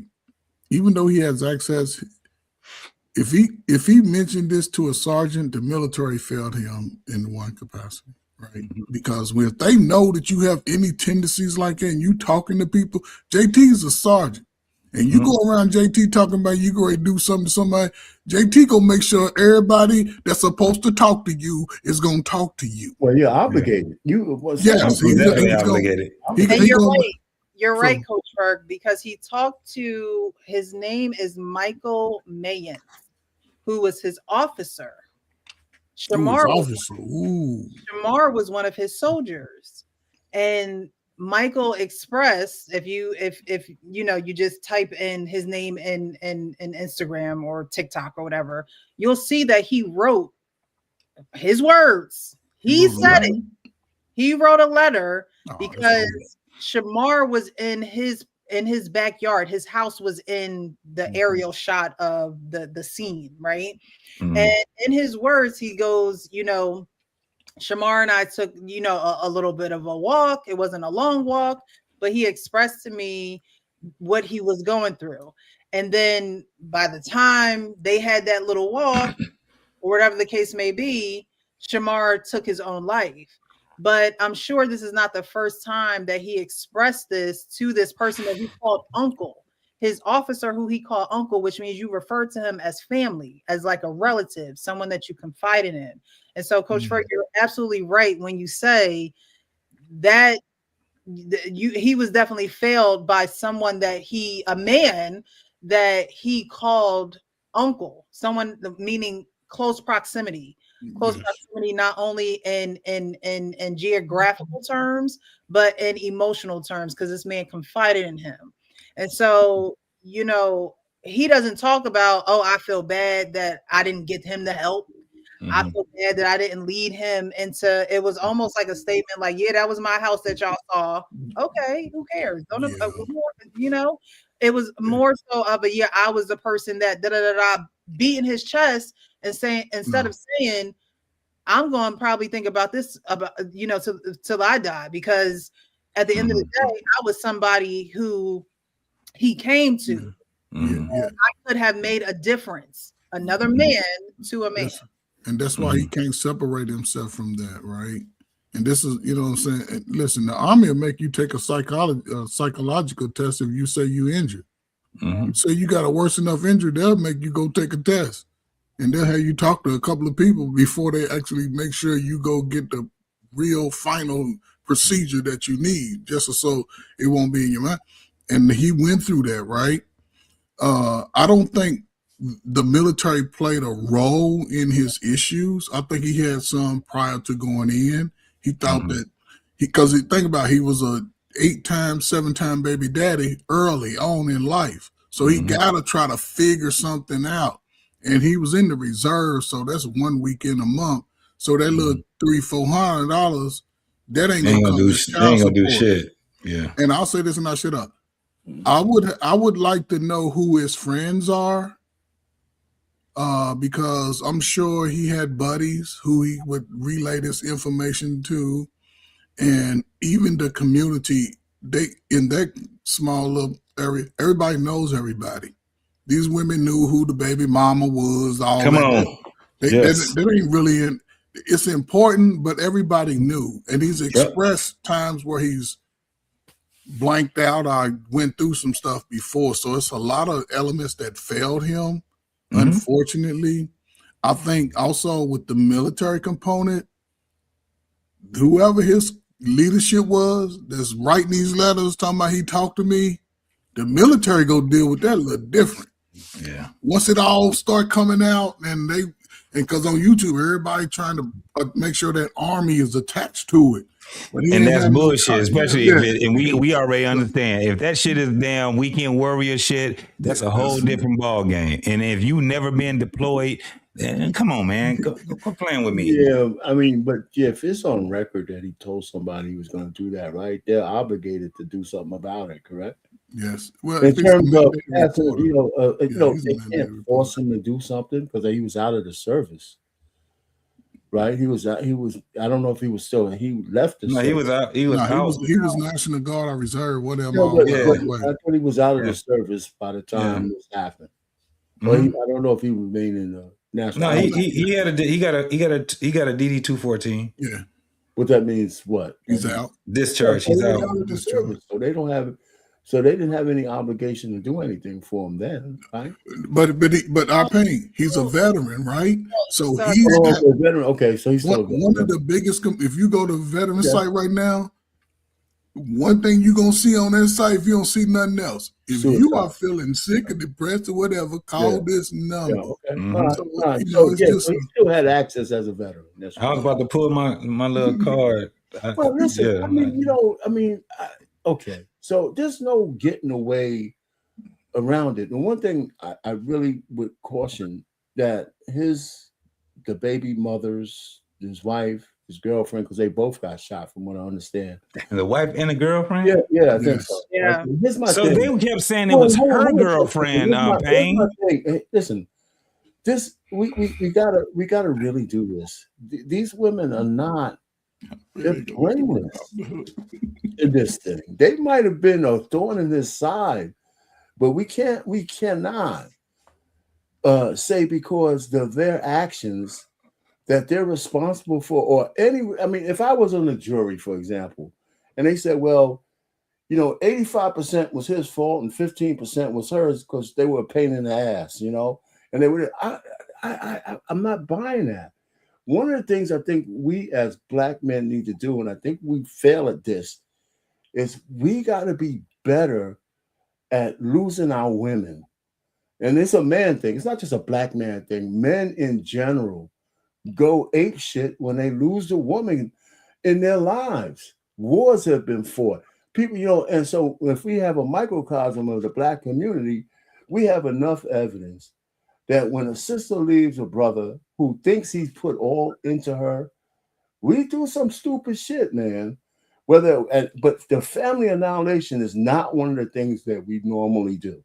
But we do hurt the woman, you know, a lot of times. So I'm just saying, we can't escape the fact that he's, as far as I'm concerned, 100% responsible for what happened. Yeah. You know, and everything else is in tangential to that. Okay, was he catalyzed? Did he have a catalyst that he used as an excuse to do it? Yes. But the blame, you can't shift that. Right. Because women leave men all the time and we don't go to lead our children because of it. Right. You know, so that guy who came on, and I'm gonna end it here, who said all that bullshit about Black men, I take umbrage with what he says, because we do not go around eliminating our kids. Matter of fact, women are more dangerous to kids than anybody else, and that's a statistical fact. You know, so so I'm not taking the blame for that.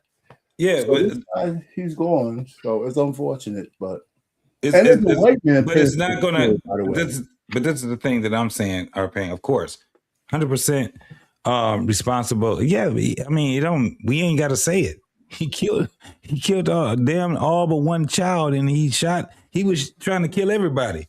So we understand that what happened, he's 100% responsible for it. No doubt about that at all. What I'm expressing is that this is why I'm saying it. It ain't gonna be the last time. It's not gonna be the last time, because and it wasn't the first time. And I'm talking about specifically in Shreveport and communities that are like Shreveport. For instance, Detroit, Philadelphia, these places where you have these cats be coming out doing some of the most horrendous ass shit. What I'm saying is that they're in a community where if you've been in these communities, you will understand that there's a subset of people that absolutely have they have the mental mentality that they have right now is crazy. And they have children. That's what I'm saying. They have children. The ones that I'm sitting back saying that I feel bad for is the most vulnerable. And that's the children. When you look at the how these things come to a head, there's a process that happens, right? I want to screw you. You want to screw me. We start screwing each other. We have moments in the point where we get attached to each other. We think it's love or whatever the fuck it is, but we have not only one child, 2 children, 3 children, 4 children. In the midst of all these things happening, volatile behaviors are happening between us, and not just us. Everybody else that's over here in this, like they said, I thought it was her girlfriend because I was like, it was fucked up. But you talk about his girlfriend and his ex-wife or be ex-wife. All right. So, but that tells you that the mindset of that community that they're in, there's no one to save. Guess who? The children, because the children are up under the ones that have the mental illnesses. Then what I'll give you is that our community is broken with children for a long time. Black men are not family annihilators. We're just not. This is an isolated incident. Give me a litany of Black men who are killing their children. No. It is. This is the thing. It is. They're not killing the children. They're killing the creator of the children. Who's the creator of the children? Huh? What do you mean, the mothers? Look, we can get into it. We can get into it. So that's a different story. I already said that. If we're talking about black men hurting black women, that's true. And I already said that men has to be better when they lose their women. We're talking about the kids. So now we're conflating things. No, this is what I'm saying. The most vulnerable are the children. I'm not talking about, because even though these women end up being victims, that don't make them the most vulnerable. Yeah, but what does that mean, JT? We're talking about because they have choices. No, what I'm saying is having these kids in the first place is putting them in a bad position. That's my point. That's why I just said the focus is the children. All right, yeah, but it's in the context of what we're talking about is a man who killed his kids. But he's right. So my whole point is that he killed. So my whole point is this, Arpain. He killed his children, but he wasn't the only. Listen, everyone else was still complicit into the foundation of how it got to where it was. If we just look at it at right, so that's what I'm saying. If we just look at it as that, this man killed his kids, and that's all we have to deal with it. The conversation is absolutely over then. What I'm telling you is that it's a constant. This is what I'm telling you. I didn't say the conversation is over. It's a constant. So many things. But what I'm explaining is that it is the fact that black men might hurt a woman. No. What I'm saying is that responsible for all. He killed his kids, and he's the one responsible for it.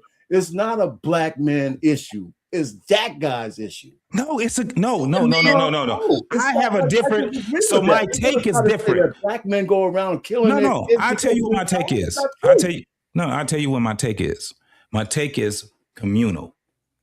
The community. Community's dead, man. That was the goddamn community, man. Right, and that's why you end up having. Hold on. Even when you said that, that's my point right there. Look, I can agree with you on that, because the thing is this: when you don't have a community, you have the end results of what we're seeing right now of a man killing his children. We have one man who killed his children. No. I can pull up more stories. Just like that's what Precious was trying to say. Hold on, Arpain. That was Precious was trying to say. It's a continuous thing. Women are being killed by men. Men are killing their children. However, it's also this is the thing. Women are killing their kids too, right? The thing is this is why I said, and my premise was that the most vulnerable are the ones that have absolutely nothing to do with it, other than they're the right. It's the children, the vulnerable. That's who it is. So at the end of the day, the problem we should be able to agree on is that we have broken communities. The reason why we seeing this is not something that is isolated. I would not agree with that. It's an isolated incident. Not from what I'm seeing right now in this world. We can go from one to the next, and the common denominator of the ones that are being assaulted and killed are children. The common denominator. Okay, so listen, you know what? This is the first time I heard anybody said that black men are going around killing their children. I didn't say black men are going around. I'm talking about children are being. That's what's on the table right now. No, but you're stuck on that part right there. That's what we're talking about. That's not. No, it's not. That's what we're talking about. I mean, if we were going to say, right, but you went past what I just said. Destroy the community. No, you went past. We could have. All right, Payne. You went past what I just said. My thing is whether they killing the children or children are being killed by mothers and fathers. They're vulnerable. I'm not talking about this. Is what this is the thing. It was the same thing. We're trying to have so Precious conversation centered around a man killing his children. No, and you keep being stuck on that, Arpain, and we're saying that's not the biggest issue. The issue is that the children are the ones that are being killed, whether it's mama or dad. It doesn't matter. They're being born into. This 13-year-old who survived this is going to have to live a life and see this destruction. Yes. Every time she closes her eyes. Yeah. Every time she looks at her mom, because her mom survived. It's crazy how the two women survived and a girl. 2 women survive and a girl, which means they can make more children. However, and we don't even know if they can make more children. Who knows what damage this did to them, right? But they are going to have to live on, and now they will have a stigma against our men. Yes. We're supposed to protect them. Now, Precious, supposed to be there for them. Wasn't one of the women shot in the head? In the nose, yes. In the face, right? So now watch this. Now watch this. I remember I was going to date a woman, right? She had a little limp, but she was beautiful, right? We got to talking, and the woman was telling me what happened to her. And she told me that when she was in high school, her boyfriend at the time came up to the school and shot her in the head. How can I date that woman after she gave me that information, right? So imagine someone that's sitting here, that type of information, that's what I'm trying to say, is that it makes a difference when we're talking about the things that's happening. That woman survived, but what's she gonna do? Go out here and try to date the way that she used to date when she was young and beautiful? She can't do it anymore. That happened. And then on top of that, once you give that type of information, and not only that you say that I was shot in the face, but 7 of my children were deleted by my husband. We wanted to have this broader conversation of how fucked up black men are. These kids didn't even have to die to say what was said. It don't have to go to being how fucked up black men are, though, Pain. Listen, the story you just said could have been said before these kids got killed about. Bro, let's keep it a bill. Let's keep it a bug, though. I mean, wait. This is listen. When I talk, we got to compartmentalize things. The conversation we're having about the kids being the most vulnerable could have been said whether these kids got killed or not. But our Pain, you went past the part that I said. Even if we say, but you. Well, wait a minute. You're making statements. We could have this whole conversation about black men and how they can't process hurt and they lash out. We could have this whole conversation whether these kids died or not. Yeah, but I've also said killed them. The fact of the truth of this situation, not just a broad situation, the fact of the matter is he took their lives. Right, but I've also tell me that I'm gonna make a broad. I don't need to make a broader statement. These kids were unfortunate in this particular instance, but the issue about the community, whatever that's called, and black men not processing their hurt would be the same whether this guy did what he did or not. Yeah, I just think y'all both are coming at it from a different perspective. There are different perspectives. That was why I said that even though those women, they were, and I'm going to let you go, Coach, but that's why I said, even though the women were victims, I believe that they were still complicit. I believe that the community was complicit. And what was that, having the children in the first place? Not just that, having the children, knowing that you can't afford those children, being around, talking the way that you talk. Listen, this is my whole thing. That's why I said, go into neighborhoods like Shreveport, go to the neighborhoods in Detroit, go in there and just listen to people talk. That mindset is fucked up.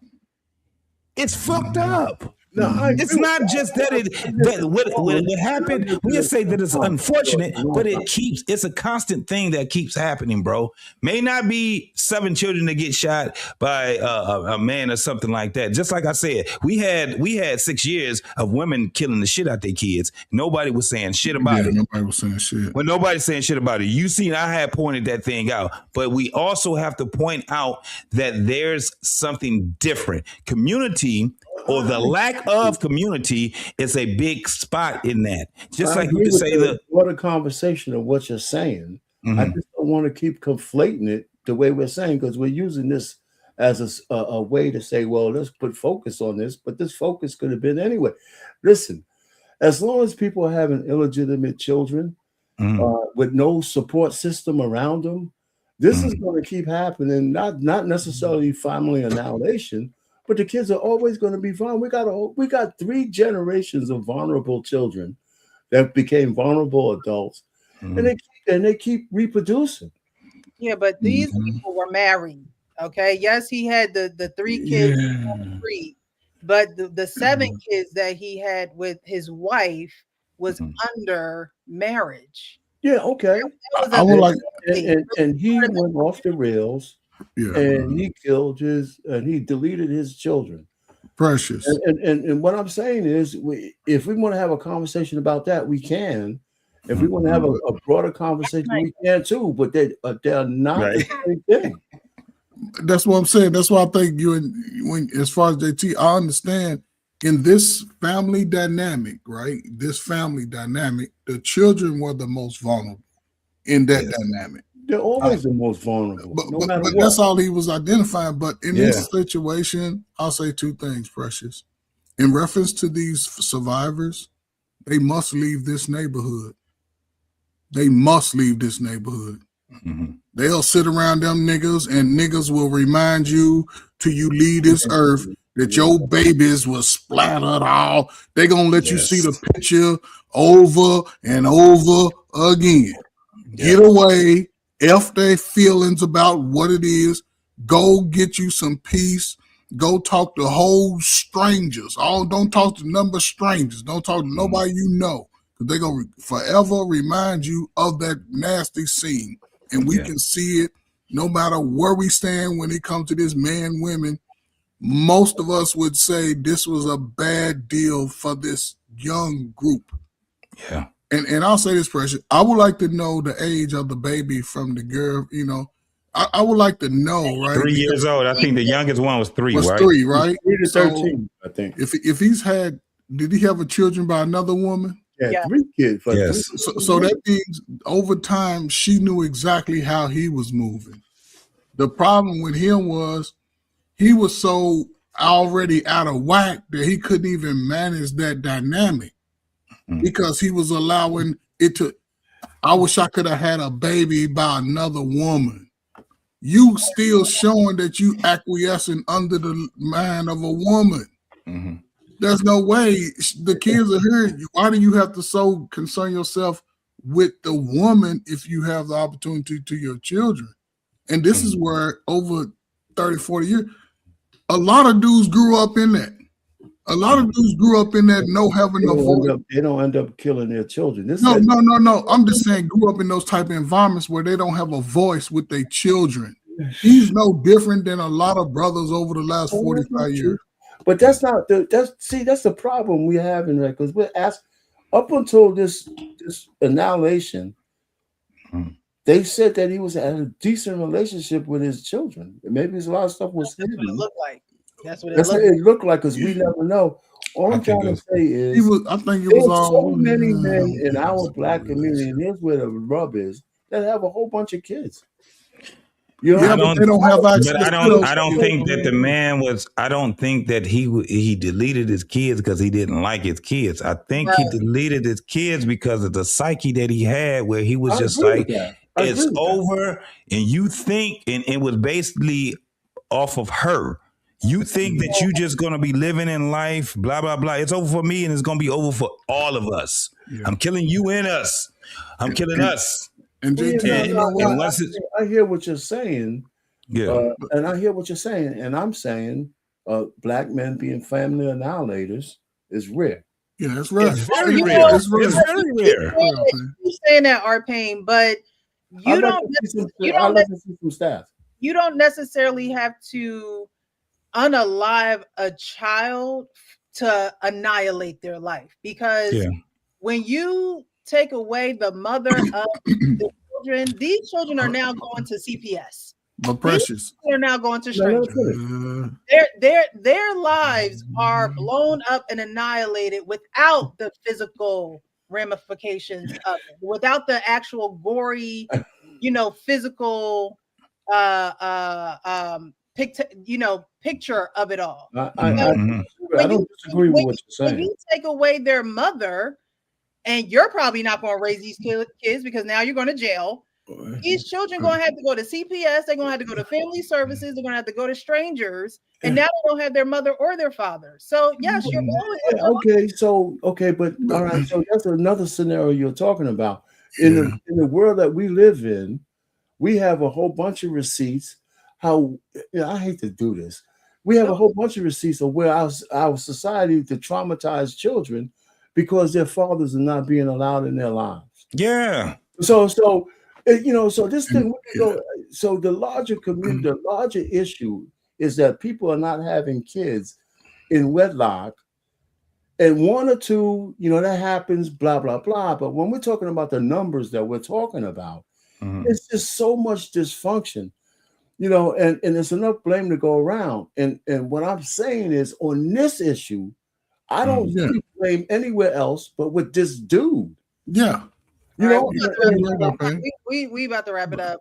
In 2026, Black women, we're talking around what the main issue is here, and it is when men don't get help, who pays the price? Okay, in 2026, Black women are being unalived in their homes, at work, and on holiday and on the road by partners, by boyfriends, by husbands, by strangers. No space has been safe. These are their stories. See, I hate these stories. I hate the words. Even the words just. Okay, Coach Ferg, I'm going to go through this. Okay. Okay, at 8 months pregnant, Ashley Allen, 23, was unalived by Kevin Foe, 24, the father of her unborn child. He had previously been convicted of assaulting Ashanti just months before her death. Her baby never took his first breath. Okay. We then have Victoria Alexander, 38, was unalived by her estranged husband who gunned her down at her own workplace. This happened in New Jersey before turning the gun on himself. She was a licensed practical nurse. She went to work. She never came home. We also have Raven Edwards, was unalived by her ex-boyfriend in Washington, D.C., a mother of 3. She had been battling kidney failure since 2025. She was already fighting to stay alive. He took that fight from her. We have, at 22 years old and pregnant, Tanoia Stokes was unalived in Monroe, Georgia, weeks away from graduating from Kennesaw State University. A man has been charged with her unaliving. She was weeks away from a new chapter. At 22 years old and 5 months pregnant, Gladys Johnson was unalived by her partner in her own home, in her own family home in Milwaukee, which was set on fire. She was also the mother of a 3-year-old daughter. 2 lives taken at once. There's also Denisha Heller, 30, was unalived by Altavius Powell, 34, who shot her execution style in a vacant apartment in Fort Lauderdale before moving her naked body and leaving it near a dumpster covered in cardboard. A mother of 3 daughters, her father said he left her like she was nothing. Gabrielle Ayers, 27, was unalived in a targeted ambush by a known suspect in Chicago, leaving behind a baby daughter. Her daughter will only know her through photographs. Dr. Serena Fairfax, 49, was unalived by her estranged husband, former Virginia Lieutenant Governor Justin Fairfax, who shot her in the basement of their own home before unaliving himself upstairs. Their teenage son called 911. A judge had just ordered Justin to move out. She was a dentist, a mother, gone. Nancy Mateer Bowen, 38, was unalived by her husband, Stephen Bowen, who shot her 3 times in their home in Coral Springs, Florida. The vice mayor and first Black and Haitian American female commissioner in her city's history was found with her body wrapped in blankets and garbage bags. She had just buried her brother. She was weeks away from announcing a run for Congress. Imani Diaz-Smith, 26, was a former Broadway child star who played young Nala in The Lion King. She was stabbed to death by her boyfriend, Jordan Jackson Small, 35, in their home in Edison, New Jersey. He was charged with first-degree murder. She leaves behind a 3-year-old son. She had already overcome so much to get where she was. At 34 years old, pregnant, mother of 2, Bianca Huntley was unalive while driving home from work on I-75 in Atlanta during rush hour. She tried to get out of her vehicle and dial 911 before she died. Her SUV was found on the median, turn signal still blinking. Her family says she was targeted. No arrest has been made.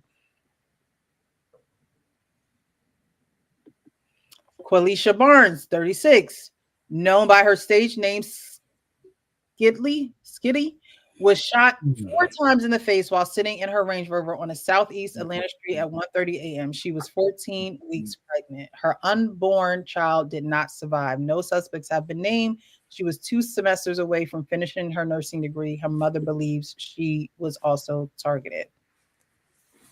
And of course, we know Ashley Janae, 31, traveled to Zanzibar, Africa to celebrate her 31st birthday with the man she was with. She was found dead. The circumstances surrounding her death are still under investigation, and no suspect has been named. She went on holiday. She never came home.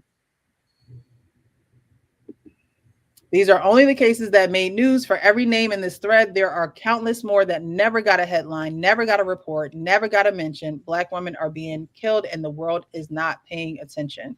Check on your sisters, trust your instincts, speak up, report what you know, whether it is a dangerous relationship, a violent attack, or targeting killing. No Black woman should have to fight for her life alone. You are not alone. The National DV hotline is there. You can also text. You know, I understand the men aren't aliving, they're just not walking around unaliving their children. But when you can unalive the mother of the children and then turn around and unalive yourself, you know, because they may not unalive the children, but there's probably a higher rate of them unaliving themselves. You know, I'm trying to look at the purpose of this. Men are not going around unaliving women willy-nilly either. For all of these, there's millions of women who are not being attacked by men. I could put a list of anything like this and make it look like this. Listen, I think Black women have decided to be alone without their men, like the only ethnic group in this country that have no tie to their men.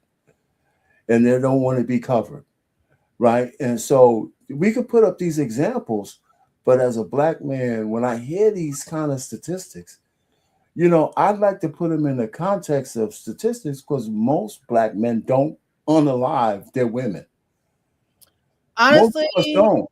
And so when we put these things up there, it gives a connotation that we're going around killing our women willy-nilly, and we don't. Our pain, I am sad and disappointed in you, and this is coming real. I'm not saying it doesn't happen. You can be at the end of the day, it does happen. So that's what we are addressing. So if you don't want to address that it does happen, we're not talking about it doesn't happen. That it happens. We're not talking about if it happens every day, every second. I mean, literally, I think between every 3 to 6 minutes, a woman is unalive, whether she's Black, whether she's white, whether she's Hispanic. At the end of the day, it is happening. Yes, and we have to address it.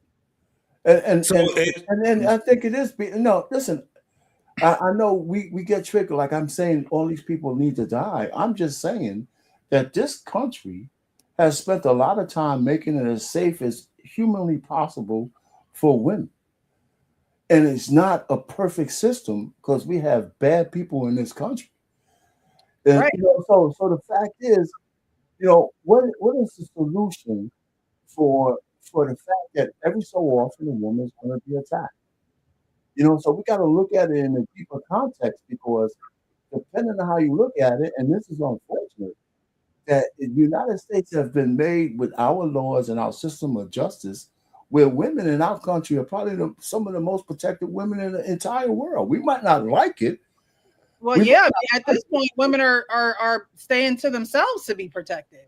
And I'm not one of those women that are just like, no, be afraid of men, because no, I don't think that women should be afraid of men. No, but at the same time, they should value their safety. They should value that when they go out to go to work and go into the parking lot of their job, they're not being followed by their husband who wants to leave, unaliving notes on their dashboard to make it. But before you go, JT, I said this when we first said this. I said Black men in particular have an issue with how they deal with their women in when they get hurt. I said that. I really did. That's where we need to help at. So what your illustration shows me is exactly what I said in the beginning. Well, that's when our women leave us, we overreact. And I'm thinking that it's probably a lot of factors in that, because these guys are doing it because whether it's scarcity mindset or whether they don't think they'll ever find another woman like that, or they think they put so much into this and now it's gone. I don't know what those factors are. I know what the factors are. We have a lack of community cohesion. You're not filtering these men through your dads, your uncles. You're not filtering these people through family. You can never think that you're going to have a better outcome than what it was traditionally. Period. There's no way. And yes, they're absolutely right. You can come up, they can pull up 200 more women within the year that has been unalived by men and all these different things. But just like what R-Pain was just saying, we can't just paint this picture like men are just going around willy-nilly just unaliving women. This is the thing that women don't want to understand. Men like myself, R-Pain, Coach Ferg, and a lot of other men is out here. We're protecting you not only from the men, but from yourself, because the decisions that y'all make, when you showed those videos earlier, the videos, and even though those women were Hollywood women, we seen in 30 seconds how their mind be going and switching. They're bad picks of men. They're bad picks of mates. At the end of the day, they need to be able to lean on someone that can sit back and say, hey, I'm going to be very strenuous. It's kind of like this. If you go to other countries and you date a woman and her father and her uncles and all of them, they have to meet you. And they sit back and say, and she'll tell you in a minute, if they tell me that I can't be with you, then I have to break up with you. Mm-hmm. Yep. Right? That in a lot of these countries, that's just how it goes. In America, it's not that way. Not at all. Again, we just spoke, and I love the way that you proportion the way that you proportioned the show today. When you have women that just be on their own, and they're being secretive and all these different things, those which you just showed, that's the worst case scenario that can happen. Unalive, the rest of your life is gone. Yep. Right? And it's because of the picking. You're not good. And the only thing you got to do is just say, I'm just not good at picking men. When men sit back and we hear that you say, I like you, but I got to bring you around my uncle or my dad. Yeah, we need to see. So for right now, let's just be friends. Sex is not on the table right now. Right, man? They can be upset. And the ones that don't want to deal with that, guess what they're going to end up doing? Leaving. Straight off, yeah. They're gonna stray off. And so you're fine. That way you don't have to deal with all the other rigmarole that comes behind that. There's no pressure. There's nothing. Let him go where he's going, right? But the other ones, when it comes down to it, you have to filter them through the people that really, really love you. And I'm not just saying the men, the women too. Women are just as, especially when you got a woman, a mother and a father, the mama could be way worse than the father could be, right? But they're going through the filter of your family. This is what courting is. Courting is not you and just that person. It is your community.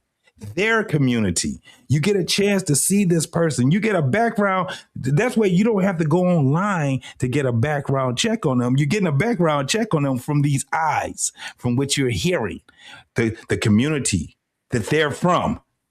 If they got a bunch of people that's over there, right, and if they come from terrible stock, Precious, no matter how much you like them or whatever, there's something in you that's going to say, even though I like you a lot, I just can't be with you. Because you see where they come from. You see the stock, right? Yeah. And whether you're right or wrong, I'd rather be safe than sorry, right? That may not just be the person from you because you see where they're coming from. Right. Why? Y'all say it all day.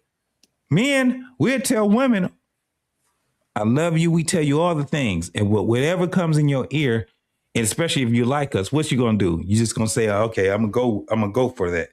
But you got to start making better decisions. And they're gonna have to be difficult decisions that you have to make. Just because you're fond of a person and they're strange, if they're a stranger, treat them as a stranger. I had never had a problem with a woman saying, I don't know you like that, so I have to do certain things and take certain precautions. Never had a point where I was just like, oh shit, you on some bullshit. And if I was on that, good. That's good on her. Yeah. You get what I'm saying? But when you don't have that, and it's going to be even more people. This is what I'm saying. What you've shown is the suffrage that families have to deal with, right? When people say, well, what's the solution, or how do we fix it? We got to watch the suffering right now. We're past the thing where we can, single-handedly fix these things. It's going to be another generation that's going to fix that. What we're seeing right now, I guarantee there's going to be a generation that's going to be applying the things that we're talking about right now. There's going to be a generation that's going to see so much suffering. You're going to have one generation that's going to see so much suffering, they're going to be working towards going another route. And then you're going to have eventually another generation that's going to, I don't know how that's going to get, but it's going to be eventually another generation that's going to say, we got to put some order in this shit right now. And they're going to start applying the things that they learn. But you know what I mean, JT, you got to have some people who are willing to acquiesce to that. I mean, like I tell my daughters, you got somebody you're serious about. You got to, one, introduce them to me and your mother right away. That's it. Or else why waste your time? Don't let these guys know where you live. None of that stuff, And, so far they comply. What I'm saying is, and this is a black woman's choice in America. You guys don't want to be covered. They got it. And I'm saying, it's only so much we could do. If women don't want to be covered because they're independent and they want to do whatever they want to do, because, I don't know how to bridge that gap. You're not going to be able to do it, Payne. The lieutenant governor to erase his wife, right? Yeah. This guy has been through the rim. So some of these are anomalies and some of them aren't. I remember Ray Caruth, who did his girl, a football player. Yeah. He's still doing time. He ain't doing time no more. Huh? He's not doing time anymore. Ray Caruth been out for like 6 years, bro. Ray Caruth was trying to get custody over his son. Get out of here. There's something I thought the kid. Yeah. That's right. That's right. Yes. I do. And I think we gotta follow the story because it's not even in the limelight. He did get out. He tried to. He got out and he tried to get custody over his son. Well, I mean, so Precious, I hear what you're not trying to do. What you put out, what you presented is compelling. I'm just trying to figure out, the message that we're leaving and what the corrective action is. And I think JT said a lot of that good stuff, but how do we get there from here? Because women are going to be, go ahead, LT, because women are out there alone all the time. And there's no women out there more alone than black women. Nobody. Go ahead, LT. Thank you. JT, I think it is JT. Yeah, JT. He basically almost said everything I was thinking about, but I'm gonna go on top of that and say, and both of y'all was talking a similar thing.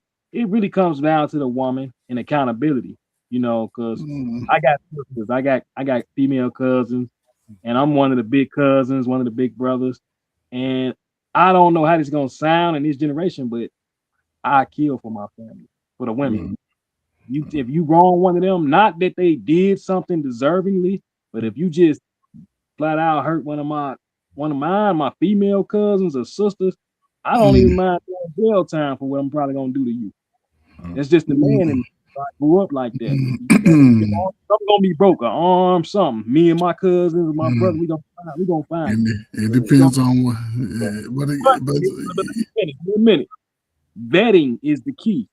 I have actually had some discrepancies with these same females in my family because of their choice in men. And I would say, hey, well, what are you looking for? Why this guy? And it'd be the problematic black guys, the ones that I like a little a little thug or this or that. It's like, with a suit on. And it's like, that's okay that you like somebody. You want to protect this, what you're really trying to say. But that doesn't mean he has to be the worst of the worst. And when they don't know how to vet the type of man they want, they just think, okay, this guy, he looks like he could protect me, but he also might be the guy that'll go upside your head, or he don't got a certain level of morals. So we, as the men in the family, got to screen that type of stuff. And sometimes, it's pushback. So what I started to do was I started to let them fend for themselves, because I got older and I got tired of being in the middle of stuff. And it got dangerous too, because that's the woman in them likes that thrill. And then I had a guy come to me, he got a pistol, he laid it on the table. And I'm like, bro. And I'm looking at this guy like, my guy, why did you bring that up here? This my sister. But at the end of the day, I thought about my life, and I said, at the end of the day, man, I still want to live. I still got a lot of mistakes to make myself. I asked my sister, and I said, what?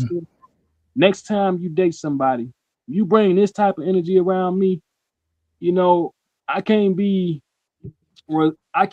recall what I'm gonna do. I can't be held too responsible either. I'm gonna do whatever I gotta do for me, but don't put me in a situation like this where I gotta go and then go off the rails for you. But I see that not just with my sister, but a lot of black women, even the rejection I've gotten. It's been women that told me, you not dangerous enough. So in so many aspects, like I got a decent job, I don't gang bang, but it's like I want a thrill. I'm in Chicago, and whenever you see these things happen, it's always little subtle little signs of crazy in these guys that they be talking about. Yeah, he off you, but how many times did he threaten to hurt you before that?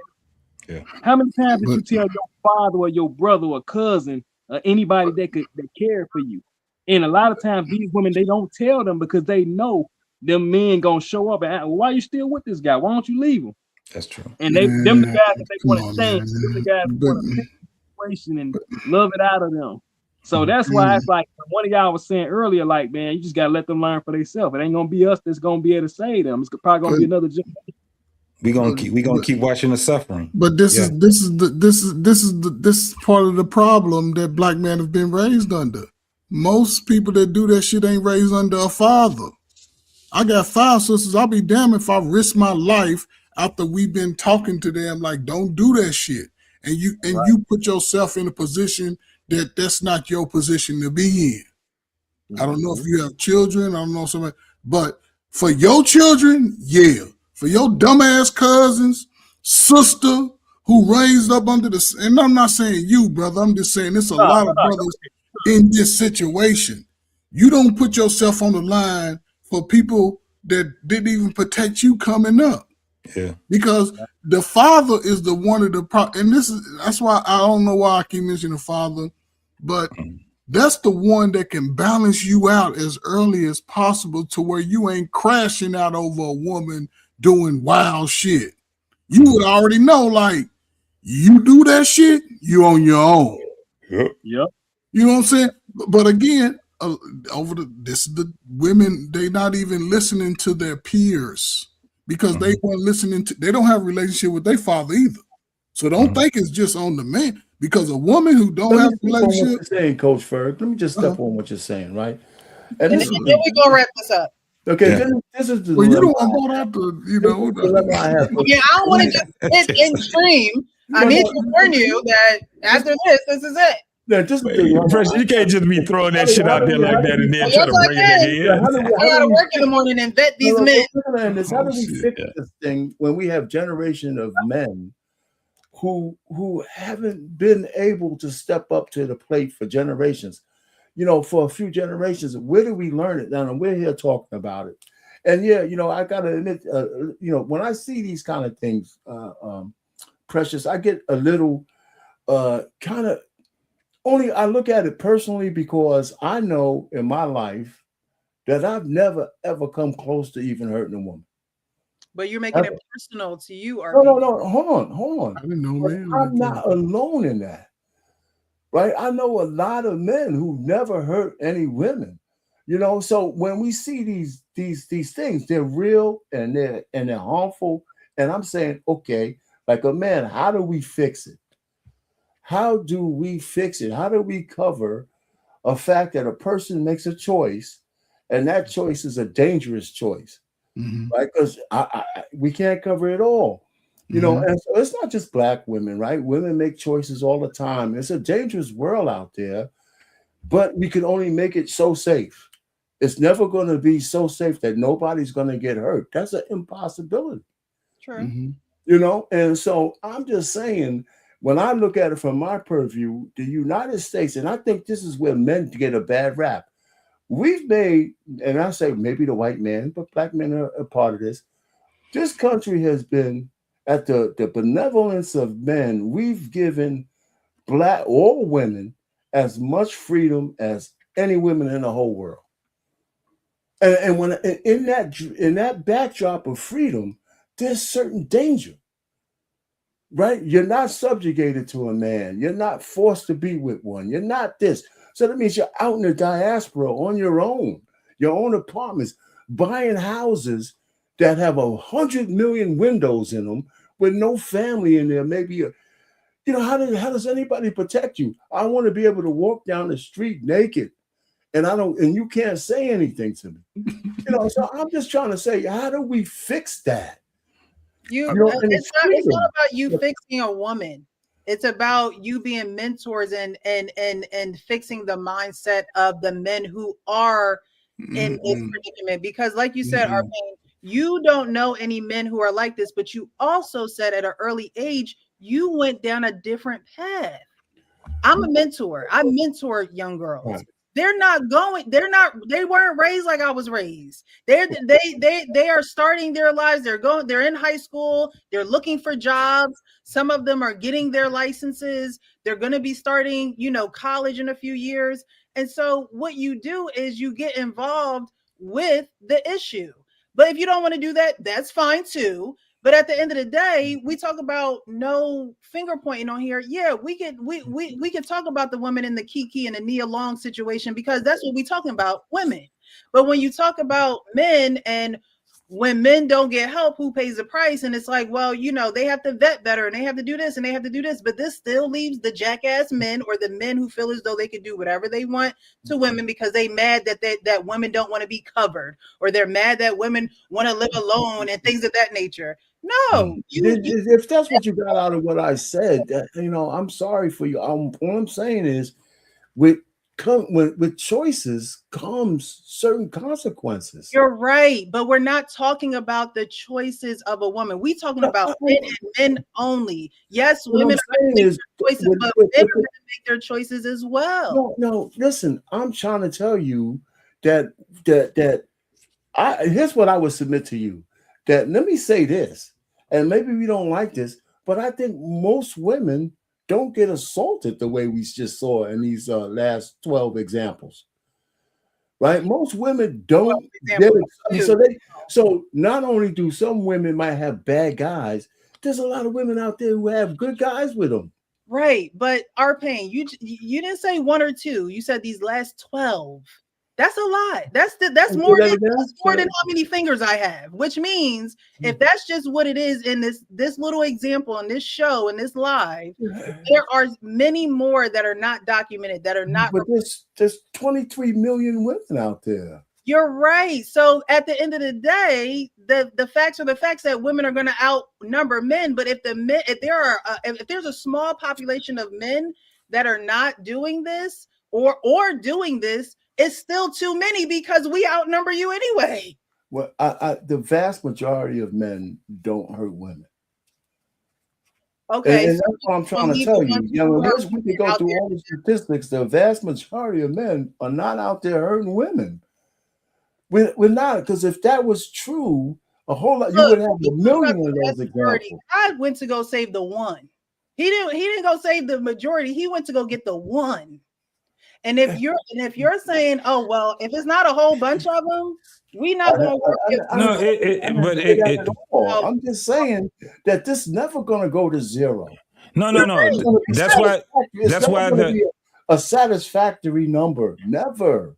You're right, but you're still not giving a solution for men who are going down these wrong paths. So the solution for those men is going to. You don't like the solution. The solution is that if a woman is going to cleave to a man, he should be vetted by somebody other than her. You got to do that. You don't like that.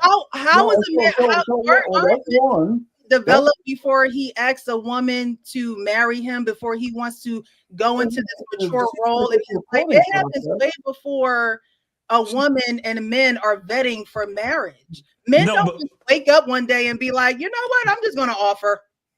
No. So before you even get there, I mean, she should have this guy in front of somebody to help vet the guy. Yeah, you gotta.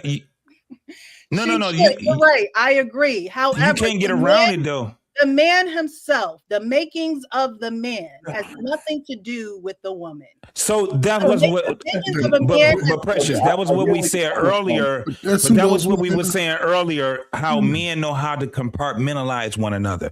So when you say men, this is why men get offended so fast, because we already know how to compartmentalize those dudes. Those dudes that you're talking about, we're like, no, that's not the majority of us.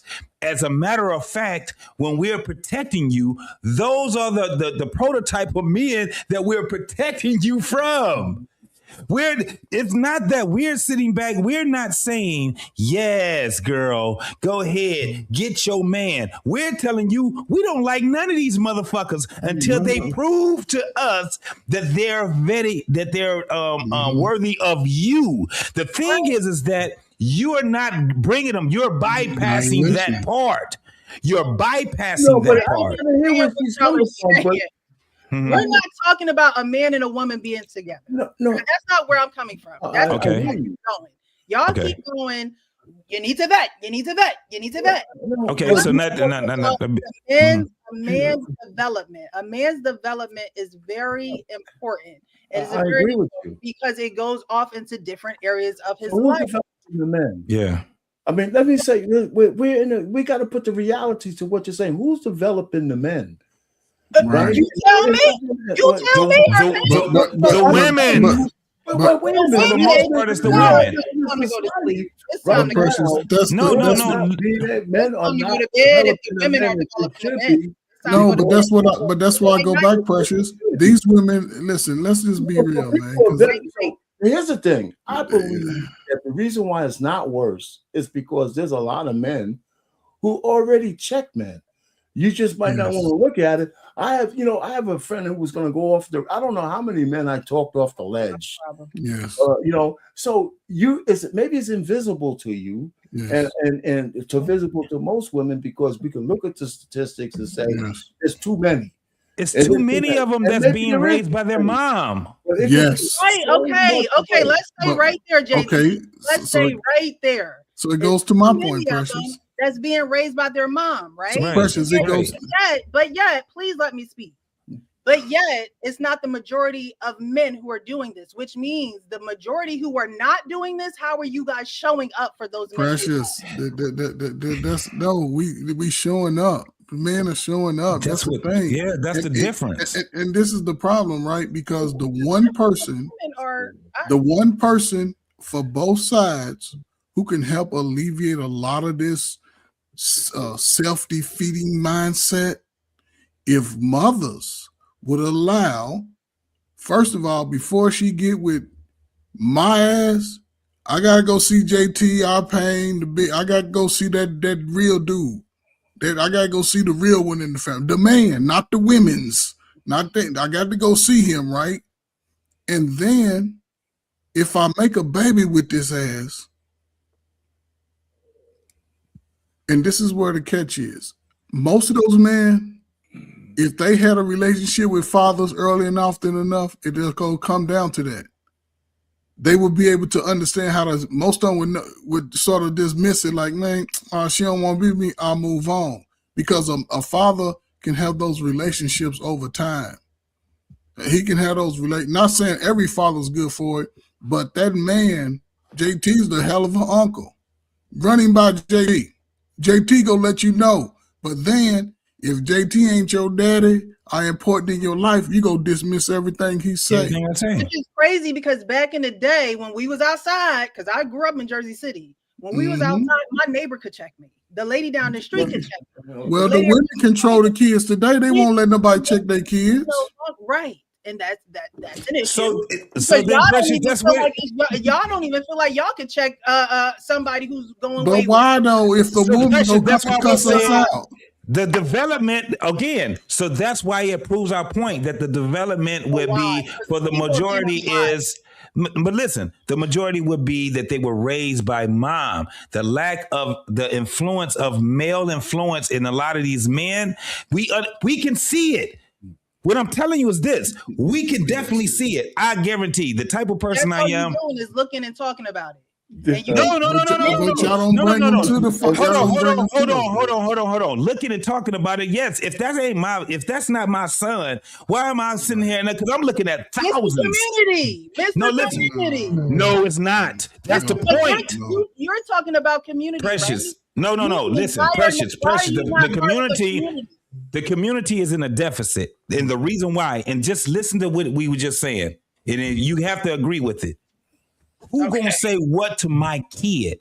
Fuck what you talking about. If my child come and tell me that you said anything to them, I'm on your head. I'm on your top. The schools can't say nothing. The principal can't say nothing. Even at the latchkey little spots that they have, they can't say nothing. The neighbor can't say shit to them. The lady across the street can't say nothing. And guess what? Absolutely, his daddy can't say a motherfucking thing to him.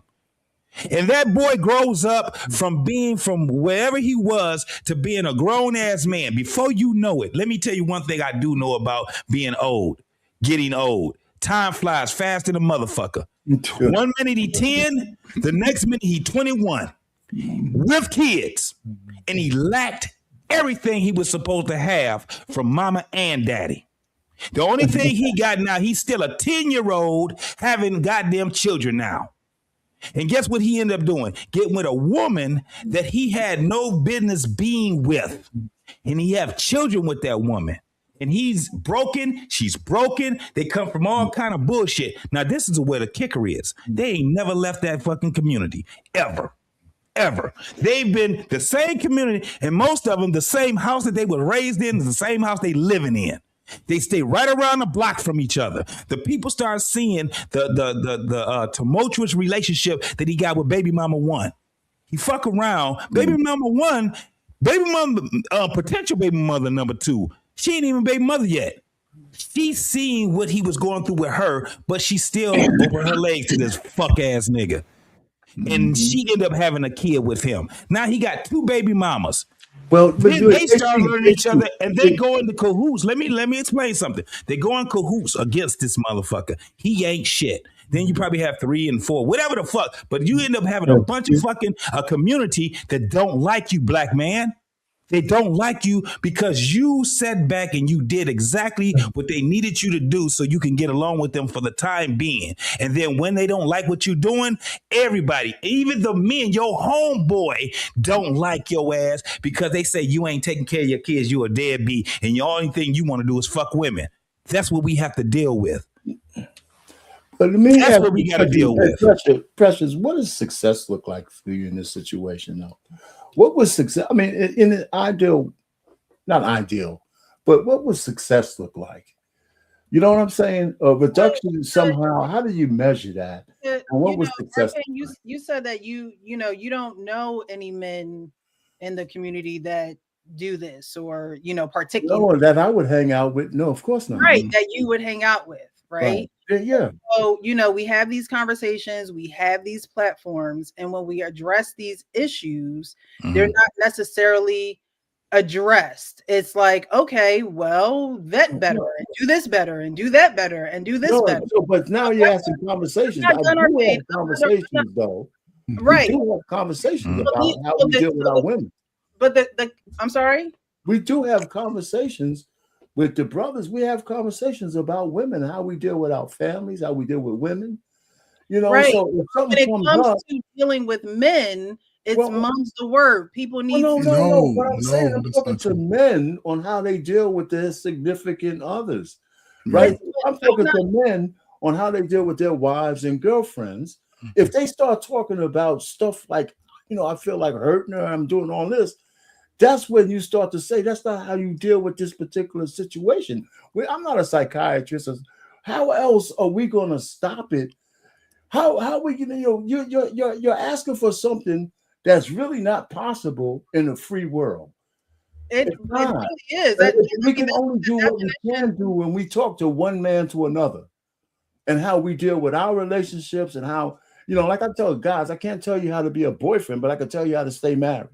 Right, but can you teach them how to be just a better man without a woman, without the children, just a better man? In the right state, well, depends on what they were looking for. You know, but Precious, the thing about it, when you come, I can't just go tell them this is how you do it. They ain't talking to us though, Precious. So if they're teenager, that's you know what makes it different. You know what makes it different. I don't got time for excuses. If they're But it makes a difference. I don't. But Precious, here's the difference though. This is the difference between men that are adult men moving as they are than young women, right? You're able to have those young women in a controlled environment, right?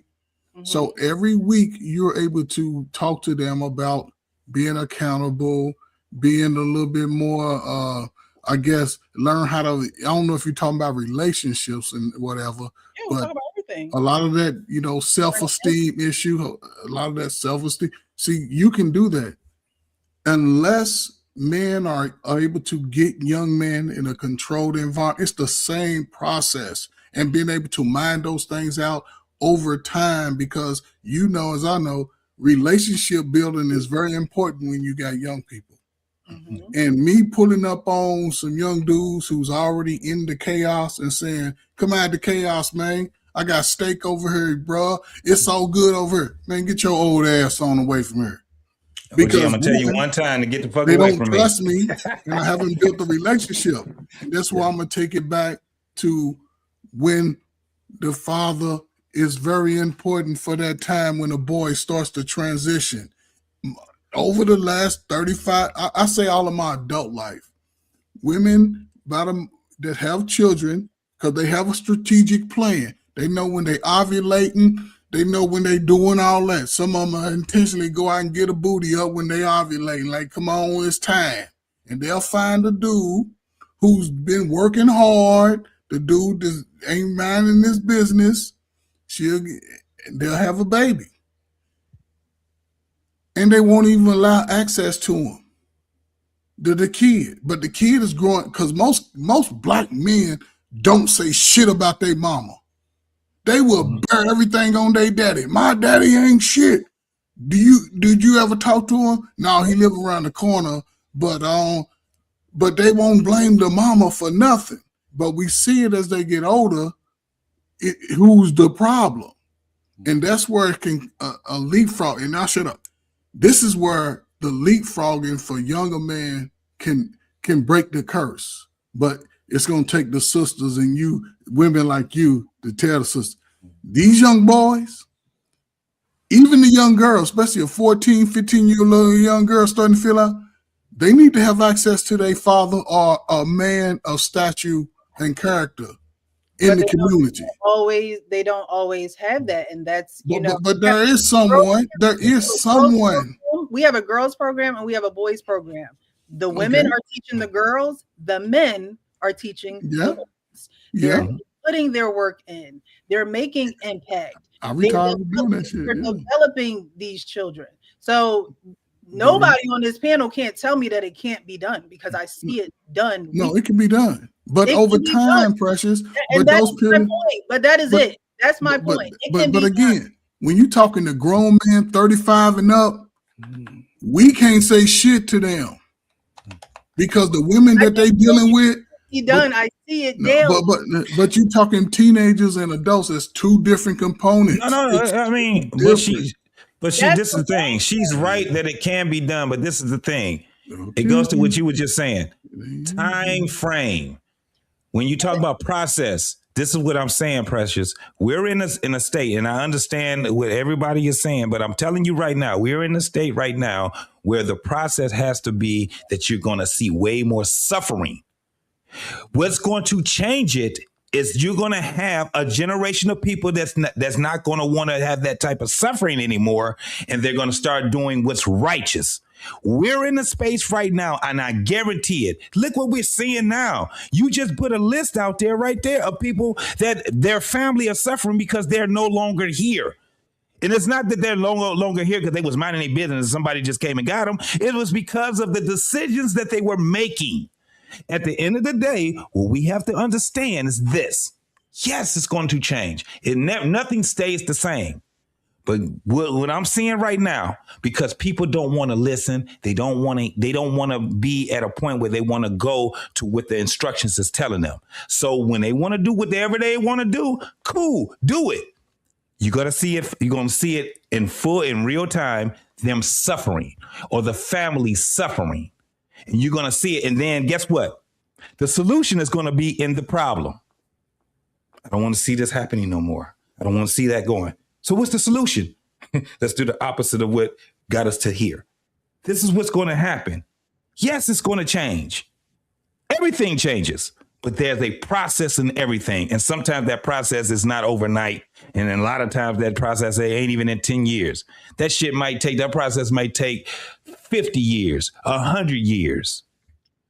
Because what was done didn't take 50 years, 100 years. That shit took 400 years to get us to where we at right now. How you undo that?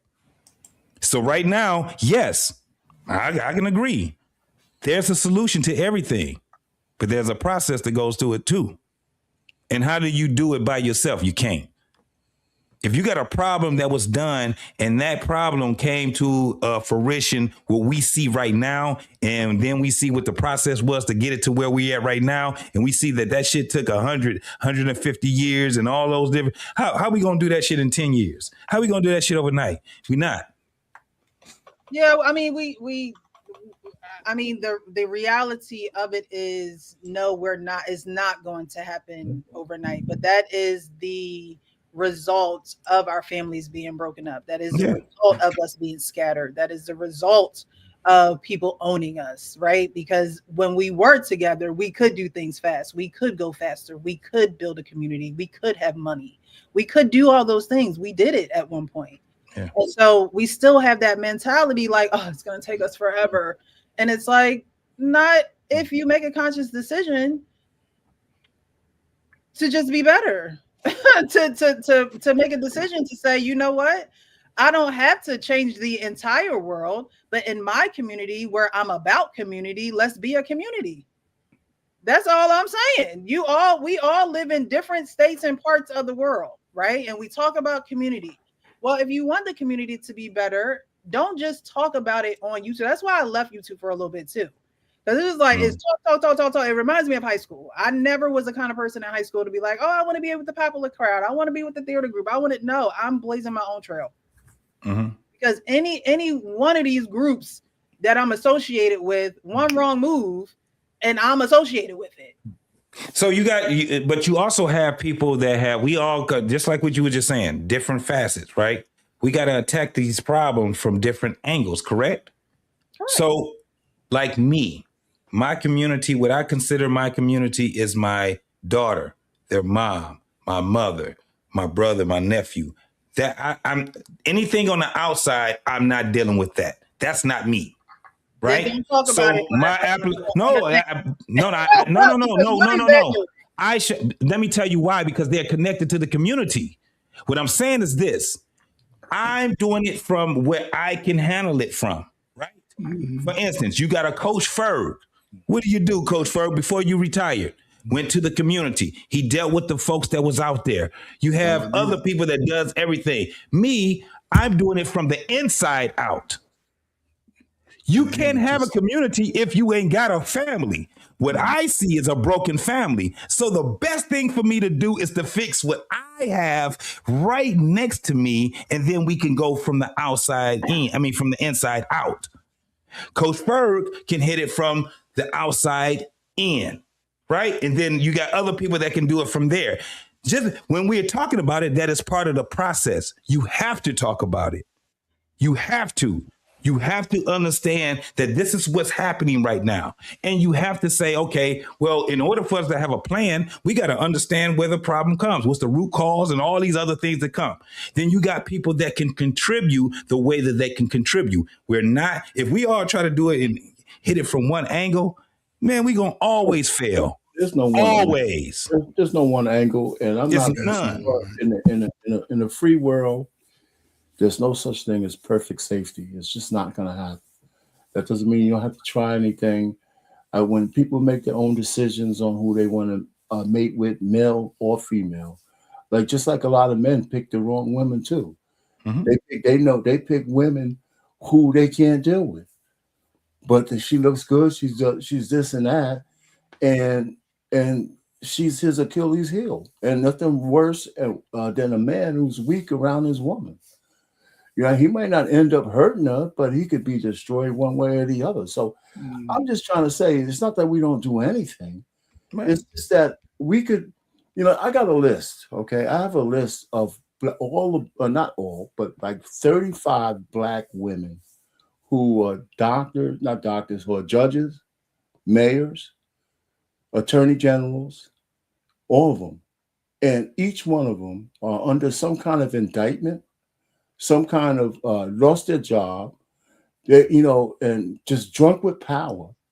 And I'm very reluctant to have like a show, just kind of showing that where I could just flip this woman, this woman, this woman, this woman, because I know that's not all Black women, but it starts to show a pattern of like, can I trust you with power?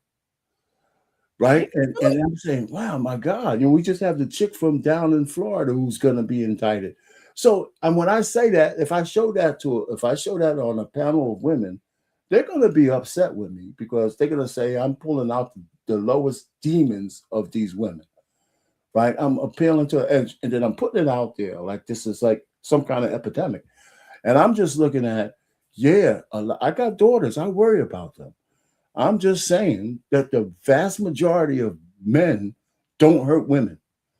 We just don't. And that doesn't mean that the ones who do are less heinous. But if I just show a picture of all these victims, and you can put 100 up there, or whatever you could put up there, that still doesn't say that we go around looking for women to victimize.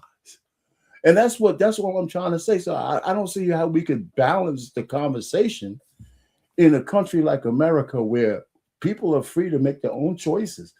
And just like everybody's choice comes with, the freedom that we have comes with a certain amount of danger. It's just true. Mm-hmm. Unless we're going to live in some kind of draconian society where we used to have standards, morals, mores, we used to have restrictions and all that kind of stuff that could force safety. It can, but people don't want to live like that. So I'm just looking at this thing. We do what we can, and life is kind of like a crapshoot, and we could try to make it better. But when I look at America, I don't think there's another country in this world where women are as safe as they are in this country. It doesn't look like that if we put up bad statistics, but go to some of these other countries, man, women are getting their ass kicked. They have no rights, nothing. So I'm just saying, I mean, and it's not just, I'm talking about Black men, but men in general, we just get this rap. Like all we want to do is hurt chicks, man. It's crazy. It's not all you want to do is hurt chicks. But if you could have the opinion that you have towards the women in the first clip, then you know what? Don't even have it. because you can't give what you don't have. So I can't even X that because Well, it's what not. do you say? The two women who want to make love? I mean, that's their No, Nia Long and Kiki. There's, it's always a passion behind, speaking about the woman. And even when we speak about the man, it's like, oh, well, the woman needs to do this. And it's, No, I don't think I hope I didn't sound like that. I didn't have any problem with Nia Long and Kiki from the standpoint that they want to have sex. It's up to them. Right, but there's still a whole conversation of the older woman teaching the younger women, and there's a whole conversation around that. We had a whole conversation around that. But what I'm trying to say is, how do we? It's like, well, I'm just worried about me and mine in my house, and I understand that. But at the end of the day, just because it's not a widespread issue doesn't still mean it's not an issue. Arpain, have your show. Don't be worried about what women are going to say. I hear you. Pointing things out. If it's an issue, it's an issue. Period. No, so the thing is that no. JT, I'm sorry, I don't mean to cut you off, but my bedtime, I feel you. You open that can of worms. Yeah, she trying to close it off. I get you. 5 hours and 35 minutes, y'all are tripping, and so am I. Okay? No. I understand. We're gonna get out of here. We're not even gonna do no. It's a good show. You know what? Yeah. So am I still invited back? I'm just trying to wait. You kick me off. If I kicked off the channel or not, you know what I'm saying? You can disappoint you, and you can be, a little bit disappointed about it. It doesn't take away from you still be adding, value to this platform. We'll be able to reconcile it, though. I think we can. And still like them. You know what I mean? Yeah, Pressure. I think we can still reconcile our differences. I mean, we're going to have these conversations come up again anyway. So. Exactly. No. We can't wait for next week. I'm still going to have the Miss Forum. We're still going to be back next week, Friday, 9 p.m. We probably not going to go for 6 hours, but we're going to be back. Okay. You dig? I appreciate you guys. I appreciate those. Appreciate you, sis. Nice seeing you, LT, man. Nice meeting you. Came through. All right, fellas. LT, thank you so much, guys. You guys have a good one. All right, LT. Nice meeting you, brother. Good night, Justice. Good night. Good night. All right.